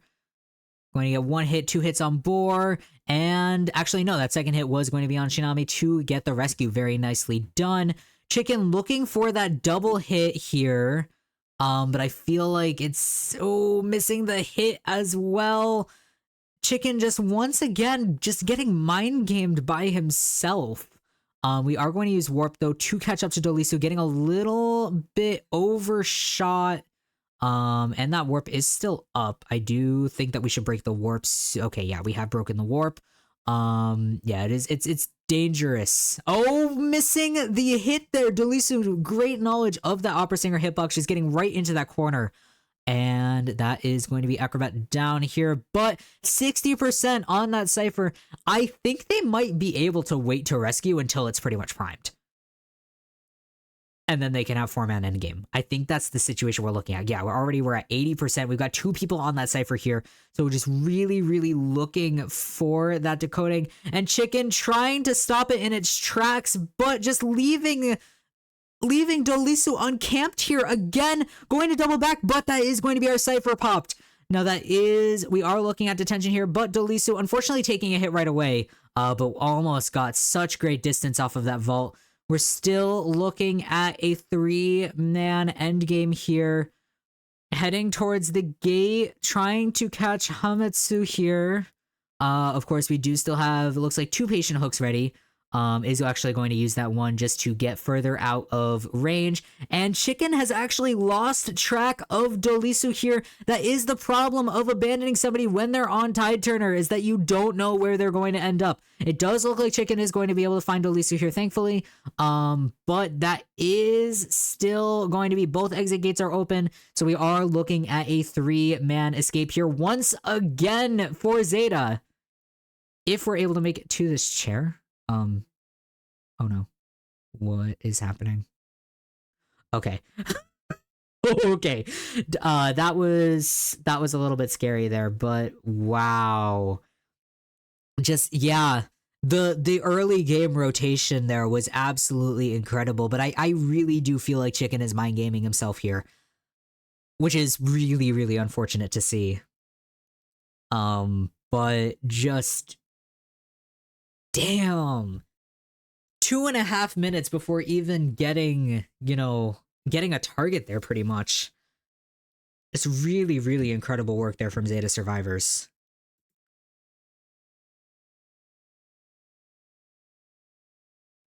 Yeah, it's gonna be once again 3 points to Zeta in the first round, or in the first half. So yeah, we're looking at 11 points right now. 11-2, I believe, is the score. Which 1 round to Zeta, no rounds thus far to Fav. But at least it's fast paced. In terms of, once again, my sanity is at stake here. So I am thankful for that. We're going on almost 4 hours for this stream, which I am a little bit sorry for. I like doing shorter streams just because I feel like they're more watchable. So I might see, like, when I upload this to YouTube, if I do it in 2 separate videos, I might do that. But we'll see. I also kind of want to switch around how I upload things to YouTube, because I feel like if I just upload like matches alone and not have the full stream, it might be better, but I also don't know, because I think people I mean, personally, I like having full streams. When I watch like other people's content, I like having full streams because I just kind of leave it on the background as like background noise. I don't know if people like watching my streams like that, or if it would be better to do like individual match clips, but I also feel like it might be kind of out of context if I just clip like the matches, because I tend to be talking about stuff like all the time. I don't know. I'll think about it. I might like run some polls and stuff. I don't know. But anyway, heading into the first half of the second half of round 2. I just skipped a complete round in my brain. But yeah, 3-man escape here once again, leaving Alf the best conditions possible to work with. Just, very well done from Zeta Survivors, I will say. Because I mean, Zeta does tend to get in these situations where Alf has to hard carry. I'm very glad that they're making things easy for Alf. If anything, I'm glad that they're making things easy for Alf. But also, hello Michi, thank you for joining. It's very, I'm very happy to see so many familiar faces in the chat today. I'm also just happy to be streaming again. I mean, I did miss it. You are not late at all. I mean, we are like 4 hours in, but I mean, we're on round 2. We're on round 2 here, but you are never too late to join. Unless, I mean, there's been times where people have joined like 30 seconds before I end stream, and I'm like, no, but it's fine. It's always fine. It's always good to see people. But yeah, for our survivor lineup for Fab this match, we're going to be Aeroplanist, Mercenary, Antiquarian, and Acrobat. Acrobat to round us out. So yeah.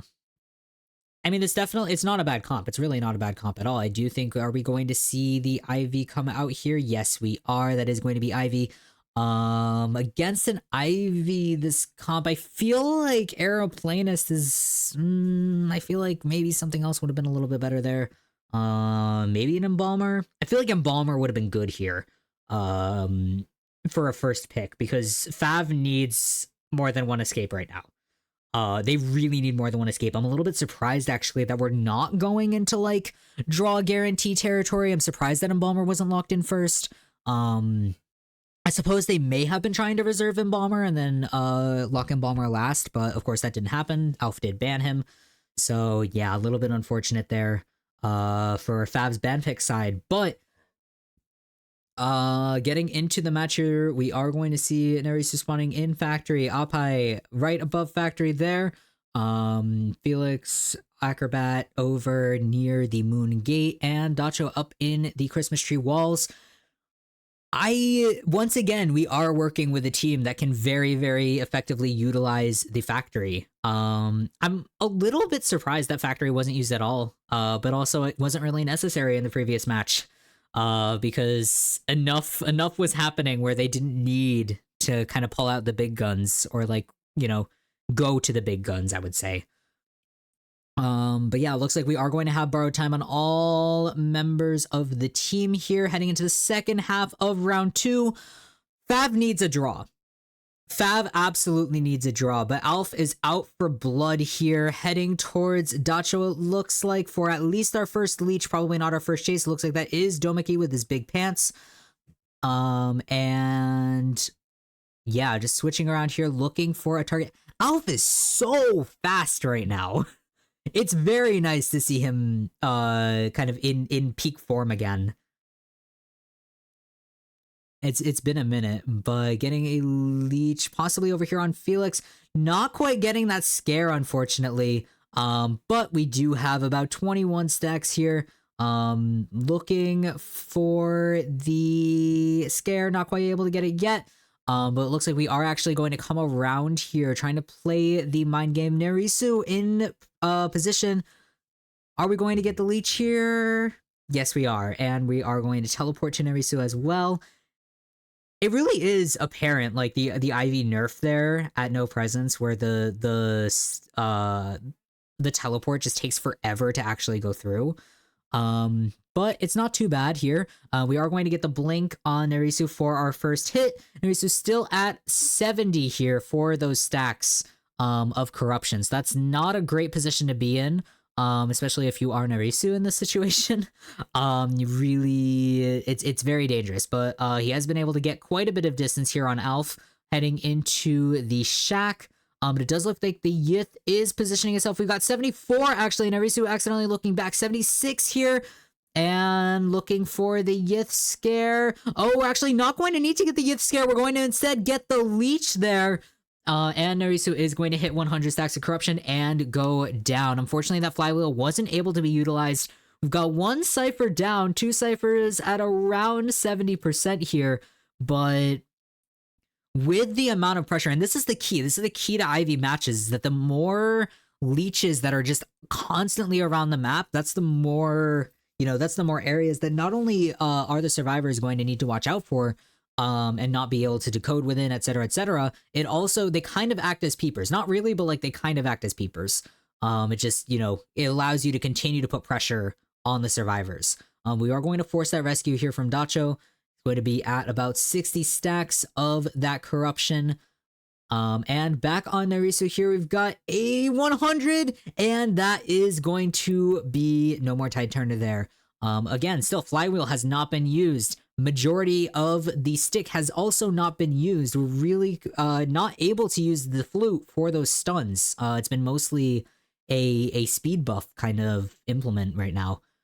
But heading back towards the chair here, we're still at 4 ciphers remaining. They do have very good progress this time. Now, this is the difference when you have survivors that don't have decoding debuffs, is that you're actually able to get some decent cipher rush on the board. However, we're still at 4 ciphers remaining. Now, those 4 ciphers are coming along very nicely, but we still do need to get them popped sooner or later. Apai coming in for the rescue here. Playing around the chair is a little bit dangerous in this situation, especially because it looks like Alf is just going to go ahead and wait for this to happen. And yep, the stun is going to go through. I'm not really sure what Apai was thinking with the hover being used there. It was a little bit of an unfortunate waste of I almost said ingredients. I don't even know what the word is anymore. Resources. ingredients. I don't even know. But yeah, I mean, he was able to get the rescue off, but unfortunately, just not able to get enough distance. And that's going to be a double down. So, really, really good situation here for Alpha, especially since with those ciphers popping, they could absolutely turn this around. That's going to be made a little bit harder here. We were able to get back up again from Oppai, but that was our self heal being used. And yeah, that's it's not a great situation to be in, especially since, you know, we are just going to be able to pressure the hell out of these ciphers for the remainder of the match. And Oppai going down right away here. Are we going to go for the... Okay, we are going to go for the chair here. Elf could opt to not chair. I do think that sharing is a good idea here, just because it does mean that the survivors have to come rescue. If they don't have to come rescue, then that does let them go ahead and decode. But nicely done scaring Felix out of breaking the tablet there, and then just immediately putting it back again for good measure. And not quite getting that stun though. Nicely done on the timing though. And nice pallet stun. Of course, the Yith is still over at Appai's chair, and it does look like we are just going to continue to put pressure on that. No. The other problem here is that I believe the 75% cipher is the one in the shack.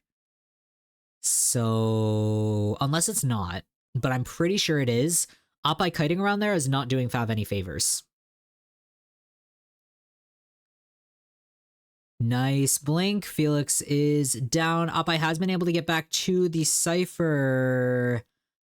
Is actually destroying the Ostrakon, I think. Possibly? Okay, no. Is the Shack cipher the one that's at 75%? Or is it... Oh no, I think it might be the one in those walls. It's either the one here where the Yith is, or it's... Yeah, I think it may actually be this one that's at 75%, so that's my bad. But either way, I mean, this cipher pressure is going really, really well for Alf. And Oppai, unfortunately, just not able to get out of the way there. You know, even with those jetpacks, just not quite going in a straight enough line to really get out, of the radius.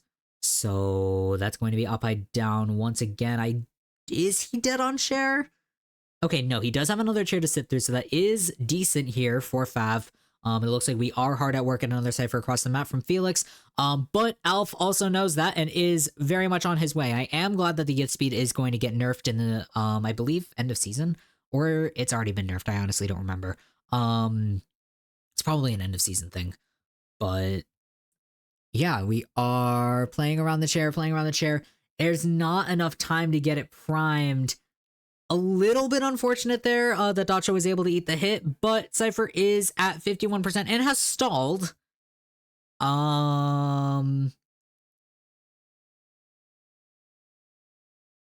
Okay, so we are no longer decoding the Cypher. It does look like Felix has started breaking the tablet that's at that Cypher. Which is a good move. However, we are looking at a 4K pace right now. So yeah. Well, I don't know what else to say here. It's a 4-man elimination. Like, unless Felix somehow kites or the entirety of Dacho's chair, maybe. But we're looking at a Yith scare, 96 stacks of corruption, and the blink down. And that's a 4-man elimination. So 2 identical rounds here for Zeta for our round 1 and round 2. We've got 3-1, 5-0, 3-1, 5-0. And that's how we're looking right now. Chicken getting 3 escape twice in a row, and Elf getting 2 4-man eliminations. Just very, very well done here for Zeta.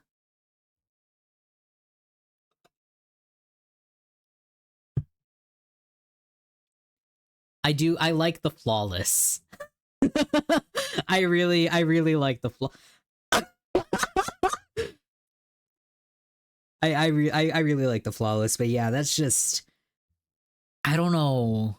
I don't know what's happening with Five Survivors right now, but something is just not clicking with their synergy. Because, I mean, Five Survivors are not bad. They were really good at the start of the season. Dacho was crazy at the start of the season.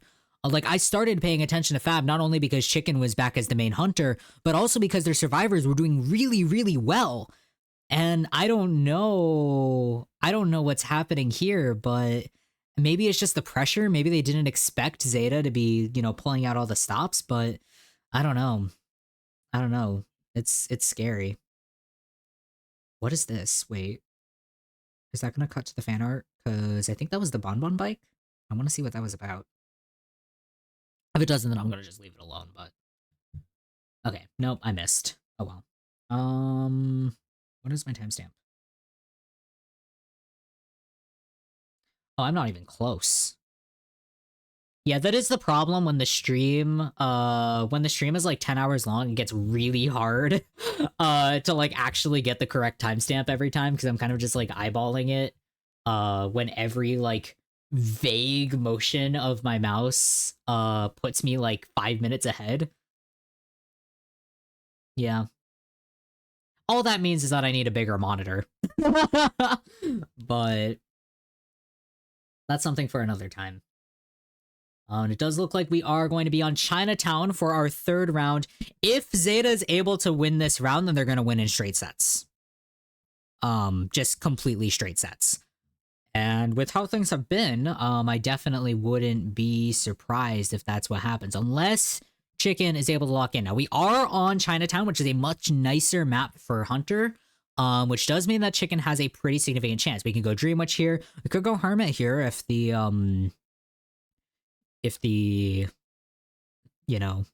pre-match mains selection was anything. Interesting that we were banning Seer Priestess here. I definitely understand it, especially with Doliso on the team. You really want to ban Priestess, especially on a map like Chinatown. Very good to not let that out. However, we do have First Officer as well as Entomologist here, which are two very strong picks, especially Entomologist is going to be a little bit hairy if we're looking at a Hermit or a Dream Witch here, so I guess it really doesn't make much of a difference. We could also go Disciple, Night Watch even, but there's a lot of options on the table, maybe even another Blood Queen. Yeah, there's a lot of options on the table here for Chicken in the situation, but it is... Yeah, it's a little bit tricky here, especially when, if Zeta wins this round, then they win. And it's just over in straight sets, which is not too encouraging, especially coming into even going to third place matchup. But also, I mean, anything can happen. I watched back in Koa qualifiers, which is, everybody's probably like, oh my god, Bones, you're talking about this fucking match again. But Koa qualifiers, AWG versus FL. FL won straight the first two sets, and then it went on to 5 rounds plus overtime. Of AWG eventually winning in the end. So anything can happen. And Batter being locked in here does make it really, really dangerous for a Hermit if we are looking at a Hermit, because we have 2 harassers here, both of which are extremely annoying when it comes to a Hermit. The problem here is that, especially Kazuneko on that Batter is terrifying, because the thing with Hermit is that he's very, very vulnerable to stuns, especially when he's using the teleport.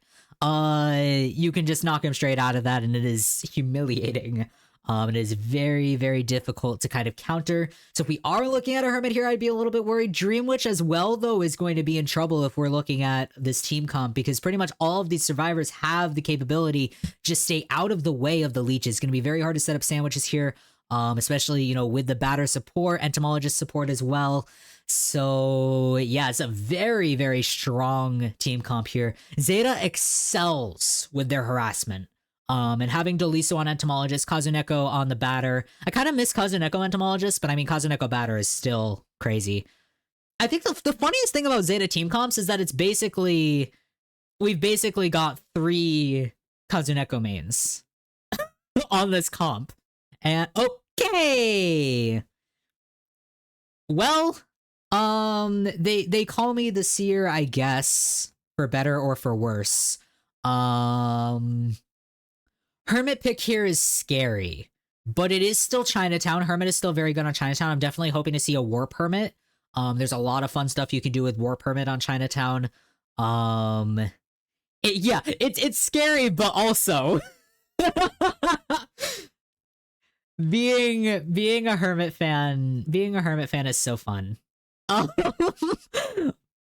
I mean, it's definitely, I feel like the fun of a Hermit pick here, especially over Bane would be hard here with the Entomologist, and I feel like Anne would also be worried about the Entomologist as well as the Batter. I mean, pretty much everybody's worried about the harassment is the main thing. I kind of glossed over Wax Artist. Wax Artist honestly would be okay against this comp. The problem is that Batter. Batter is just good. Batter is just really, really good, and I'm glad to see that we're playing Batter more.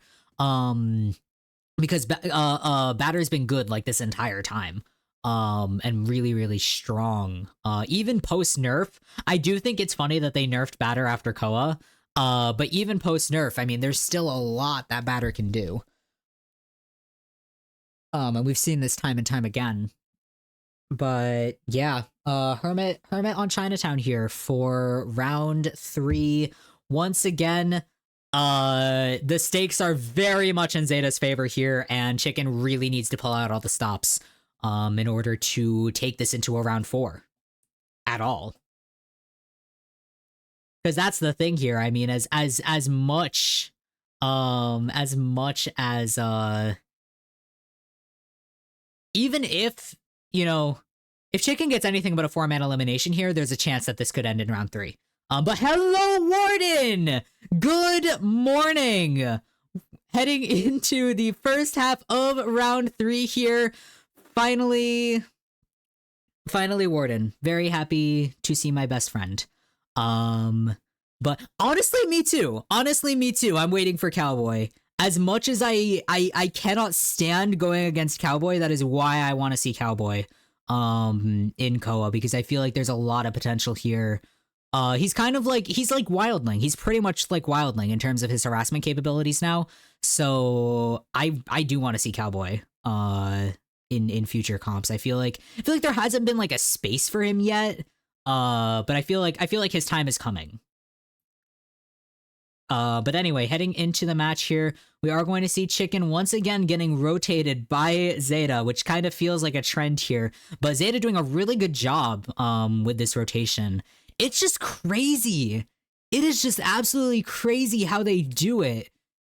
Because you can see, like, Shinami did spawn there, but, like, already rotated around, crouching behind the wall there, forcing Chicken to just completely leave the area. We've already got progress on a couple of the ciphers here. It looks like Delise is actually on one of the ones that's off of the connection as well. Okay, no, Kazuneko is on one of the connected ciphers here, as well as Shinami. So we are going to get our first target here. Of course, it is Kazuneko on the Batter. So that's a little bit unfortunate. Oh yeah, no, Wheel would have been good here. I feel like still with like the entomologist and stuff, it would have been a little bit difficult. I also don't know if Chicken actually has a wheel. But yeah. The only one flywheel. I mean, flywheel is still good against Hermit. But I feel like, yeah. Oh, the bees! Wait, I didn't even see the bees right there in that corner, making it. That was a very nice stun. But oh wow! Okay, that was a very good teleport. Using the stairs, that's the thing. Hermit teleport's kind of short, but if you're like, if the elevation is up, it goes significantly further. It's why Hermit had a very brief buff where it was post update, it glitched so that like the height of the ball was significantly higher, which meant that Hermit could basically just teleport completely across the map because of the way that they do the judgment with it. It was a very fun couple of hours with that buff, I'll tell you that. I wish they'd kept it. Um, but yeah, no, I really miss it. We're gonna go for the once again back on Hamitsu over here. This is very nicely done here from Chicken. Going to get a second hit there. Both Shinami and Hamitsu are now one hit down if they aren't charged. The problem is, of course, we don't have Warp here. We are actually bringing Teleport. I'm a little bit surprised that we're actually not bringing Warp. We're going to go ahead and switch targets over to Dolisu. Chicken's strategy has been to just keep switching targets, which is kind of not working out. But it's also working out here because we're playing a Hermit match. It doesn't really matter if you stick to a target as long as you disrupt the decoding. It's kind of the main... You know, it can be the main strategy. I mean, there's infinite different ways to play Hermit. It's why I like Hermit gameplay so much, because he's such a versatile hunter. It makes it, you know, everybody approaches playing Hermit in a different way. And, you know, pretty much anything works. So it's very fun. It looks like we're going to go for another height stun. No, we're actually going to stay on the ground here, looking for Shinami here. We know we have somebody in the area, but too far away. So we're going to go back to the stairs. No, we're actually not going to go back to the stairs. We're going to... And here's the thing, makes it kind of difficult. Okay, yeah, we are going to go for the long ball here. It makes it a little bit difficult to figure out where people actually are when you're playing Hermit because all of the ciphers are shaking at once. So yeah, definitely very good here that Chicken is actually able to kind of counter that. Nice dodging the ball, very, very nicely done here. Kazuneko able to dodge the stun as well as just getting right out of the way of that hit. And we're going to see the ball come through once again. It's kind of ball versus ball here if you think about it. But Chicken missing the hit. Fortunately, that stun lasted just long enough to get that hit in. We are kind of working towards the snowball damage, but also not really because I do think they are going to stop to heal here. But yeah, Kazuneko just doing such a good job here. We are going to use the teleport here, try to get closer to that miscalibration that just went off. And Shinami taking a hit right up to the edge of death there. But nicely done using the... yeah, we're going to get that pocket watch out here. And the bees coming through for... Wait, those bees actually just alerted Chicken to Shinami's actual location. That was a big misjudgment there from Dolisu. That was really... Wow. Yeah, because I don't think Chicken would have figured out where Shinami actually was if those bees hadn't been there. That's crazy. That was really well played there from Chicken, though. Yeah, we've got our first share here, 5 minutes in. However, again, Hermit match. We can take this at whatever pace we want. And that's really, really the beauty of Hermit, is being able to... just barely missing the sun there. But Chicken getting mind-gamed by the pocket watch here. I'm going to try and get out of range of it. Actually going to switch targets here over to Dolisu on the Entomologist. Going to go ahead. But actually the bees forcing that hit to miss. We are going to get the hit through the pallet, though. 3 ciphers remaining here. Have we reconnected so they're all connected? I think we have. I actually don't know if we have. With that being on cooldown, we probably have, though. Heading back towards Shinami here. We do have a perfume to work with, but that's kind of going to be useless, especially with... It wouldn't be useless if Shinami wasn't at, like, you know... no health here. Change to red. Nice. Nicely done with that down. Yeah, that perfume just going to... I feel like if that perfume had been kept, it would have been a little bit better, especially for second share rebound. We do have 1 cipher remaining. I feel like this is going to be a tie situation, which is a little bit unfortunate for Chicken here, just because that does mean that we can, or Zeta can end this in round 3. But, I mean... It's still very up in the air. We can absolutely snowball this post-Cypher Pop. If we get to the Cypher Pop, which we will get to Cypher Pop, it's just a matter of when. The big problem here is that we're not going to be able to down... Or I guess it's not really that much of a problem. Cypher Pop is going to be too slow, but... wait! Nicely done there. We are going to get that 1 confirmed elimination here right before the Cypher Pop. So yeah, very, very good. They could have probably force healed that, but I do think that Chicken would have just gone for the double stun.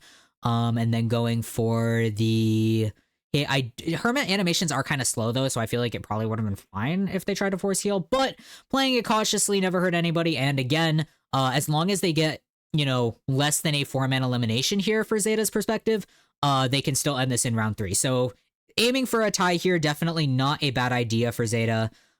We are going to head towards Kazuneko. Actually, no, we're going to head towards the gate because Dolisu did make himself known. Nicely done with the stun, double stun here, and we're going to get the down because nobody else is on that polarity to share it.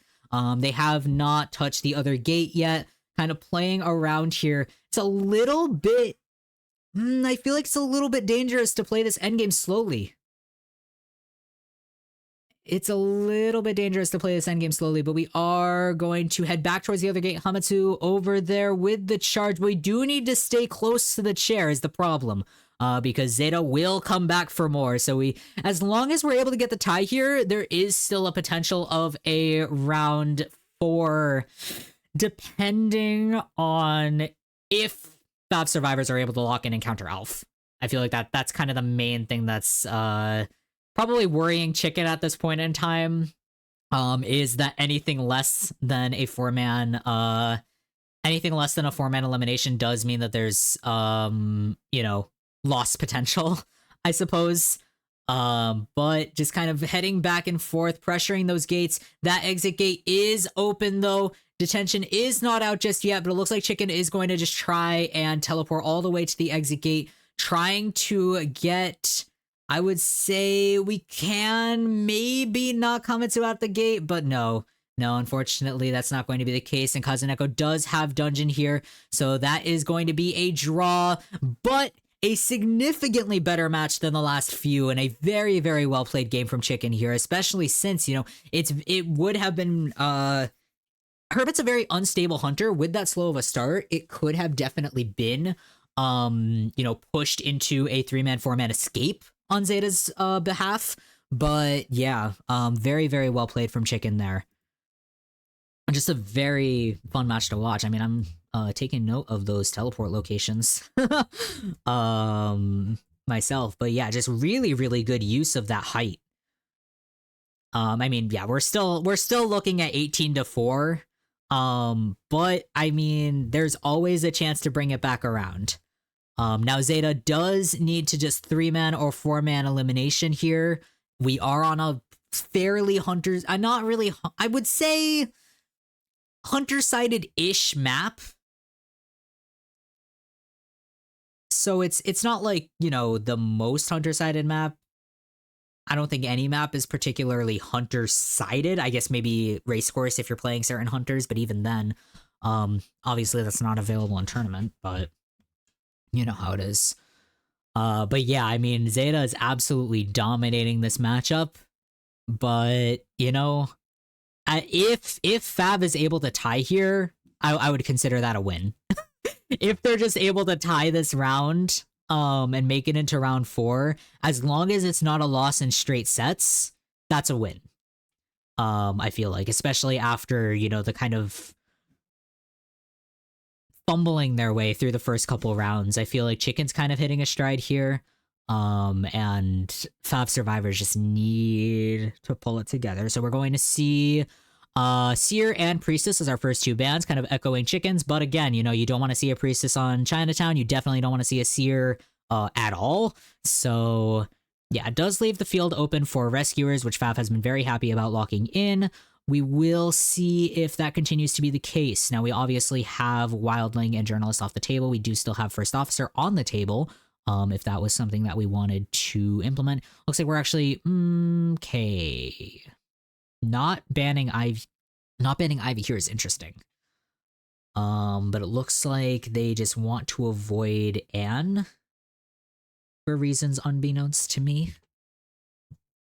I mean, I suppose it makes sense. Anne is a very good guaranteed tie. You can swing an Ivy match in your favor, but it looks like we are going to lock in the Coordinator as well as the Acrobat. So, yeah. Definitely not the worst first 2 picks. Definitely very good first 2 picks.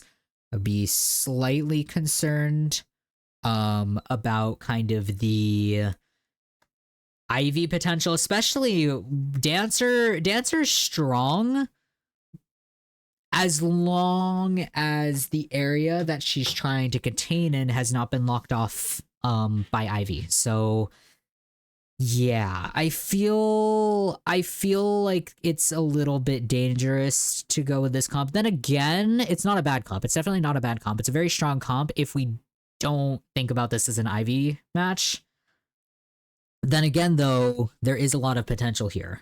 If Dancer being first chase here, not the worst thing. As if Alf goes Ivy, the trick is going to be to keep him in one place. And now we are going a lot of tight kiters, so it's definitely possible to do that if we're able to set up a good loop around the hotel. That's definitely what Fav is going to be looking for in this situation. However, it's Alf. And we've seen for 2 matches straight that Alf is locked in. So it's definitely not going to be easy for Fav to kind of, just miraculously turn this around, shift Alf's focus, and kind of force him to tunnel vision in on one of the survivors, because he has been doing a really, really good job of multitasking, of doing that map pressure, and just keeping up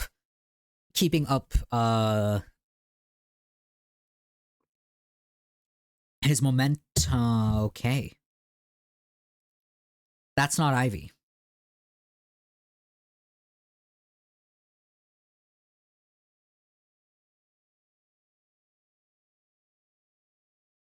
I mean, hey, I'm not going to complain about a Soul Weaver pick.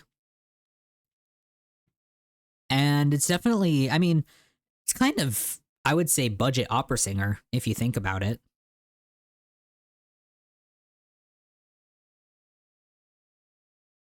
Hmm. I'm, yeah. Alf has played Soul Weaver before, I think. Um, but yeah, I think he has a good Soul Weaver. Right? It's just a very. I wonder if he's trying to push it to round 4, but I mean, I won't doubt that. But it's an interesting pick. It's not a bad pick here. Um, I definitely think, because I mean, Ivy is a little bit vulnerable to stuns. Um, and there is a lot of strong containment potential on this team. I do think that it's a matter of if Fav would be able to pull off the mind games. I think that what Alf might be worried about here in terms of Ivy is the levels, because it is very difficult to get the leech capability. Chinatown does have a lot of levels, so it's much harder to leech the survivors. They can kind of just stand on a ledge, or stand, set up a really good loop around the hotel. Violetta does have a little bit more capability, I would say, to kind of breaking off those loops, and we do obviously have hotel spawn here.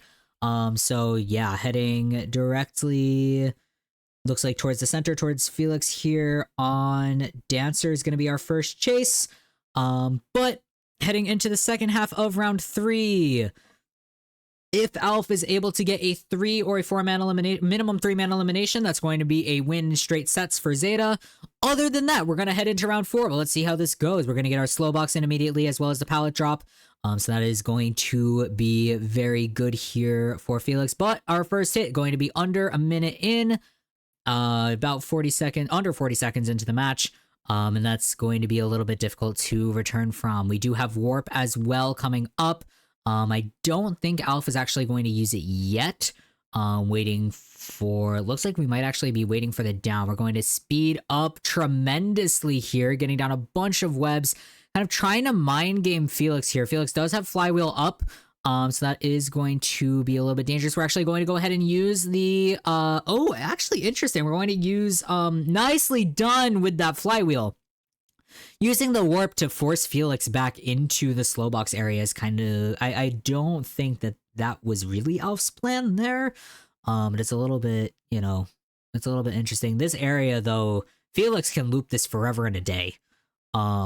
This is not a good area to be stuck in, especially, I mean, even when we don't have like the spit up yet. Yeah, Alf really kind of struggling with these slow boxes, but Felix taking another hit to the slowdown here. Kind of Slowbox versus Slow Webs here is the name of the game. But Felix doing a great job keeping that fast vault. We're gonna have a very, very slow vault here from Alf. And this is turning into a great containment from what was originally a very, very dangerous situation. We're at 3 ciphers remaining here, almost 2 ciphers. We are going to kite directly into Oppai. Yeah, I feel like Fab rotation has just not been great. But yeah, that is going to be our down here. 2 minutes in, we've got 87% on that cipher machine. And yeah, that's a pretty solid containment. We are actually going to go for basement here. So Alf is aiming for a draw at this point. Basement is very much a draw choice at this point in the game, because it does mean that the survivors have the option to sell. I feel like they are going to go for the rescue here, just because Alf is close enough to that cipher to really kind of, pressure it. But we are going to see Dacho coming in for the rescue here. Going to miss that spit, unfortunately. But Dacho is going to be able to elbow pad very, very smoothly into the basement. We do have 1 hit down. And trying to go for that fall hit is going to go ahead and get the fall hit, as well as the double down here on Merc and Dancer. That's a little bit of a misjudgment here from Fab's perspective. But we do have 2 ciphers coming along very, very nicely. We've got 85% here, right next to the basement. About 73 on that other cipher machine. I do believe that was actually the one. Oh no, okay, 73% is the cipher next to basement. We're going to pop the cipher that is not next to basement. And also very good on Felix for being able to get that far away from the cipher that they're trying to prime. So we are doing a little bit of good rotation there. Just getting a lot of distance here. Warp is up though, and Alf can use it to pressure the cipher, but that cipher is already primed. So it's a good thing that he didn't use the warp here. We're looking at Coordinator here. Coordinator does have a gun, but it looks like we are going to go ahead and try to save that for after. Yep, waiting for the hit. Trying to go for, it looks like, okay, yeah, we are just going to go ahead and use the gun to get that cipher pop off, which honestly, very well done. Alf was going to try to go for the double spit down, but unfortunately, we are going to get the fall hit. So that is a very, very quick down here. Exit gate is being worked on, but Alf does have warp available. And actually, no, we're going to switch to teleport, because why would we warp when we could do the exact same thing? Slightly more efficiently, which honestly, not a bad choice. Teleport is faster than warp. It's just a little bit less versatile. Has the exact same cooldown though, so it's pretty much the same skill. It looks like we aren't going to see... Was that Oppai hiding there? But we are going to be able to find Dacho. Dacho can take a detention hit though, so this is not the most ideal chase here for this endgame. But... yeah, we will see Dacho kiting around the dungeon here. A little bit early, I would say, to go for dungeon, especially since we have no elbow pads remaining. But if we're able to get a chip in, it's super over. But if we're not able to get a chip in, Dacho has a very good chance at getting dungeon. Both exit gates are being opened. Alf is playing this very casually. I do think that Alpha maybe just trying to get the draw here. But yeah, I mean, it's if we had elbow pads here, this would be so much nicer. Unfortunately, we don't. So we're just going to continue on this dungeon standoff. Need to bait out. We have 18, 17. Yeah, Alf just needs to go for it. And yup, that's it. Okay. Yeah, he needed to go for that pressure before detention right now, because otherwise that would have been guaranteed dungeon. But yeah, very, very well played there from Fab. Felix's kite just absolutely incredible. I feel like Alf just really didn't anticipate that kite to go on for so long. I want to see the containment on that though. It's 133-second containment. So, I mean, it wasn't like, 5 cipher kite long, but I mean, it kind of was. I mean, it was 5 cipher kite, but it was like, A lot of that time was spent on Cher. However, that was a really, really good containment there. Great decoding from the rest of the team. A little bit unfortunate that it was a draw instead of a 3-man. That does mean that we are still in a position where Zeta is, steadfastly in the lead. Fav has not won a single round, etc., etc. But very, very well played here, especially as we head into round 4. If I can get the timestamp for it. That was win conditions here. Do you want to look at map pick? Never mind. I'm not going to be able to catch it. So, oh well. But it looks like, let's see. All right, we're going to be heading to Lakeside Village, and Fav has subbed in Yami. Okay, which I do understand. I do understand the sub in because Chicken definitely, I feel like Chicken definitely needed a break. However, I'm worried a little bit about Yami. Because Yami not only does Yami not have the best track record, but specifically against Zeta, Yami doesn't have the best track record. There was a match somewhat recently here where Yami went gamekeeper. We're just gonna hope that Yami doesn't go gamekeeper again. But it does look like we're going to ban out the Bonbon as well as Ivy Opera Singer, which is kind of interesting ban. I mean, I guess. Yeah, I mean, it's a good ban. I feel like it's a little bit interesting for, which, I mean, to be fair, Bonbon's not bad on Lakeside. I feel like Warp Teleport Bonbon can definitely be really good on Lakeside. The big problem with Bonbon is just kind of speed and map control. But it can definitely work on Lakeside, so, I mean, I guess. But let's see. So we've got Dolisu Priestess here is definitely going to be a little bit dangerous for Fav. Almost said Wildling. That is William.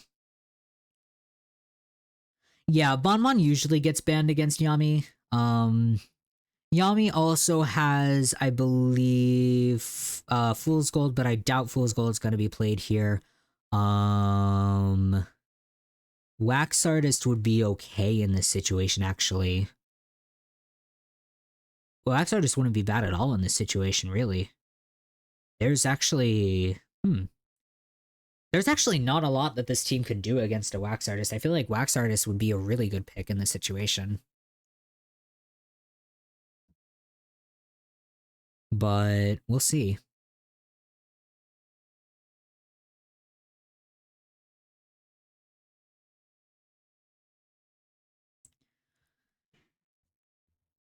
Yeah, I mean, we've got... Shinami Dancer.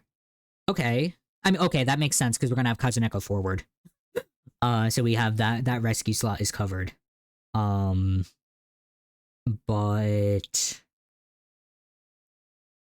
yeah.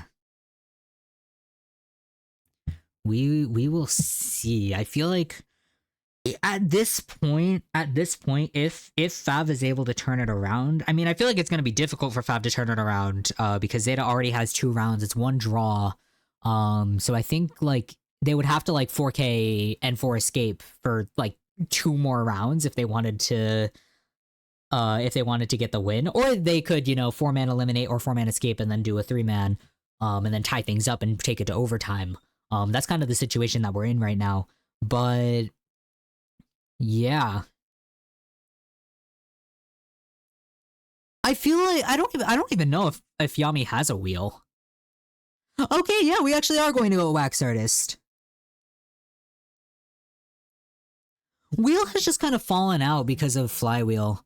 There was a good match. I think it might have been Autumn IJL. I actually don't remember how long ago it was.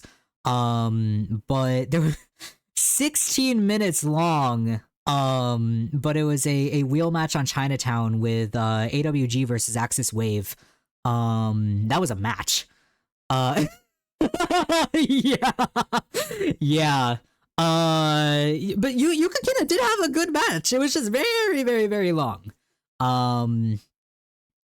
It was just very long. That is true. That is true. That there's less chance of there being of there being more Flywheel.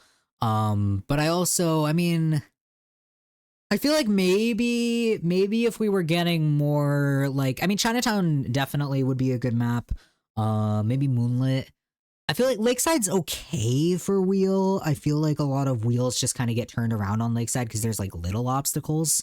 But it's definitely not a bad map. It's definitely open enough for wheel. Um, but yeah, Ever Sleeping too. But I feel like we're gonna see more wheel in IVL. Yeah, Ever Sleeping for sure. But yeah, I mean, Wax Artist is definitely.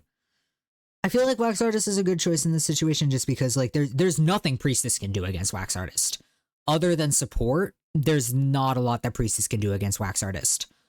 Because you know, as soon as the hunter goes through the portal, that's immediately 25% wax. Immediately 25% wax. Immediately 25% wax. Same with forward. You know, every stun, you know, Wax Artist anti-stun is really, really strong. Okay, Peepers is a choice. I guess so. I would have liked to see Warp in this situation. But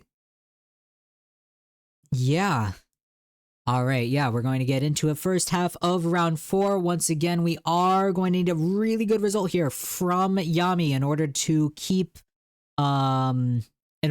Fav's hopes alive. But waxing off that window here, it looks like we are going to have Hamitsu as our first chase. Wait a minute. That window wasn't waxed off. It was only partially waxed off.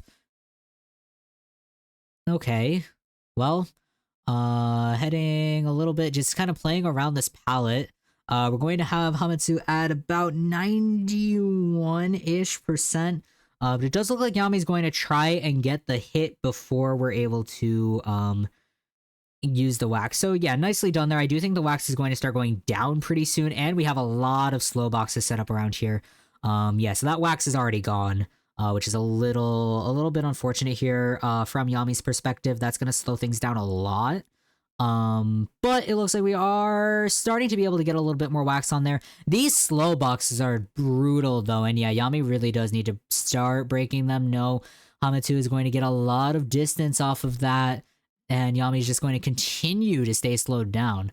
I definitely feel like, especially since Shinami did use all the boxes over there, I feel like breaking more than one would have been a good idea. However, too late to think about that now. We are going to get the first hit in on Hamitsu a little bit over a minute and a half in the well, I guess second hit in, so we are at half presence now, which is very good for Yami being able to get this down quicker, waxing off the windows here. And Hamitsu does have a lot to work with in this area, though. So we still have broken windows.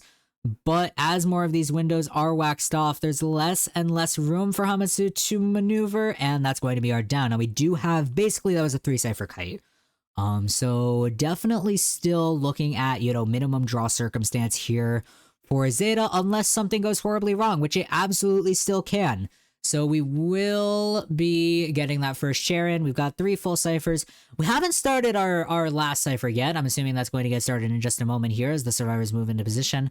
But I mean, it's not a bad start here. We can definitely draw this from Yami's perspective, and then, you know, hope that the survivors are able to get more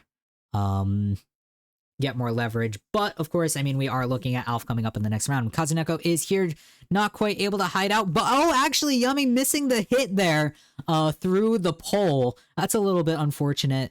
But Kazuneko using the ball just to kind of move around here, try to get as little wax as possible. This is going to be an after half rescue.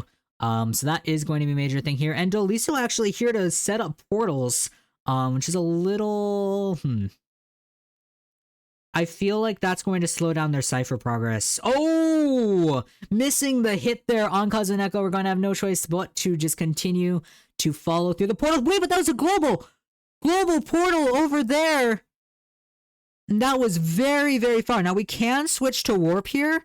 I do think that Yami is just going to go ahead and take the long way. But yeah, okay, so we can go ahead and we can afford to take the long way here just because doesn't look like Hamitsu is going to actually heal up in time.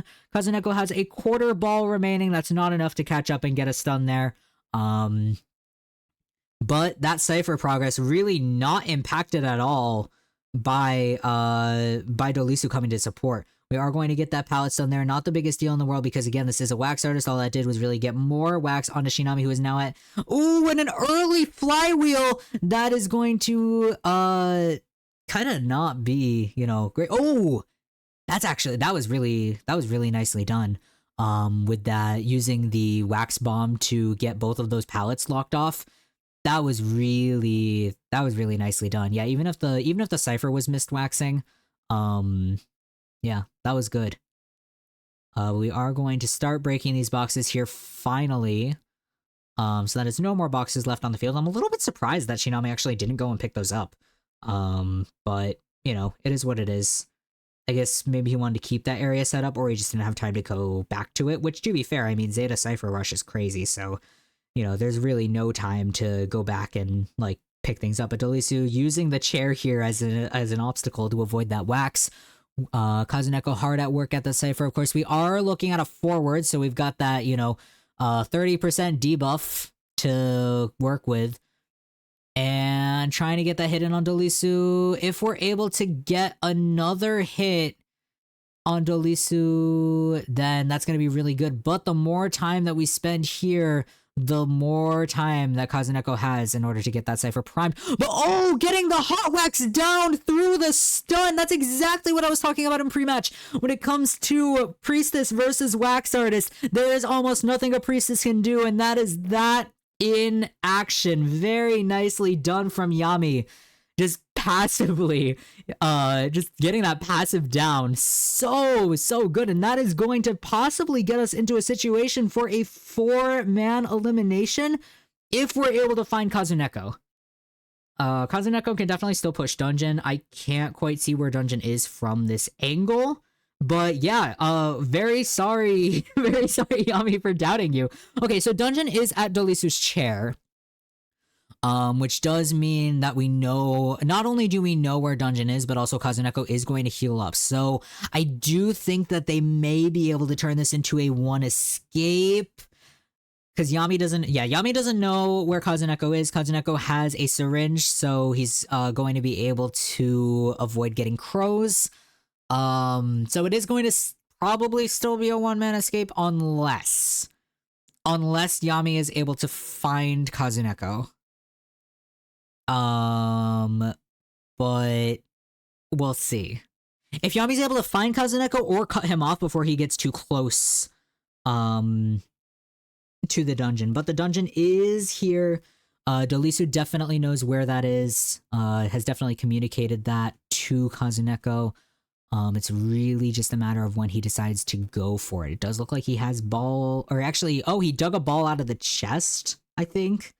But yeah, we are just going to go ahead and heal that up. We'll see if this is able to pay off. Uh-oh. Oh, okay, no, we're good. Oh, that scared me. I thought my stream went out for a second. But yeah, no, we're still good.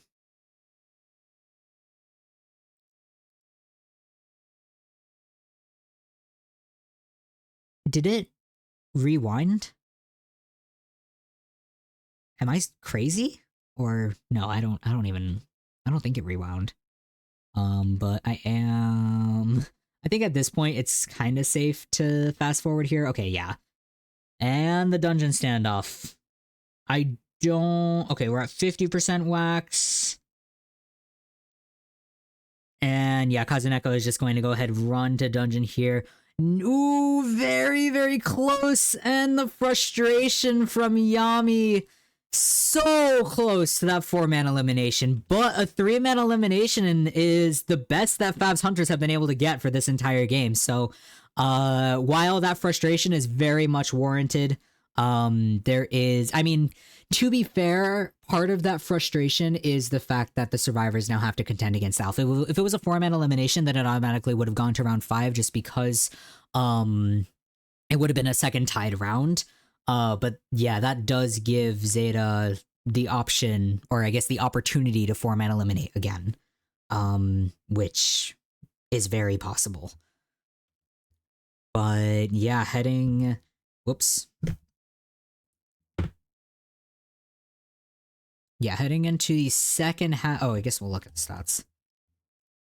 Yeah, just really, really well played from Yami. Wax Artist was definitely a good choice in that situation and just played so effectively. But yeah, a lot of pressure on Fav survivors here to deliver where they haven't really been delivering. So yeah, that's a tough situation to be in. I do let's see. Okay, yeah. And I mean, to be fair, I mean, this is Alf after 4 rounds of straight sets, but we'll see if that has any effect on him because he's been on fire here. But Seer and Patient being locked out here, interesting. I do wonder if we're setting up. Well, we'll see who the bans are first.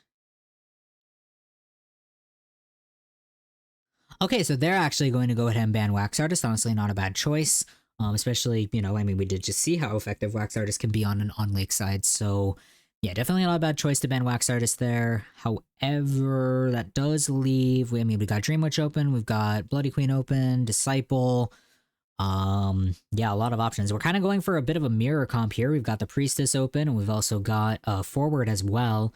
I mean, I guess if we are, I would have liked to see Embalmer come out before Embalmer got banned. I understand why they didn't go with Embalmer first, but it is just a little bit unfortunate, at least to me, that they weren't able to lock in Embalmer. I do wonder if we're going to see a mechanic here, something to try and guarantee that extra escape. We'll see. Okay, now we're going to go with the Dancer. We're looking very mirror compy here. I don't know how I feel about that one. But, alright, Psychologist is going to be our final ban. Very warranted. And we can lock in a Rescue here. We could also lock in maybe a Decoder. I mean, I would definitely like to see something like a Prisoner. Maybe not in this situation, but... Okay, we're going to lock in the Entomologist. So yeah, going very heavy on the Containment here. It's definitely a more familiar comp. But yeah, I mean, this is a lot of pressure. A lot of pressure. For both. Well, I would say it's less pressure on Alf because Zeta still has a dramatic point advantage. So if Alf shoots for a 3-man elimination here, I mean, if Alf shoots for a draw, he's fine. If Alf shoots for a 3-man elimination here, he's also fine. There's pretty much not. I mean, as long as he. Oh! Oh! Speaking of the Bonbon, we are going to finally have Alf Bonbon. Which is very, very exciting and very scary for these survivors. Yeah, I mean, if anything has 4K potential here, it's going to be Alf Bon. 100%. Yeah, I'm surprised at the no Merc pick. I think they were really kind of trying to mirror comp it there, which is weird. And I feel like it was just not. I mean, there's definitely a lot of. Here's the thing. Here's how I think this match is going to go. We're going to have triple support here, quad support from Apai, with the Entomologist Bees. However, with all of the support, they're going to forget to decode, which is a problem. Because that's the thing, Fav does have good support. Fav has really good support, and we saw that with Felix's Kite. The problem is that they don't have the Cypher Rush to back up the support. And I mean, we saw in the previous match, Dolisu stayed out. Dolisu was not doing any support at all until the very end, and I was like, oh, this might hurt the Cypher Rush, and then I looked, and, you know, both Cyphers are past 80%. So that's, you know, that's kind of the situation they have to be in in order to get that kind of support in tow. But if Fab is able to set it up, then great. But yeah, heading into things, we're in the second half of round 4 once again here. We're looking at a 3-man elimination to tie, 4-man elimination for Zeta to win. And that is definitely possible in this circumstance. We're going to have Felix already setting up these boxes here, and Alf is going to go ahead and break them. So thankfully, we are looking at, you know, not going to see these boxes again. Alf is very happy to take the time to break them and make it so that Felix is not going to have a lot to work with heading into the past the beginning of this match. But we do have a pretty good loop set up here around the factory, and the bees coming into support as well does mean that we're having a little bit of slower cipher progress because Entomologist hasn't actually started a cipher yet. I do think that it took that long to get the bees across the map. So yeah, Entomologist is going to go ahead and start that cipher now.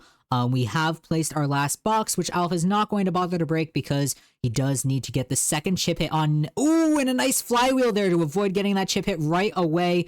But it does look like we are kind of setting up for one. No, we're actually going to go for the basic hit. So we are going to force Alpha into attack recovery. However, setting up around this tight cutting area, this is the problem here, is that Felix is kind of trying to tight kite this. Ooh, just barely missing that chip.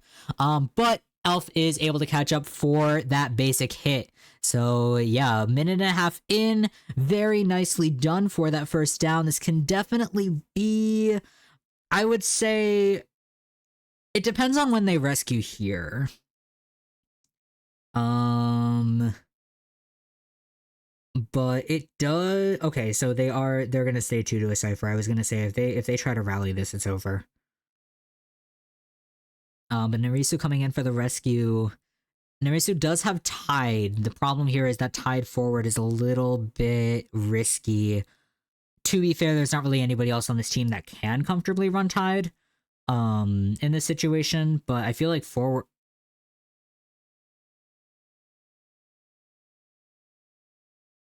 I got nothing. I don't. Guys, we're looking at 5 hours on this stream. We're looking at 5 hours on the stream. I don't have anything to say anymore.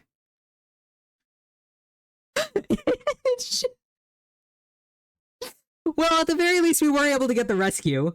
The oh, Narisu. Oh, there are tears in my eyes right now. That was just not good. That was just not good. They might be able to pull it back. They were able to get quite a bit of distance, but oh no. Oh no. All right, well, one elimination down. We got 2 more eliminations to go before we're in tie circumstance. Narisu is still very, very injured, has not been healed up yet. But yeah, we are heading into the, I would say, mid stage of this match at this point. About 4 minutes in, have not quite hit the end game yet. But yeah, Postman was meta. Postman was meta in Koa 5. I feel like we will see Postman meta, maybe. I'm not a big fan of the Wick adjustment. I feel like it's kind of just peanuts. Yeah, there was nothing for Dacho to do in that situation.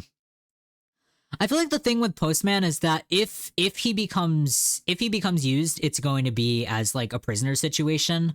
Just kind of using the short stun as like a boost. But I feel like we're not going to see Postman unless like we're going to see Postman very situationally. But I also think that the buff is stupid. I really think the buff is stupid. Like it's so unnecessary. They didn't need to do that. They should start buffing hunters again. But Narisu knocked out of the dash again here. This is not a good situation to be in for, yeah, we're at 3 ciphers remaining. Narisu's already going to go down. 57% ball remaining and not a thing to do with it. We're going to have Appai coming in for the rescue. A sliver of bees remaining. We're going to get 1 chip hit in. Not quite. Okay, Narisu just was in the area for that, I suppose. Okay.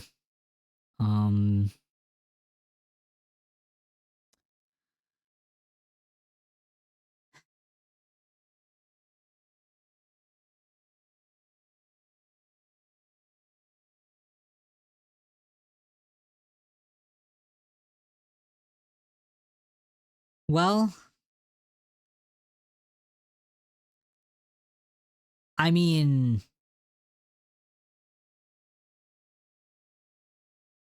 yeah, absolutely GG's to Zeta. I mean, everything fair, everything to be fair, they locked in for this match. They came out the gate like dashing. They really came dashing out the gate. Um Unfortunately, I mean Zeta really did, or not Zeta. Fav, I feel like they just were not on their game for this match. I hope for the third place match, I hope that they can lock in against RC just to give a good match. Just to give a good matchup. I mean, I'm still gonna be rooting for RC during that, but because I am a big RC fan, regardless. But yeah, I mean, tomorrow I will be streaming, the finals matches. Those are obviously gonna happen tonight. But yeah, hopefully, I mean, I would anticipate that tomorrow's stream is probably also going to be like 5 hours long. But genuinely, if you've been here since the start, if you joined halfway through, whenever you got here, thank you so much for watching. It's very good to be back. I am going to put this. I did not stream IVT because my computer was broken. The whole time. Yeah, I unfortunately haven't been able to stream until today, pretty much, because I was computerless for the past month. I might do some IVT recap videos, but I feel like I kind of missed the window for it. I mean, if people will be interested in IVT stuff, I will do it. But I don't like doing stuff when it's like past, like a week, because the tournament scene moves so fast. I will say though, that we are starting to organize the next LO League. So that there will be more news on that coming up. So I don't even want to talk about IVT finals, man. It was I watched that live. I sat through. No, it was the worst thing because in IVL there was a pause for about, I think it was like over an hour pause because there was lag. And there was a whole situation where they ended up firing a ref because of the lag, because like the ref didn't acknowledge the lag. And it was ZQ had lag. Ref didn't acknowledge it. They paused for ages and it ended up with a ref being fired. And when they went on pause for IVT, I was like, haha, maybe this is gonna be like the one from IVL where they paused for like an hour to fire a ref because of lag. Little did I know. Little did I know. Oh my god, I was sitting there in my basement just like, I had that on my TV. Like I was in luxury watching IVT. But like it was crazy. It was absolutely crazy. Um but yeah, I mean, like maybe I'll do an IVT recap. We'll see. But yeah, like indie tournament scene should be returning soon. So hopefully I'll, have part in that.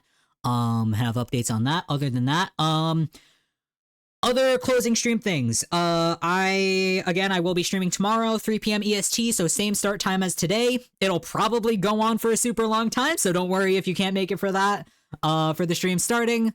Cause yeah, I mean, I definitely expect it to be long. Obviously, it's still gonna be BO5, so we're looking at 3 rounds minimum for all of the finals matches. But yeah, we'll see. Other than that, I have a server now. I will link it on my Twitch soon.